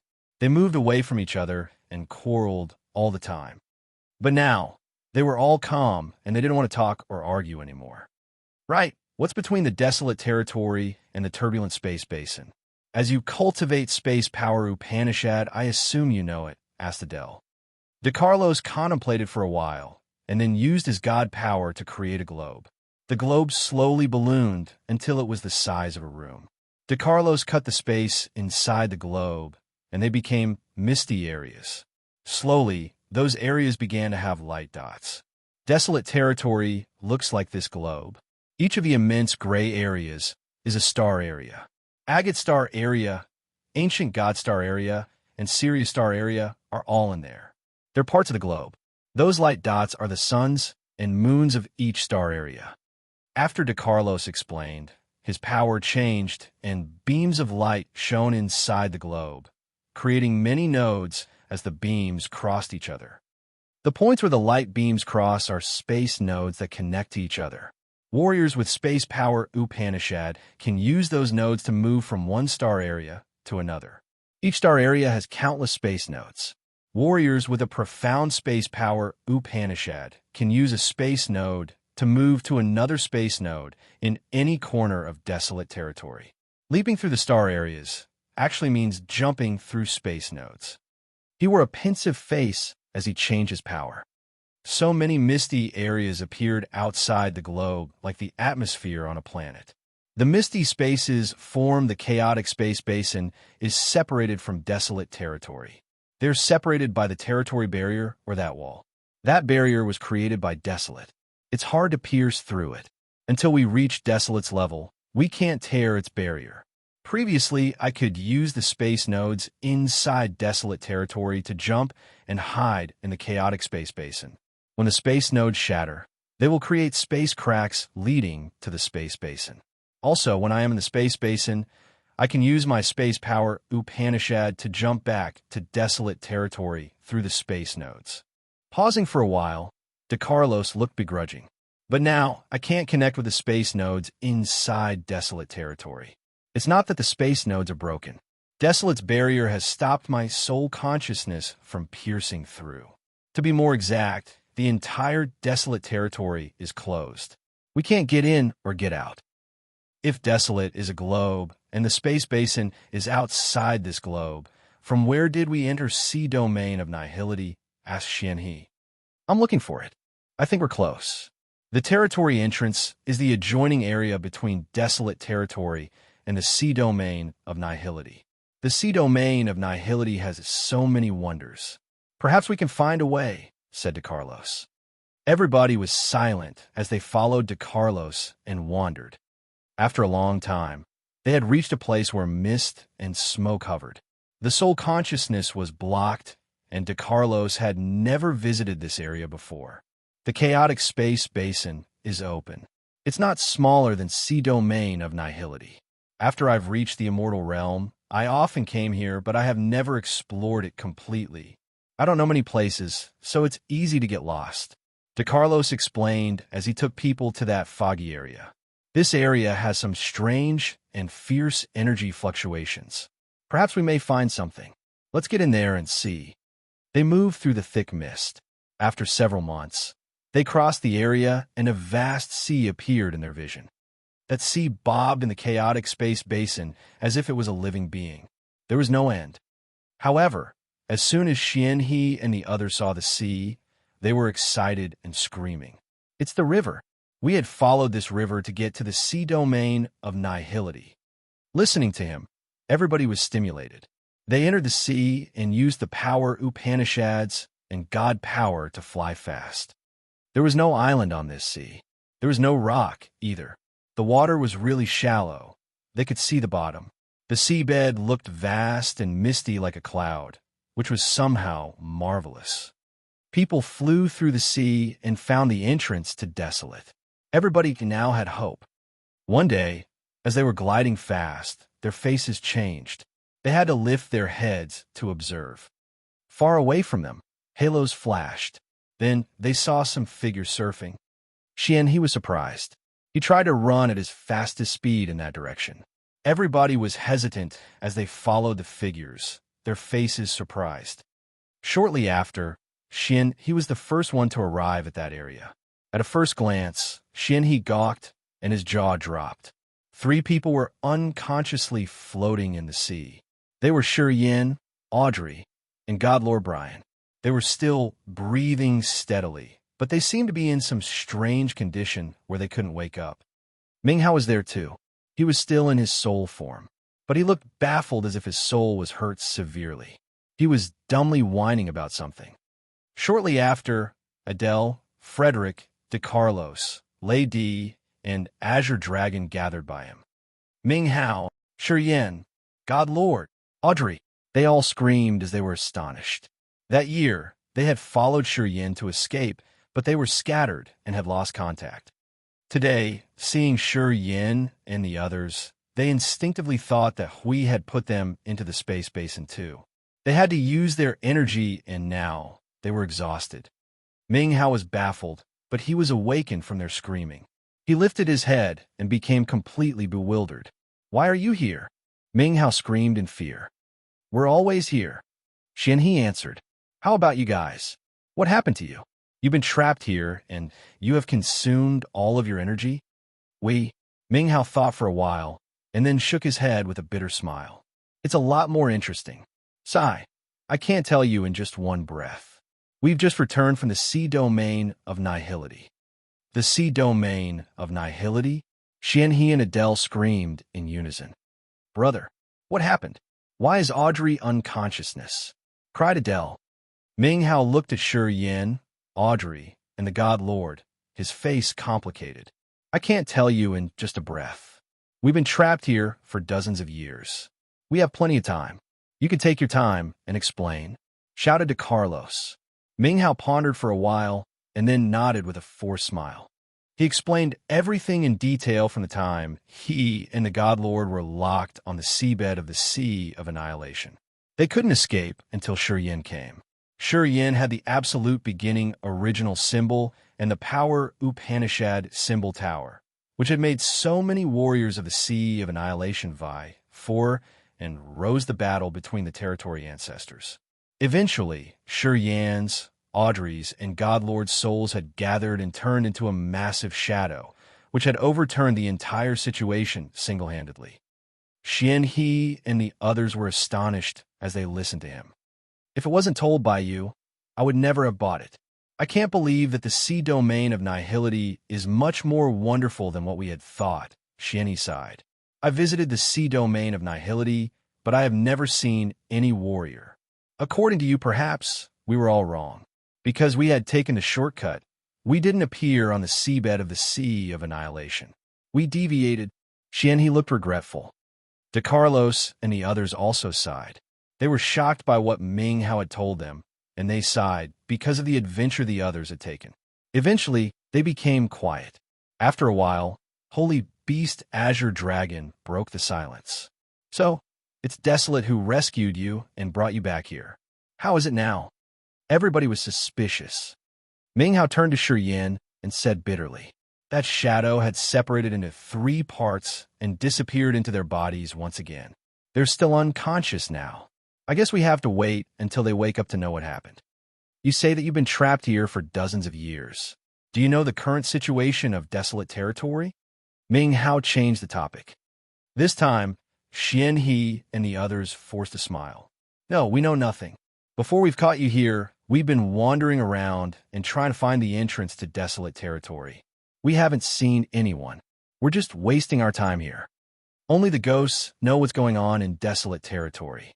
Perhaps Hui has destroyed or even swallowed Desolate Territory," sighed Adele. "We must find a way to come back," shouted Ming Hao. Shi Yan, De Carlos looked shocked. "He's the key.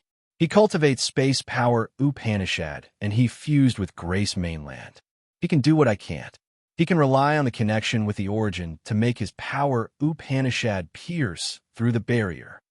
We'll wait for him then." Everybody agreed with him. Chapter 1472, Awaken One by One. Chapter 1472, Awaken One by One. Shi Yan, Audrey, and the God Lord floated on the river. Their breathing was long, and their vitality was surging. However, they hadn't woken up yet. Xianhe and Ming Hao hovered by them and tried to find a solution. "The God Lord hasn't woken up yet. It's a good chance. We've been fighting against the God Clan for 10,000 years. As long as we kill him, the God Clan can't rise again." Frederick had ruthless light in his eyes, his face filled with murderous intentions. "We can take revenge for our master. What do you think?" He turned to Xianhe and Ming Hao, the 2 leaders of the bloodthirsty force.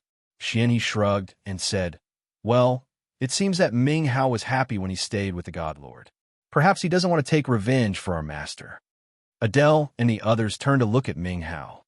Ming Hao's eyes were so deep as he pondered. After a while, he said coldly, "Right, I don't support killing Brian now, because we don't know the situation in Desolate Territory. If Desolate Territory is now something in Hui and Tianxia's pocket, we need the God Lord to bond with the God Clan." "You think so?" Xianhe discolored. "I think after we had disappeared from Desolate Territory, perhaps the God Clan is subject to Hui. See, the great four heavenly kings weren't here. They didn't leave with us. With their realms, they weren't equal opponents to Hui and Tianxian. They didn't have another option but death if they didn't surrender," said Ming Hao. They all kept silent after Ming Hao had explained it to them. Time flew hurriedly. Several months had passed like a blink of an eye. They still guarded the area and waited for Shi Yin to wake up. However, it wasn't Shi Yin who woke up the first. It was Audrey. Audrey had a long dream. She was so intimidating in her dream. She had fought and killed a lot of experts. In her dream, she had everything. After opening her eyes, she was bewildered as she found an item in her head. Her soul consciousness gathered, and she was surprised as she saw a little jade cauldron in her head, which, unexpectedly, used to belong to Neptune. Soul refining cauldron, an absolute beginning divine weapon. Audrey was so thrilled. The aura from the jade cauldron vaguely matched with her breathing, will, and thought. Also, it had even connected to her blood. That jade cauldron seemed to become her heart and limbs. It was the sign of a complete fusion. She sent a wisp of her soul to the inside of the cauldron. It was a wonderful world with countless soul drawings on the horizon of an immense, gray sky, creating a thick mesh net where so many souls were cultivating. The soul refining cauldron could keep, nourish, refine, and make souls cultivate themselves to upgrade. Audrey's cold face blushed in excitement. She squeezed her fists and almost screamed. "Cough! Cough!" Ming Hao gave a slight cough to remind Audrey, waking her up from the world inside her head. Audrey's consciousness came back to her. She saw her mother, Adele, Xianhe, and Frederick. She couldn't help but cry in astonishment. "Why are you here? Do you know what happened to you?" asked Ming Hao. Audrey was bewildered. She tried to recall, but her mind was empty. "I don't know. It felt like my soul was sucked out. It was like a dream, and I just woke up now." Swoosh! Ming Hong appeared on her shoulder like a little bat. He glanced at Audrey and said, "You've reached the immortal realm. AH." Audrey and Adele screamed at the same time. Xianhe and the others were also surprised. You are," Adele pointed at Ming Hong. Ming Hong nodded. "Right, I am Ming Hong from Imperial Dark Tribe. 20,000 years ago, I was your grandfather's comrade. We'd accompanied each other for many years. Bloodthirsty had damaged us a lot. He also ended the ruling time of Imperial Dark Tribe. After that, the Bloodthirsty force had risen. As you were with her all the time, you could know more." What happened?" asked Ming Hao. Everybody put on a curious face. Ming Hong pondered, his voice deep.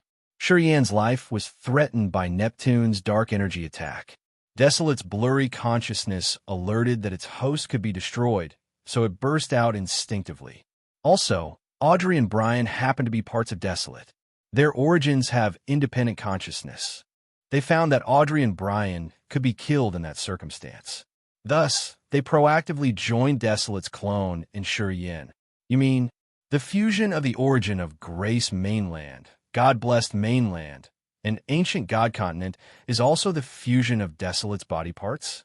Desolate's 3 clones recognized the dangerous situation, so they had to join each other temporarily to use Desolate's supernatural power? Ming Hao was surprised.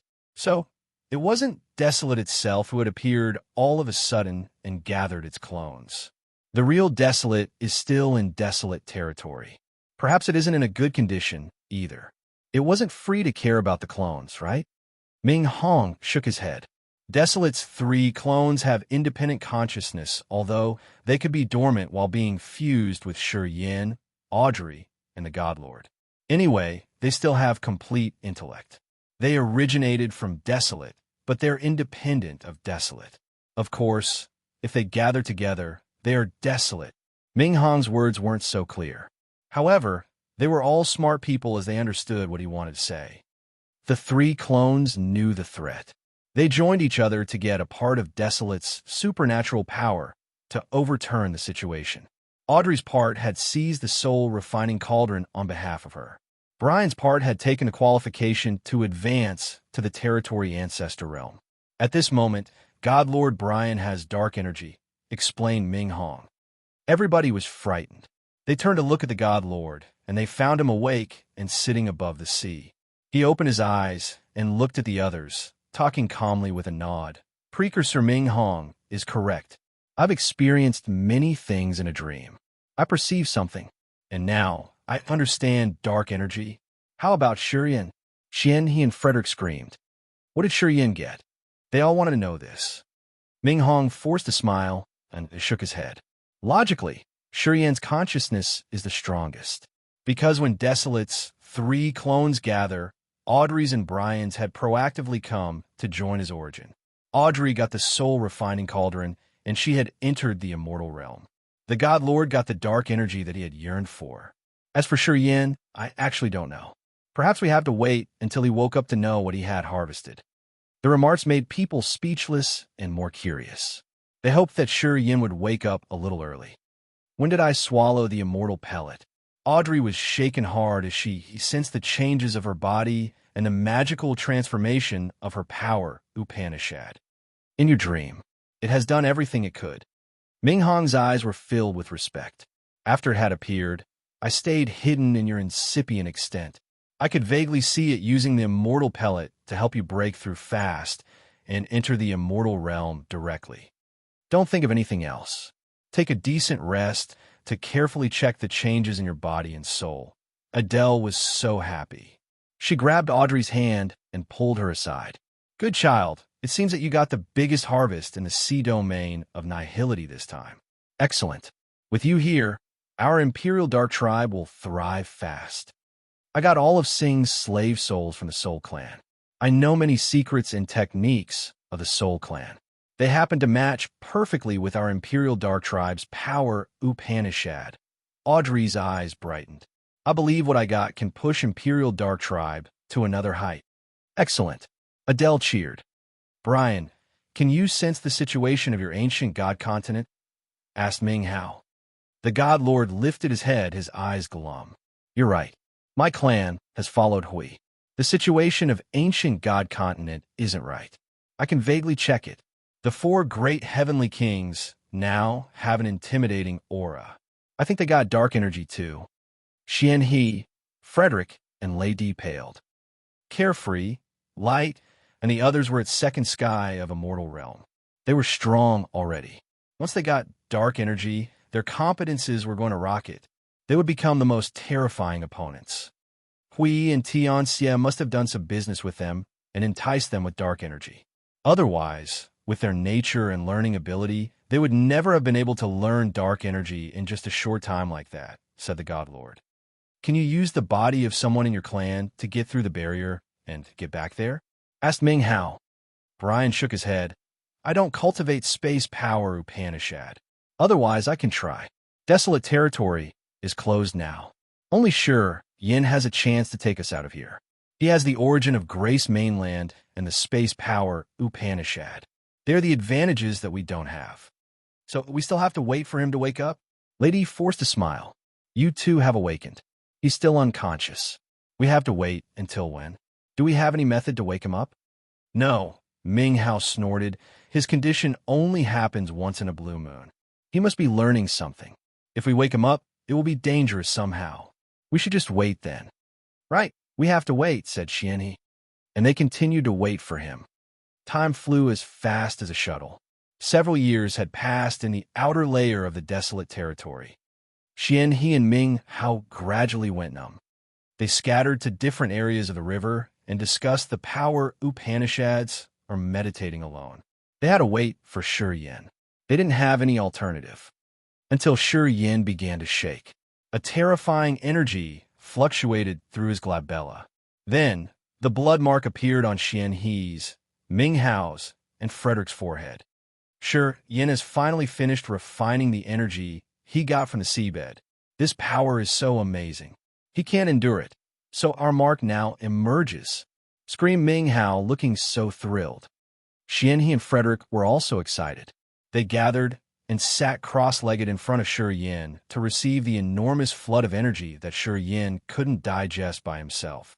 Chapter 1473, Apprehend the Creation. Chapter 1473, Apprehend the Creation.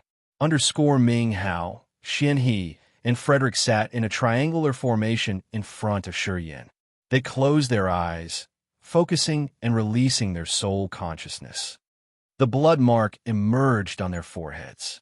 At first, it was blurry, but then it became beautifully crimson. Shi Yin was still unconscious. Energy fluctuated terrifyingly in his body, especially deep in his brain.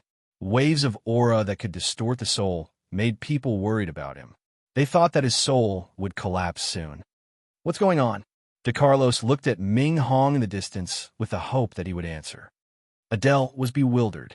She looked at Ming Hao and Xian He and felt worried. Ming Hao was her blood brother, and Xian He was her lover. Of course, she didn't want anything bad to happen to them. Thus, she turned to ask Ming Hong, "What do you think?" Not far from them, De Carlos, Lei Di, and Azure Dragon also looked at Ming Hong and waited for his explanation. The battle on the seabed of the Sea of Annihilation had killed dozens of experts at the immortal realm. Shi Yin had quietly taken in the essence Qi and even their soul altars after they died. Those people had astonishing god power and powerful soul altars. I think the reason why Shi Yin has been unconscious for a long time is that he has to digest an enormous amount of energy. Ming Hong pondered for a few seconds and then said, after such a long time, his devouring power Upanishad would work again to release the energy. Shi Yin's body can't absorb all of them. He has to bestow the extra energy to the warriors, cultivating the 8 great evil power Upanishads. Yeah, with their cultivation base, Ming Hao, Xian He, and Frederick will receive great benefit from sharing the energy with him. Then, Ming Hong stopped and looked at the god Lord in vigilance. Although he didn't say anything, Adele, De Carlos, Lei Di, and Azure Dragon understood him. They then pulled serious faces. God Lord Brian opened his eyes, his face cold and dark. You think I would seize this chance to attack them? While I was dormant, you didn't assault me. Would I do that now? Snorting, he said, his voice stiff and cold. I've been slaughtering everywhere for my whole life. I've killed a lot of people and destroyed a lot of planets. But I have never done such despicable deeds. When I killed Bloodthirsty that year, I didn't know that he was hurt severely. Although I like killing, I'm always straightforward. I have never done anything contemptible. I think he knows how to behave. De Carlos curled his lips. Today, we don't know the situation of desolate territory. The God Clan has subjected to Hui and Tianxia. He also needs our force. Harumph, the God Lord didn't have a friendly face. He looked as if he ridiculed their doubt. They could finally relax, but they were still careful enough to surround Shi Yin and the others in case the God Lord was going to launch his ambush. Swish, swish, swish. Wisps of gray energy flew out of Shi Yin's acupuncture points and glabella. There were hundreds of streams, which were divided into 3 parts and entered Ming Hao, Xian He, and Frederick through the marks on their foreheads. Ming Hao and the others shuddered slightly. They couldn't help but grin excitedly when they received the pure energy. Xian He sensed carefully. The stream of energy from Shi Yan's acupuncture points had turned into a cool stream, deluging his veins and running toward his god power ancient tree as soon as it got through the blood mark. His soul consciousness checked his body, and he saw that the branches of the god power ancient tree had become crystal like jade, each branch filled with pure energy. The ancient tree now looked like it was made of gemstone, sparkling beautifully and marvelously in his lower abdomen as the source of his enormous energy. As soon as the immense, gray streams of energy from Shi Yan's glabella had poured through the blood mark, it became the tonic to his soul, nourishing his soul altar and strengthening his sea of consciousness. At the same time, it helped his host's soul discharge the dregs and contaminants. Eventually, his soul altar became sparklingly crystal clear. Frederick had the same feelings. The energy emitted from Shur Yin had strengthened their god power ancient tree, cared for their soul altars, and helped them refine their body and restructure their soul altars. Ming Hao was shaken. He felt so wonderful that he couldn't describe it. Ming Hao cultivated the soul altar in his soul. His sea of consciousness was immensely vast. Each wisp of his soul consciousness connected to a clone. In his sea of consciousness, so many souls were bobbing like mere people. The soul energy from Shur Yin had entered his sea of consciousness after it got through the blood mark. His soul altar had been quenched for hundreds of years, and his host soul had cultivated for tens of thousands of years. Suddenly, he felt a vibe. The energy that had entered his sea of consciousness carried true soul power, which was ultimately pure. Instantly, it mingled with his sea of consciousness. Ming Hao sensed for a while, and what Neptune had explained about the god power, dark energy, and the positive and negative energy suddenly became clear to him. Dark energy was the most refined and purest soul energy. The energy in the sea of consciousness had become clear as he had cultivated it with his own method. And now it got the mysterious but intimidating energy.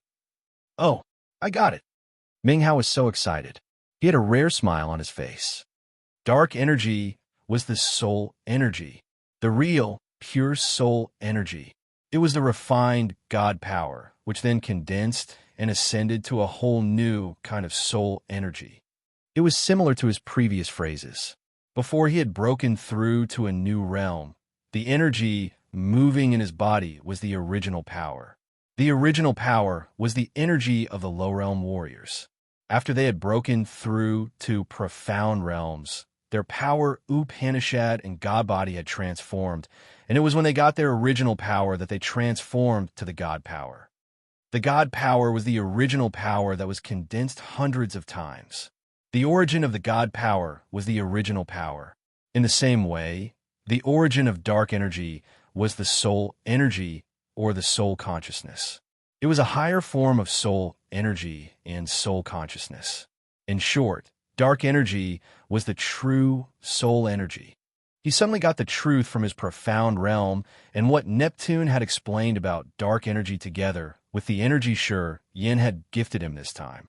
The soul energy Shur Yin was sending him now had the aura of dark energy, which provided him with a better chance to observe and learn. Xian, he and Frederick were at only second sky of a mortal realm, so their bodies and soul altars hadn't advanced enough to perceive dark energy. They didn't know the mysterious features of dark energy, so they couldn't learn dark energy this time like Ming Hao. The energy that flew out of Shur Yan's labella hadn't ceased after several days. Adele had always noticed the God Lord, as she was afraid that something unexpected would happen. Today, the God Lord, who had closed his eyes all the time, suddenly opened his eyes, revealing a pair of bright pupils. Adele, Lady, and the others changed their visages slightly. They couldn't help but turn tense and vigilant. Brian looked strange when he observed Ming Hao and grinned. Yeah, he's Ming Hao, just half a step behind me. He has dark energy. He's truly the leader of the 8 chiefs. He hopes to break through to the territory ancestor realm then. He's my lifetime rival. Hearing him, Lady, Azure Dragon, and DeCarlos were very surprised. They then sighed and envied the others. They exchanged looks and saw the complicated thought on each other's faces. When they looked at Shur Yin again, Ming Hao and Xian he looked odd. Many years ago, in this vast, desolate territory, only Bloodthirsty had dark energy. It was also the reason why he had become the overlord of the Sea of Stars, the most acknowledged, powerful expert. After he was gone, his body scattered in many places. The God Lord, Ling Xiang, Caesar, and Lorraine had used his bones to study the power of dark energy. However, none of them could figure out anything. Ling Xiang, Caesar, and Lorraine were the first sky of a mortal realm. Their bodies and soul weren't strong enough to perceive the energy. Thus, they were just wasting their efforts. As Brian and Ming Hao had known nothing about dark energy, they couldn't get the key from Bloodthirsty's remains. It was like the blind groping on things, but didn't know what they were. Quite the contrary, Shi Yin, unknowingly, had used the devouring power Upanishad and become the first expert to get dark energy after Bloodthirsty. After Brian and Ming Hao had come to the sea domain of nihility, they knew how vast the world was. They knew about the territory ancestors, and what they talked about was dark energy. As they were the two outstanding and talented experts, they somehow got the key after listening to Neptune. Today, as Desolate's clones had affected them, and with dark energy from Shi Yin, these two had cleared the thick mist in their heads to perceive this advanced form of energy. After Shi Yin, Brian and Ming Hao had successfully received dark energy. At their third sky of immortal realm, once they got dark energy, they were just one step away from the territory ancestor realm. Sizzle, sizzle, sizzle. The acupuncture points and the glabella in Shi Yin's body sounded strange. Eventually, the streams of energy emitted from him ceased. Xian He, Frederick, and Ming Hao pulled themselves together to check their bodies and absorb the energy. At the same time, when the extra energy was discharged, Shi Yan's acupuncture points and the black hole, which were his sluggish, delicate tools, were now moving again at a fast speed. Finally, Shi Yan's consciousness returned to him. Refined energy from 720 acupuncture points in his entire body had entered his incipient extent. A marvelous wonder slowly unfolded in his galaxy incipient extent. The streams of energy in his acupuncture points swarmed into his incipient extent. Slowly, his incipient extent looked emptier as it expanded. The misty air hovered as if it was earth and heaven energy. It looked like a cluster of something chaotic. Slowly, that chaotic area had some changes. The pure earth and heaven energy slowly condensed and became brilliant stars with mountains, lakes, and foliage. Shi Yin was shaken as if he had seen the images of a newborn world. He felt so touched that he wanted to cry. The earth and heaven energy in his incipient extent was clusters of moving air. When they expanded, they also widened the area. When they gathered, they created planets with mountains, lakes, and plants. Vaguely, he saw some shapes of creatures. However, all of them didn't have a soul. Whether it was the stars, the mountains, or an animal, they were just like a stone table. They were dead things. Until the black hole released pure, dark energy, a mysterious soul aura was poured into the incipient extent. All of a sudden, some stars in his incipient extent seemed to get their soul flames ignited. They now had a feeble consciousness. At this moment, his host's soul felt like the creator. He could feel the naive and shy consciousness of the newborn stars and the muffled, bewildered thoughts when their intellect had just formed. Chapter 1474. Chapter 1474. Indifferently watch the heaven and earth change. The heaven and earth original energy had turned into the planets and other entities. The dark energy had improved lives with souls. It was the way of creation. Today, Shi Yan's incipient extent had played the way of creation. Heaven and earth energy from his acupuncture points flooded the incipient extent, expanding it. Next, the cluster of chaotic gas was created, which then generated the planets, mountains, and rivers. The dark energy gushed from the black hole as the source of the soul, granting the feeble soul consciousness to those planets. Shi Yin was the master of this world. His consciousness could reach everywhere to check the smallest of changes. He quietly observed everything. Gradually, his comprehension became deeper, and he finally understood the origins and marvels of God power and dark energy. The God power existed in the abdomen of the warriors, which they had created by collecting and condensing the energy from heaven and earth or divine crystals. The essence chi from the dead that his acupuncture points had absorbed was also a kind of heaven and earth energy. It was the god power remaining in the warriors he had absorbed right before it vanished, returning to the heaven and earth. After it was filtered and refined in his acupuncture points, it turned into the basic pure energy of the world. This basic energy of heaven and earth was the root of creating everything. When he brought it in his incipient extent, he could create many things. The soul altars and the soul energy the black hole had taken up would turn into the dark energy after the refining process inside, which was also a truly pure soul energy. The origin of the dark energy stayed in the soul and soul consciousness of the warriors. After it had entered his incipient extent with the soul energy magnetic field, it could deliver life to the stars there. He quietly sensed and observed his incipient extent, finding that the dark energy in his incipient extent was just enough to give an immature consciousness to a few stars. However, it couldn't grant intellect to the animals he had created or create the new races with a flesh body and soul. Shi Yin thought that it was because his realm and understanding of the dark energy weren't profound enough. He suddenly understood that having real creatures in his incipient extent was the key of transforming it into a territory. The territory ancestor realm.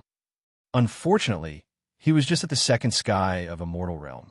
He was still a distance away from the territory ancestor realm, which was neither short nor long. Sensing the changes of his body, soul, and incipient extent, his consciousness lingered in his sea of consciousness and found a strange pond there. That pond was jet black, and it was just the size of a lower millstone. It wasn't even 1/1000th the area of the sea of consciousness. The thing that was moving inside the pond was the pure, dark energy. It was the true soul energy.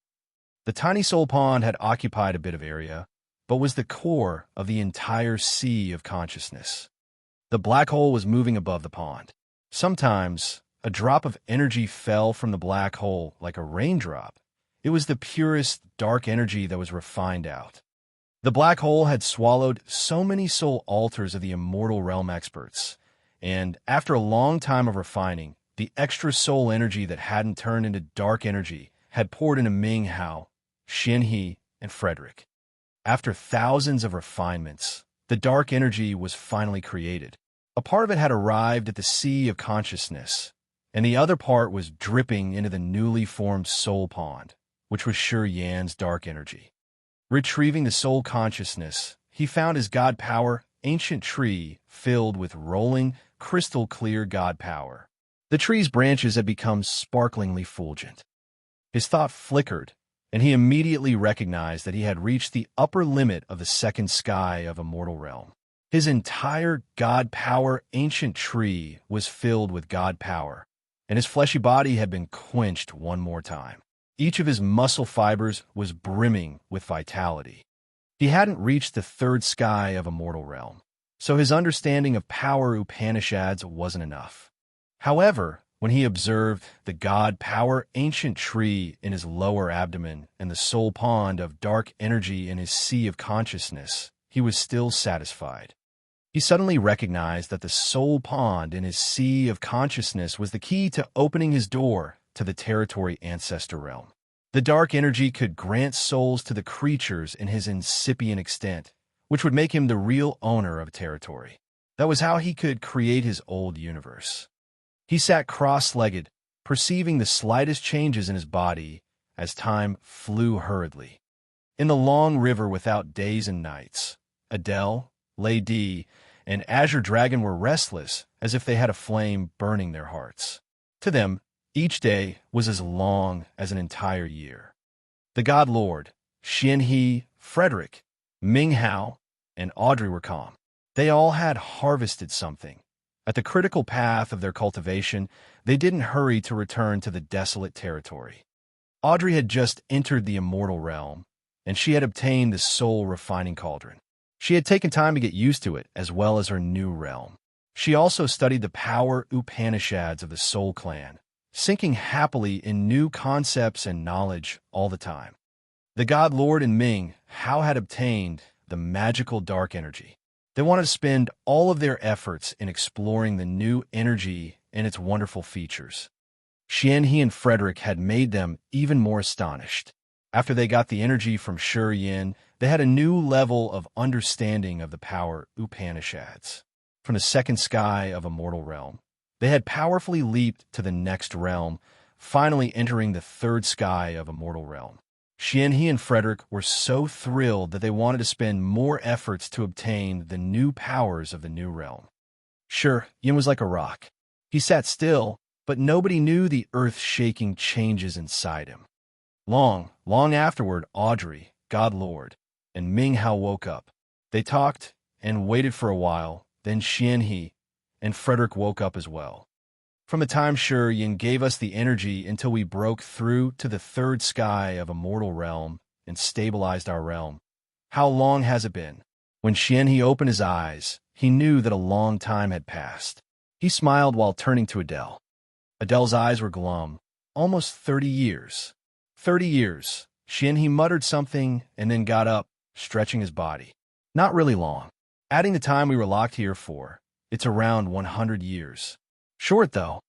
Yeah, it's short. But with the unclear situation of desolate territory and the fact that we didn't cultivate like you guys, it was really tough for us to wait for 30 years. Adele's voice was bitter. Then what should we do? Xianhe shrugged, pointing at Yin. If he doesn't wake up, no one can return to desolate territory. Everybody quieted down. Only Yin was the warrior with an origin and the space power Upanishad. They had to count on him. They continued to wait for 3 more years. Eventually, Yin opened his eyes, with 2 galaxies moving in them at this moment. He gave people an impression of something deep and unimaginable. After dozens of years of meditation, Yin had observed the mysteries of the word at its finest dawn. He felt it had been hundreds of thousands of years, as if he had gone through the heaven and earth's process of a whole era. After he had awakened, he felt that his body and mind were a little tired. This kind of tiredness only happened to the aged warriors. It was the feeling of seeing hundreds of thousands of lives and countless times of rising and lowering tides. Xianhe and the others turned to Yin, their minds shivering. They all felt something archaic and melancholic from him. They knew he was pretty young, but looking at him now, they had a strange feeling that he was even older than them, and that he had experienced so many eras. Even Holy Beast Azure Dragon, the oldest expert in this group, was startled for a while. He shook his head, talking skeptically. Why do I feel like he's been living even longer than me? It's just around 100 years we didn't meet, right? His bearing has changed greatly. Before he went dormant, he didn't have this aura. Seems like after this deep slumber, he underwent something more magical than us. The God Lord pondered, and then asked all of a sudden, Yin, what did you get? Desolate's clones had helped Audrey get the soul-refining cauldron and the immortal realm, and the God Lord had gotten the dark energy he had yearned for. Brian believed that Yin had obtained a bigger harvest. What did I get? Yin was a little bewildered. I'm still at the immortal realm. Seems like I don't have any significant changes. Talking about harvest, perhaps it's... He didn't talk more. Everybody was so curious. They gazed at him with their feelings boiling, as if they wanted to eat him. Yeah, I may have vaguely seen the principle of the Great Path. I saw the changes of the world at its finest dawn, and I've experienced the wealth and decline of an era. Yin wasn't so certain. The ones around him didn't get it either. It's the understanding of power Upanishad, principles, and progress of heaven and earth. It's a harvest we can't measure. They're the priceless experiences in this world. They'll benefit you greatly in your realm, power Upanishads, and even body. You'll know soon, DeCarlos said. Hearing him, people thought carefully. Although they all got something, they still showed a crazily envious countenance toward Yin. Brian and Ming Hao got the dark energy. Xianhe and Frederick have entered the third sky of a mortal realm, and Audrey's broken through the immortal realm. Wonderful. It's excellent, guys. Yin turned to them, smiling relaxedly. You guys are waiting for me to open the door to desolate territory, aren't you? Everybody felt magical as they nodded. All right, we should go home.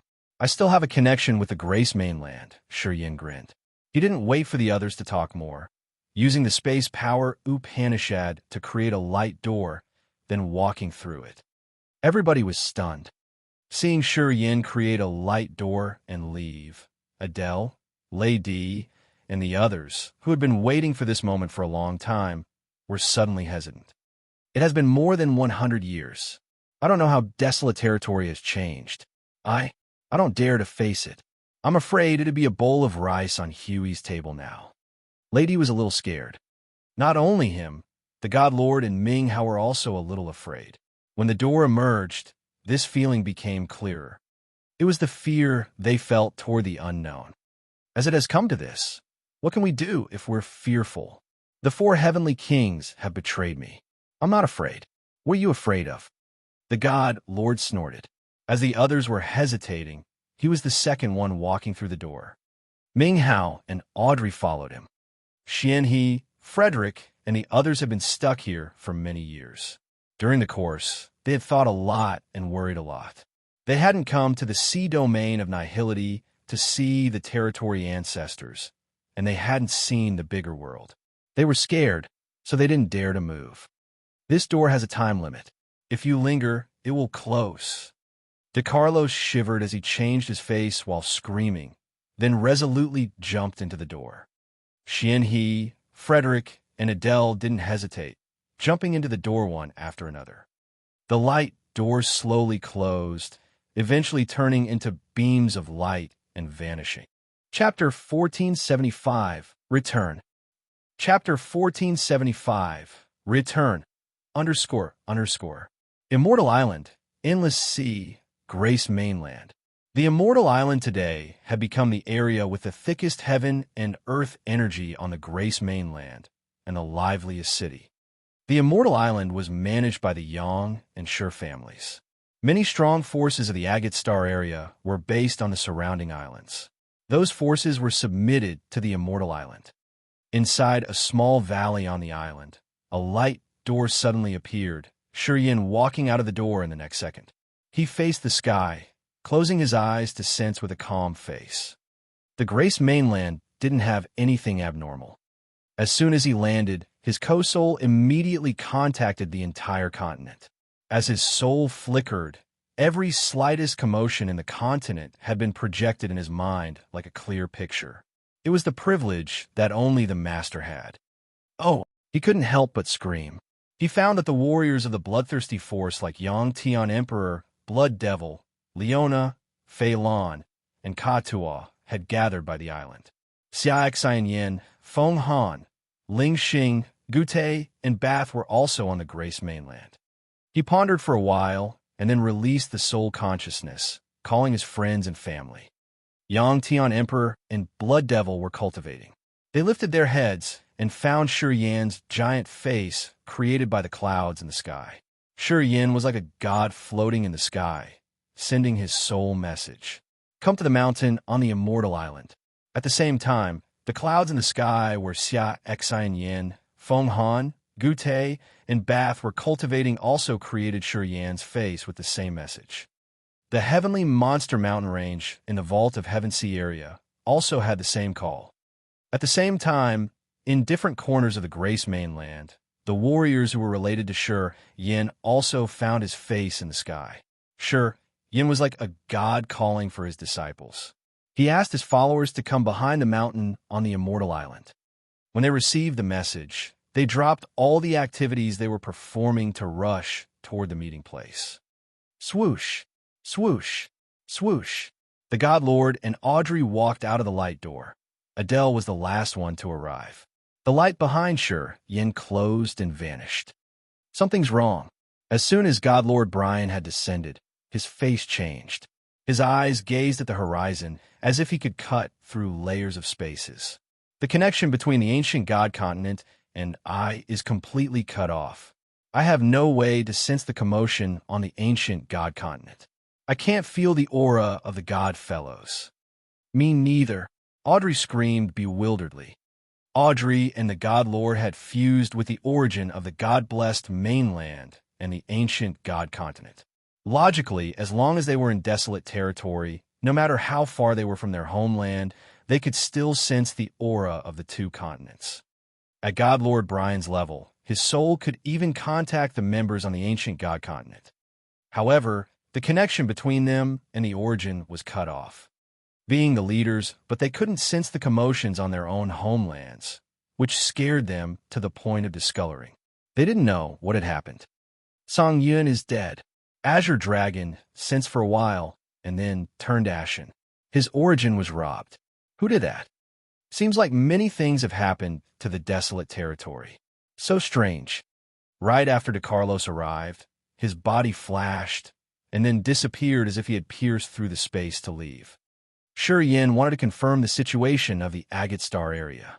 Seeing DeCarlos leaving, he didn't want to waste his efforts. He just needed to wait for DeCarlos then.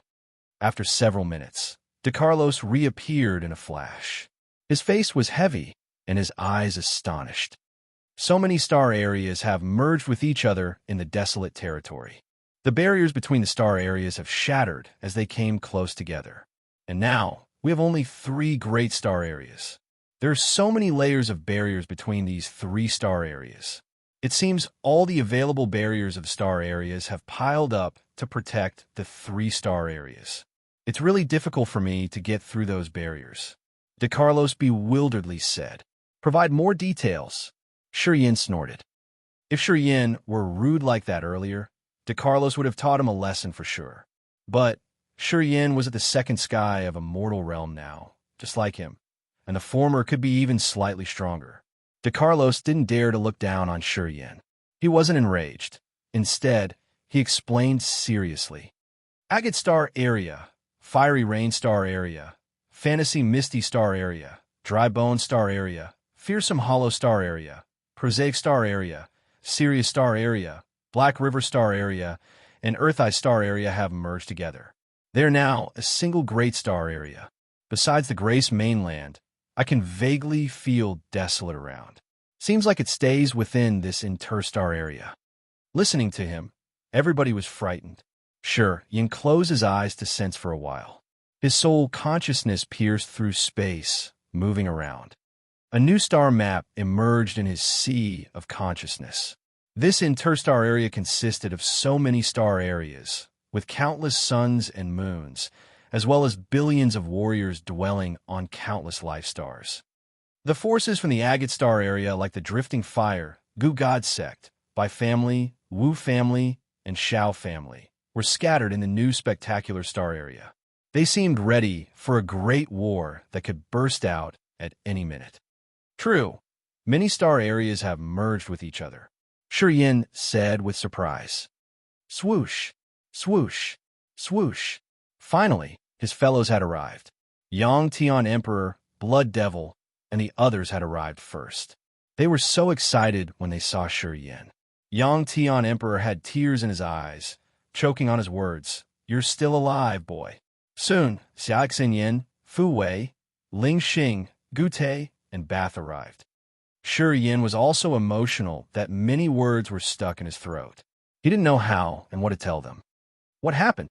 Ming Hao saw Yang Tian Emperor and Blood Devil come, his face turning ferocious.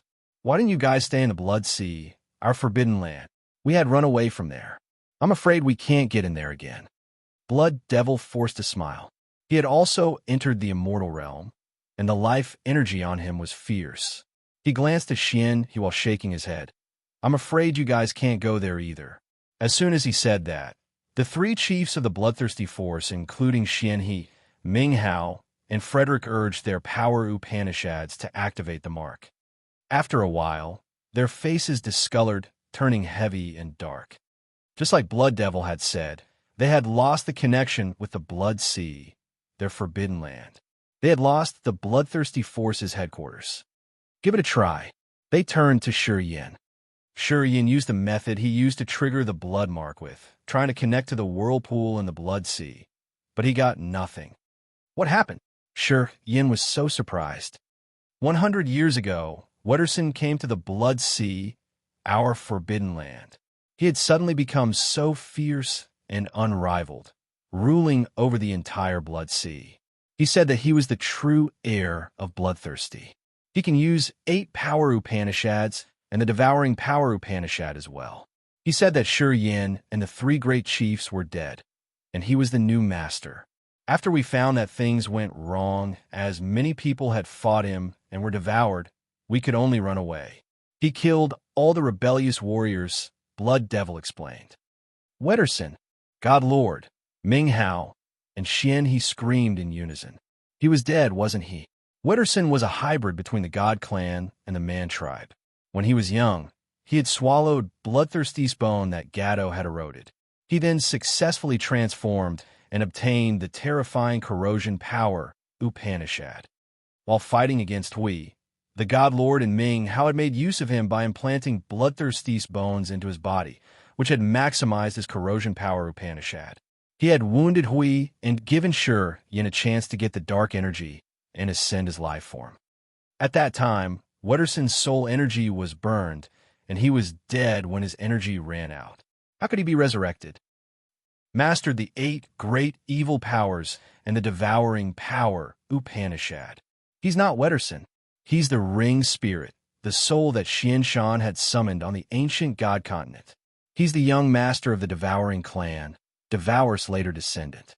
After Hui unsealed him, he had run away. He obtained Wetterson's body, I suppose. At that time, Wetterson's soul was destroyed, leaving a body full with Bloodthirsty's remains. He has occupied the body. Yin pondered and then continued, had fought against some devouring clan warriors in the Sea of Annihilation. I knew that some young master of the said clan had begun something. He has come to our desolate territory. Perhaps he's Devour's heir. The members of the devouring clan understood the 8 great evil powers, and Xian Shan's ring spirit had the inheritance of the devouring power Upanishad. When that one entered the blood vein ring and swallowed the original ring spirit, he had obtained the inheritance. He had enticed Yin, trying to seize his body with many evil tricks. Eventually, Ming had sealed him inside the blood vein ring. During the fight with Hui's power had helped him tear the seal, and that person had run away with the blood vein ring. He got Wetterson's body, so now he could exist in desolate territory as a real entity with a fleshy body and soul. Turns out it's him. Ming Hao and Xian, he wore a heavy complexion. How about Bloodthirsty Force?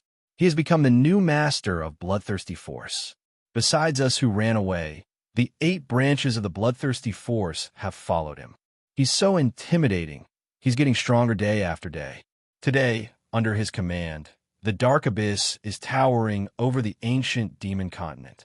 That Dark Abyss seems to have a consciousness, slowly devouring the ancient demon continent.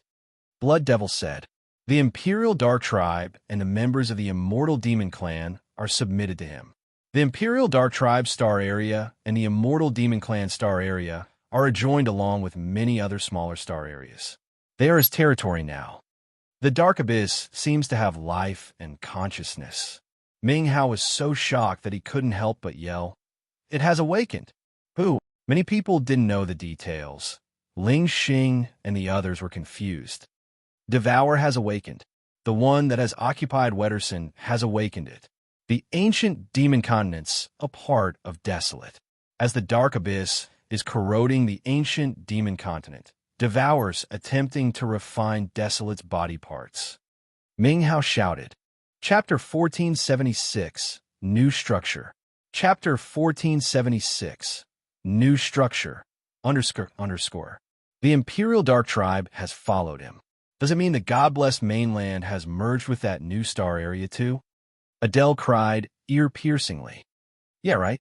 The God-blessed mainland is right next to the ancient demon continent. Blood Devil explained. Devour is swallowing the ancient demon continent. Once it is finished, it will continue with the God-blessed mainland. The ancient demon continent and the God-blessed mainland are parts of Desolate. After Devour's done with it, I wonder what earth-shaking transformation would happen to the desolate territory. Ming Hao wore a grimace. What about the other great star area? God Lord Brian shouted. Yang Tian Emperor looked at him oddly. The center of that star area is the ancient God Star area. The ancient God Star area has merged with the Fantasy Sky Star area, Broken Hall Star area, Heavenly River Temple star areas, and dozens of major star areas the God Clan has conquered. It's the biggest star area now.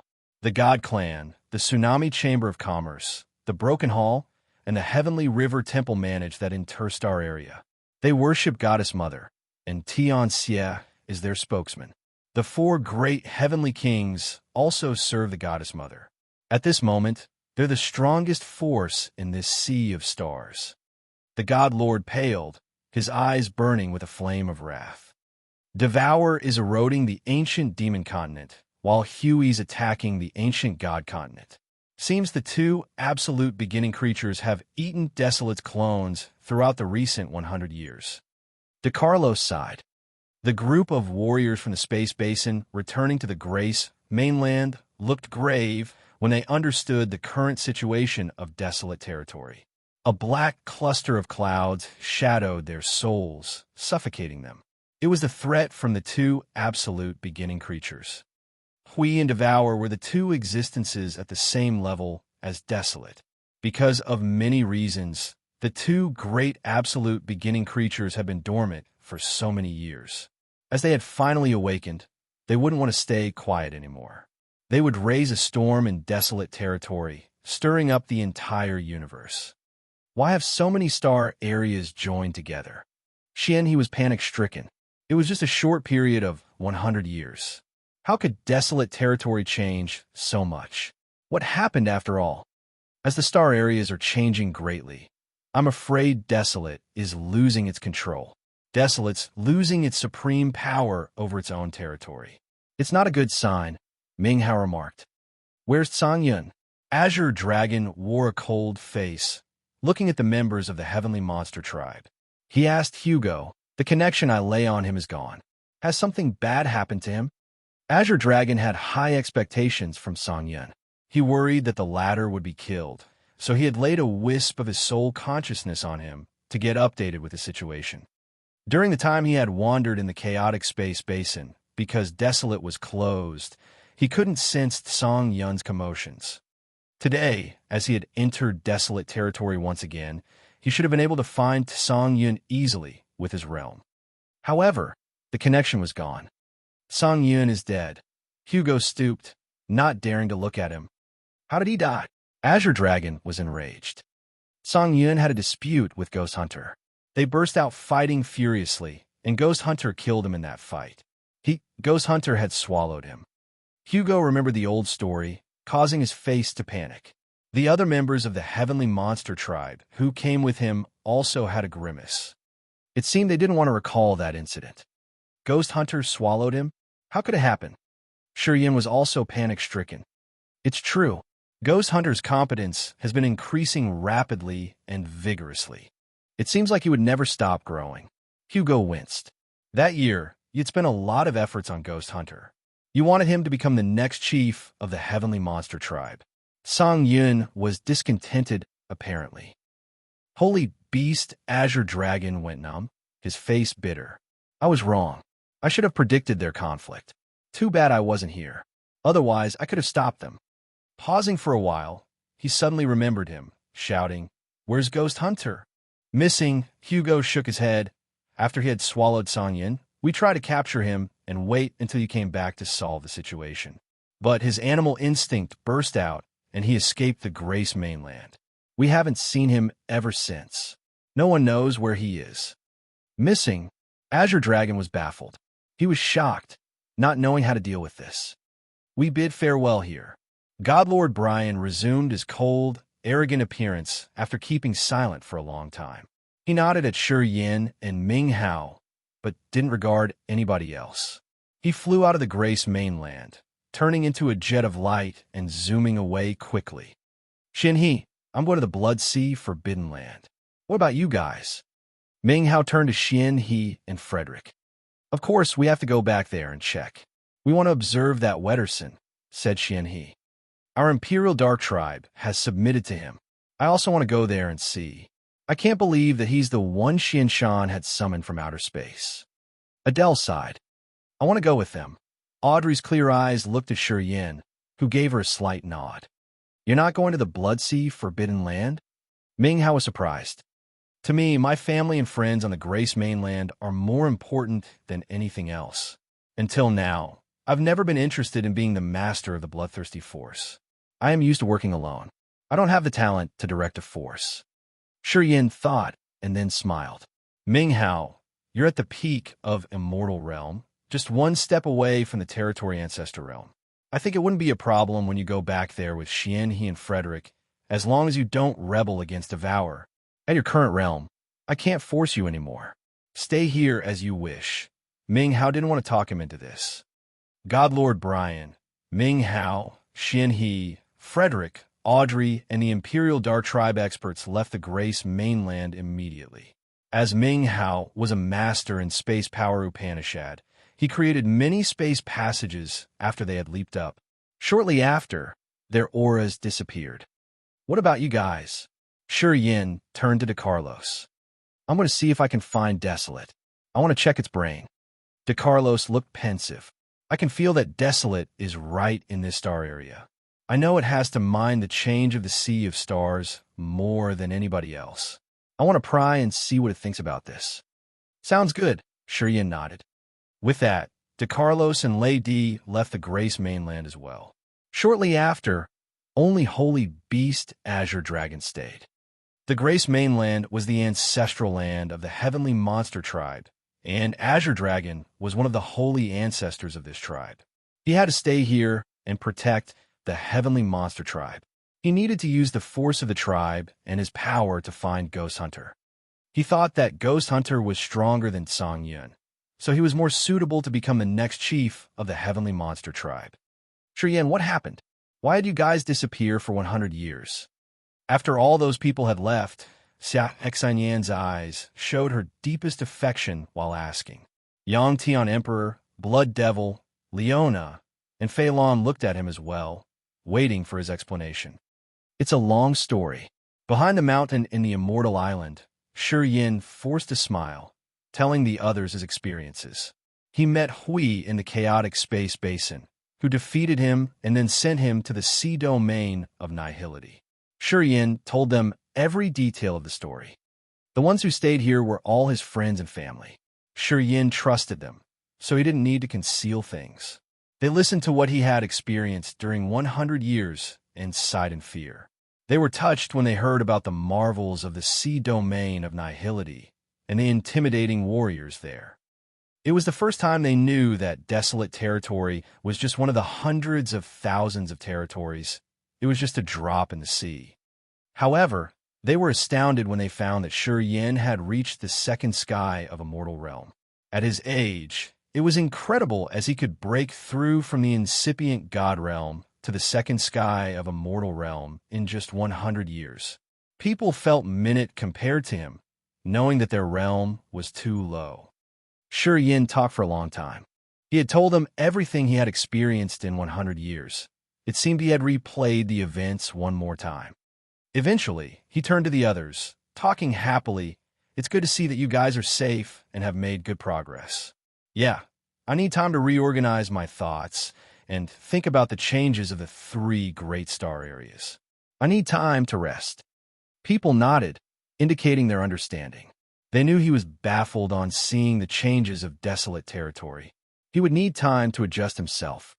They began to leave, but some chose to stay, cultivating in the cave near the valley. They were waiting for him to give them directions after he woke up. He really had a lot of things to think and clarify. He vaguely felt that the earth-shaking changes of desolate territory weren't simply because of Desolate losing control of the territory. Perhaps it was because of Hui and Devour. In his incipient extent, he had experienced a lot of things. He had seen a similar structure of heaven and earth at its very dawn. He had learned a lot, and now he needed time to rearrange his thoughts. He had a seal in his host's soul, which had been there since he got the devouring power Upanishad. That seal stayed in his soul, and he could use it to send the energy to the warriors cultivating the 8 great evil power Upanishads. What was that blood mark? He had thought for a long time, and had finally come to a conclusion. He guessed it was the absolute beginning original symbol of devouring power Upanishad that bloodthirsty ad got. When he received his inheritance, it had entered his soul as well. He wanted to break that blood mark to understand the root. He needed to comprehend the origin in his co-soul, to seize the memory of the clone, and know what had happened between Hui, desolate, and devour. Hui, devour, and desolate were the absolute beginning creatures. Why did these three have to entangle with each other for billions of years? Why had Hui been dormant in the chaotic space basin? Why had Devour left the devouring clan in the sea domain of nihility to fight against Desolate? Why had Desolate been divided into 5 pieces, the 5 ancient continents? There were so many secrets, so many knots he needed to untie. That was the only way he could deal with the complicated, knotty situation of Desolate territory. Chapter 1477, Goddess Mother. Chapter 1477, Goddess Mother. Underscore. Ancient God Star Area. Countless stars sparkled like diamonds, decorating the dark outer space. Those stars twinkled magnificently, as if they were the eyes peeking at the world. The ancient God Star Area today was peerlessly vast, created by dozens of star areas. There was no barrier between the star areas. The battleships, space shuttles, war chariots, and warriors moved around freely. The God Clan, the Tsunami Chamber of Commerce, the Broken Hall, and Heavenly River Temple, as well as dozens of strong forces now served a new goddess. This goddess was called Mother Goddess. Tianxia was the spokesman of Mother Goddess. The 4 great heavenly kings were her loyal henchmen, and the chiefs of the 12 families of the God Clan had become her god guards. In a corner of the star area, a silhouette appeared. He was baffled, watching the brand new star area as he looked lost and worried. He was God Lord Brian, who had commanded the God Clan and so many experts to kill Bloodthirsty. He had helped the God Clan thrive for 10,000 years. Today, Desolate Territory had only 3 star areas: the Ancient God Star Area, the Ancient Demon Star Area, and the Grace Mainland Star Area. The 3 new star areas had been named after the 3 great ancient continents. The barriers between the 3 star areas were extremely thick and terrifying. The ordinary Immortal Realm experts couldn't even pierce through the barriers to move between the 3 star areas.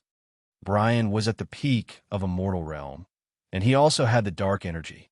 As time flew, he had transformed his incipient extent to approach the Territory Ancestor Realm.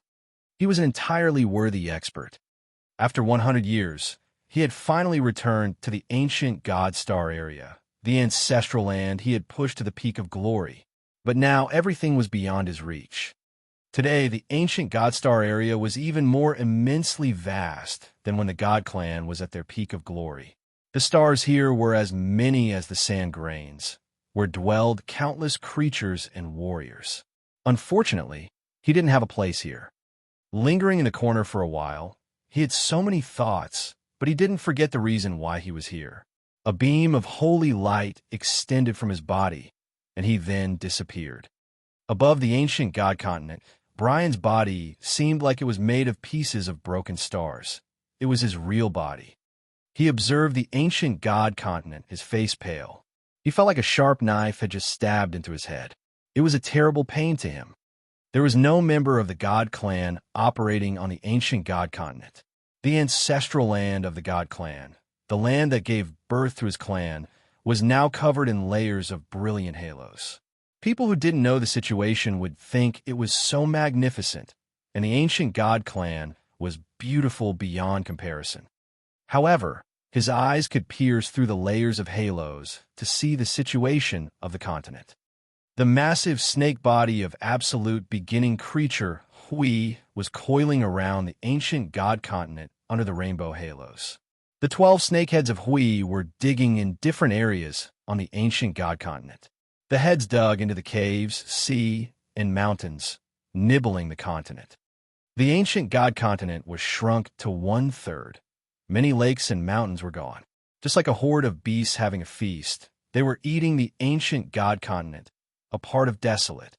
He observed the ancient God continent, his heart bitter cold like the winter. A flame of anger moved in his eyes as he looked to Hui nibbling at the continent. His soul felt cold and painful. It was the scream and cry of the origin in his soul. He understood clearly that the ancient god continent was the body of the origin, just like the flesh body of a creature. Today, the 12 heads of Hui were the leeches that were sucking blood and origin's energy of the ancient god continent. The mountains and rivers had disappeared as their energy, the basic energy of heaven and earth, was consumed. I won't let you satisfy yourself. I'm back, and I will take back everything that belongs to me. The god lord muttered, his eyes bright. He turned into a dazzling sun with a scorching light and heat. The heating light emerged dazzlingly above the ancient god continent. The holy energy rippled, making many experts of the ancient god continent scream in fear. He's back. He wants to attack Goddess Mother. He shouldn't return. The warriors scattered on the stars around the ancient god continent looked at the blazing flame, wearing different countenances. Some looked complicated, some were unaffected, some looked bitter and painful. Magically, the tsunami star and the heavenly fantasy star were around the ancient god continent. The host stars of the big forces were pulled here, surrounding the ancient god continent altogether. They protected the ancient god continent in the center like thousands of stars protecting the moon. Tianxia inside the subterranean world on the tsunami star opened his eyes, wearing a cold face. I didn't expect you to come back. Anyway, what can you do now? Goddess Mother is refining the ancient god continent. Nobody should disturb her. Seems like I have to get there. With that, he disappeared from a pond. In the next moment, Tian Xian reappeared above the ancient god continent. Brian, how are you doing? Oh, you're fast. It took you only 100 years to come back. Hey, did you get anything from the absolute beginning vestige under the sea of annihilation? Goddess Mother sent her hope with you. We did hope that you would bring something magical back here. The God Lord was shocked. Tian Xia, we had thrown Ming Hao and me to the absolute beginning vestige on the seabed of the Sea of Annihilation. His face changed instantly. Mother Goddess wanted you and Ming Hao to bring the power Upanishad symbol tower back here. I wonder if you succeeded, Tian Xia remarked. He ignored the light power from the God Lord which had turned the latter into a burning sun. With the dark energy, the fierce, holy light expanded invisibly toward the halos above the ancient god continent. He attempted to dissolve the barriers we had created. Brian wore a cold face, but didn't answer. At this moment, he finally knew that it wasn't an accident that he and Ming Hao were trapped in the absolute beginning vestige. We did that on purpose. We knew the power Upanishad symbol tower was there. It hoped that Brian and Ming Hao could get the power Upanishad symbol tower.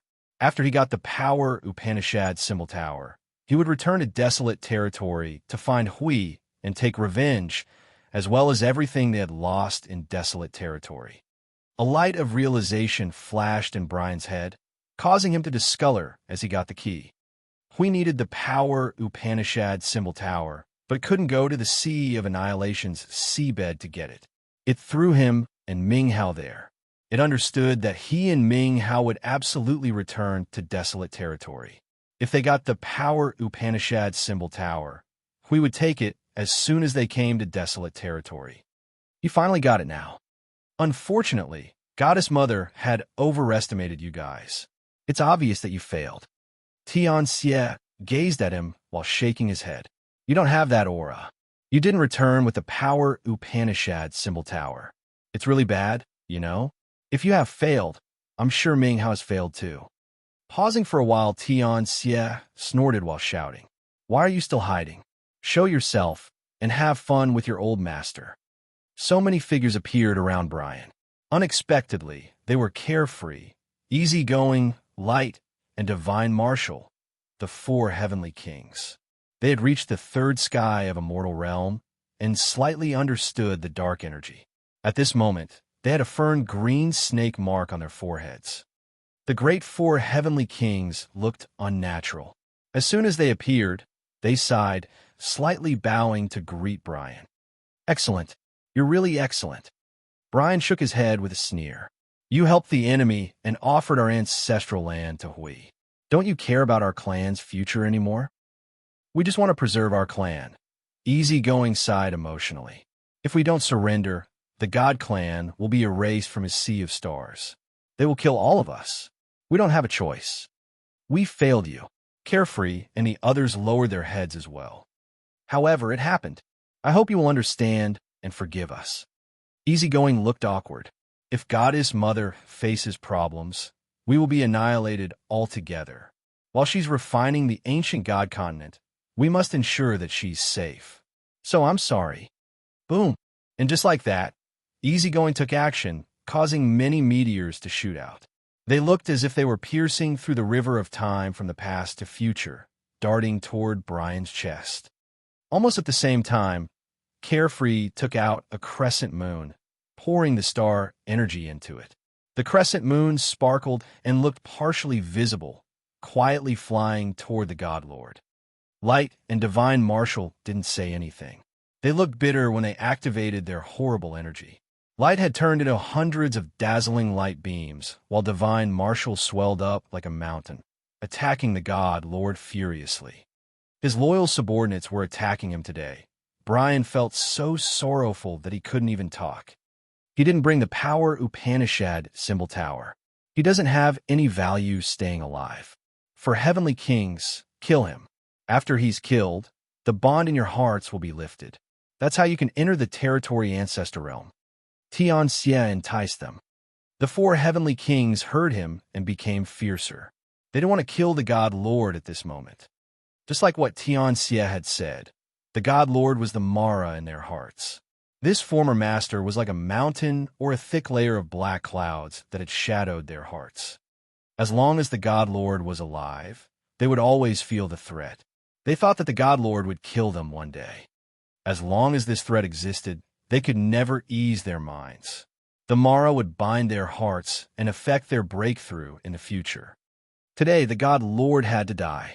The death of this former master would end every fear in their souls. Inside the seven-colored halos, a massive snakehead appeared above the god Zenith, the peak of glory that belonged to the god clan. This snakehead supported a magnificent throne where was seated an enchanting figure. She was Ziyao. Ziyao of today had a pair of seven-colored eyes. She was wearing an amethyst purple dress, which was draped loosely on the throne. She observed the battle between the God Lord and the four heavenly kings. It wasn't that she didn't have human emotions in her eyes like before. She looked as though she was very interested in watching the battle. Ziyao today seemed to have human emotions and had become more like the Ziyao from the past. Chapter 1478, The Dark Abyss. Chapter 1478, The Dark Abyss, __. The four heavenly kings, Light, Divine Marshal, Easygoing, and Carefree, had taken action altogether, surrounding God Lord Brian. They brutally showed him the power of the third sky of a mortal realm that they had just attained not long ago. A cold crescent moon flew out, capable of piercing through the sky. The water of the heavenly river rose torrentially, swarming toward the God Lord. Heavenly King Light was hovering in the center of a sea of golden light. The Sea of Lights had so many mirrors that reflected the lights, making them even more dazzling. Each bunch of his light could crush an entire star. At this moment, so many bunches of light were aiming at the God Lord, covering him. At the same time, Heavenly King, Easygoing, and Divine Marshal looked like ferocious statues. They had become tall like the giant gods that could tear the sky and crush the space into pieces. Tian Xie observed all this coldly. He didn't join this battle, his eyes sparkling maliciously. Meanwhile, the chiefs of the 12 families of the God clan had arrived. They used to be the God Lord's henchmen, and now they emerged, looking at him with a complicated face. The chiefs of the 12 families and many experts at the incipient God realm all had a fern green snake mark on their foreheads. It was the slave mark. Today, they were the slaves of absolute beginning creature Hui. They had to give Hui a wisp of their soul. As long as Hui flickered her mind, she could use the soul seal to kill them. If Hui were killed, the snake mark would explode, which would kill them altogether. God Lord Brian was fighting against the four heavenly kings. Seeing the familiar faces and the snake marks on their foreheads, he felt bitter and sorrowful. They were his fellows. Some of them were his later generation. They used to worship him as their ancestor, and he was their pride. But today they were all Huey's slaves. They were here to kill him. The biggest pain in this world was seeing one's family try to kill oneself. To Brian, the wound in his soul this time would never fade away for the rest of his life. "Why are you still idle?" Tion Sies snorted. "Goddess Mother down there is watching you. Don't you think you should do something for her?" The chiefs of the 12 families turned to look at the ancient god continent instinctively. They did see a charming figure on the god zenith. It felt like someone was watching them. They felt shivers run down their spines instantly. Goddess Mother's refining the ancient god continent. She can't be disturbed. Your life and soul are related to her. If she suffers any damage, you'll be doomed as well. I think I've made myself clear. Tion Sies said indifferently. The chiefs of the 12 families pondered for seconds, then gritted their teeth while hissing, "Guys, join hands. We must force him to retreat." "Wrong. It's not force him to retreat. It's kill. Kill him." Tion Sies corrected them coldly. "If Brian isn't dead, he will come and bother Goddess Mother. You can't sleep well then either. So he must die. Move." They stooped, their faces glum. The order was delivered. Many experts of the God clan had joined hands with the four heavenly kings to attack Brian. Brian was facing the burning fire, sharp icicles, and lightning net alone. He was battling against several hundred warriors all by himself. The four heavenly kings were at the third sky of a mortal realm and had the dark energy too. Now, they could use the soul to build barriers. Moreover, Brian had dedicatedly taught them, so they had mastered the cooperative techniques in fighting. When the four of them confronted one warrior, their combined power was incredible. Under the attack of the four heavenly kings, Brian felt greatly hurt. He was in the same situation as Bloodthirsty that year. So many experts were surrounding and attacking him. Compared to Bloodthirsty, his situation was worse because he had just reached the peak of a mortal realm. That year, Bloodthirsty had entered the territory ancestor realm. Moreover, his own kind was attacking him, so he couldn't heartlessly assault anyone. His hands were tied. Tui, he spurted blood, looking at a light lance in his chest. He shifted his cold look toward Heavenly King Light. Light was looking at him with an indifferent look. He didn't look ashamed. Only coldness stayed in his eyes. His line of sight swept over Divine Marshal, easygoing, and the juniors at the incipient god realm from his clan. He found them all having cold eyes. They didn't consider him as their leader. They looked as though they hated the fact that they couldn't kill him earlier. Boom, boom. Brian's heart felt colder and more desperate as all sorts of energy attacks shelled on him. Finally, he had recognized that the god clan today wasn't his clan anymore, and the members of the clan weren't his fellows, his kind anymore. The more wounds he received, the number he got. The pain in his body was far behind the agony in his heart. Good, very good. Brian faced the sky and laughed, looking disheveled. The precious gleam of indifference and pride had left him. He coldly glanced at Tion Sies and then the charming, lazy figure underneath while shouting, "Today I, Brian, pledge that I will not remember the old relationship. When I've entered the territory ancestor realm, I will come back." Then, he turned into a jet of light, flying toward the barriers ahead. Along his way, several incipient god realm experts of the 12 families were crushed into pieces, falling. It was the first time he had taken action. This assault meant that he had totally woken up. He no longer treated them as his fellows or remembered the old solidarity. Brian broke the besiege and dashed away, seeing which Tion Sies was a little bewildered. His figure flashed when he crossed the seven-colored layer above the ancient god continent, kneeling in front of Ziyao's throne on the god zenith. With his head low to show respect, he asked for her direction. "Goddess Mother, what should we do to Brian?" "Send the four great heavenly kings to kill him. It's their business. They should end it themselves." Ziao squinted while looking at Tian Xie and talking naturally. He didn't bring the power Upanishad symbol tower. It also means Ming Hao couldn't either. You should pay attention to the ancient demon continent. We don't want Devour to rob the power Upanishad symbol tower under our nose. I understand, Tian Xie replied. He then flew away from the ancient god continent, talking to the four great heavenly kings. Order from Goddess Mother. You are in charge of chasing and killing Brian. He's your Mara. If he doesn't die, you will never advance another step. The four great heavenly kings kept silent. After a while, they left without a word. The direction they left in was the one the God Lord had taken while breaking the besiege and running away. To break through further, they had made up their mind. They had to kill Brian. The ancient Demon Star area was also immensely vast.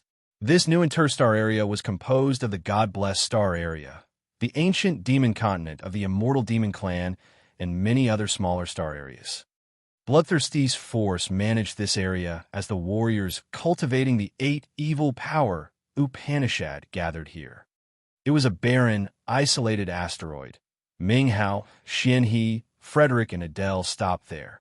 They observed the ancient demon continent from a distance. Their faces looked so cold, as if they were about to frost. From a distance, the 2 massive planets looked like a pair of conjoined twins. Darkness was shadowing the ancient demon continent. Above the ancient demon continent, the dark abyss was like a massive black hole. It released the darkness, covering the entire ancient demon continent. A flow of Ming Hao's soul approached the place to see clearly. After 10,000 years, the ancient demon continent had developed vitality again. The greenery covered the entire place, filled with lush mountains and clear lakes. But at this moment, the thick, inky black clouds were like a massive beast opening its mouth to swallow the ancient demon continent. Billions of twinkling starlight dots were moving toward the dark abyss. Along the way, it looked like the transition from spring to winter. Plants and grass withered and died. Rivers were droughty. Insects and fish died everywhere. It was a scene of despair and desolation. If this continent were a human, his vitality was being drawn away little by little. The ancient demon continent was heading toward death, to its extinction.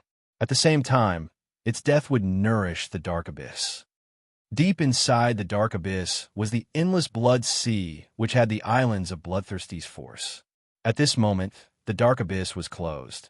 Ming Hao's soul couldn't explore further. He retrieved his soul consciousness and then told the others what he had explored. Devours, swallowing the ancient demon continent. He's not free to attack the God-blessed mainland yet. The God-blessed mainland is sealed. Our fellows of the Imperial Dark Tribe have moved out. I think our homeland's temporarily safe. Should we go to the Bloodsea Forbidden Land? Asked Xian He. It's Devour's body. He has awakened now. If we go there, we don't know what could happen. Adele hesitated. Devour should be very terrifying. Our master Ha attacked it and put into dormancy. It means that the absolute beginning creatures aren't invincible. Ming Hao shook his head. He has woken up, and he's swallowing the ancient demon continent. During this process, I think it doesn't have the extra power to care about us. So, I think we don't need to face it directly. We just need to face Wetterson. Listening to him, Adele and the others nodded as they thought that it was logical. They discussed for a while and then decided to enter the dark abyss. Several days later, they arrived at the dark abyss. Looking at the jet-black whirlpool, they felt a little helpless. In the past, they could get in and out there easily. But now, they didn't know how to enter. Eventually, they recognized that dark abyss was part of Devour, and it was almost impossible to sneak in without alerting it. While they were hesitant, countless dark clouds churned and flew out of the dark abyss. Wetterson appeared first. His eyes were strange as he smiled oddly, his voice dark and sorrowful. I've been waiting for you for a long time. Randolph, Conley, and Split, the warriors who had submitted to Ming Hao, Xian He, and Frederick, gathered by Wetterson. They looked at Xian He and Ming Hao with dark faces and cold eyes. There were many strangers in this group. But Ming Hao winced when his eyes raked through them. Those strange faces were the secret pieces of chess he had arranged 10,000 years ago. He had given them the 8 evil power Upanishads, making them hide in different star areas to work for him. They were the elites of his soul control force. Today, they had followed Wetterson. All of them had a small mark on their foreheads. It was a black hole, Devour's private crest. It was clear that all of them had followed Devour and had now become Wetterson's loyal warriors.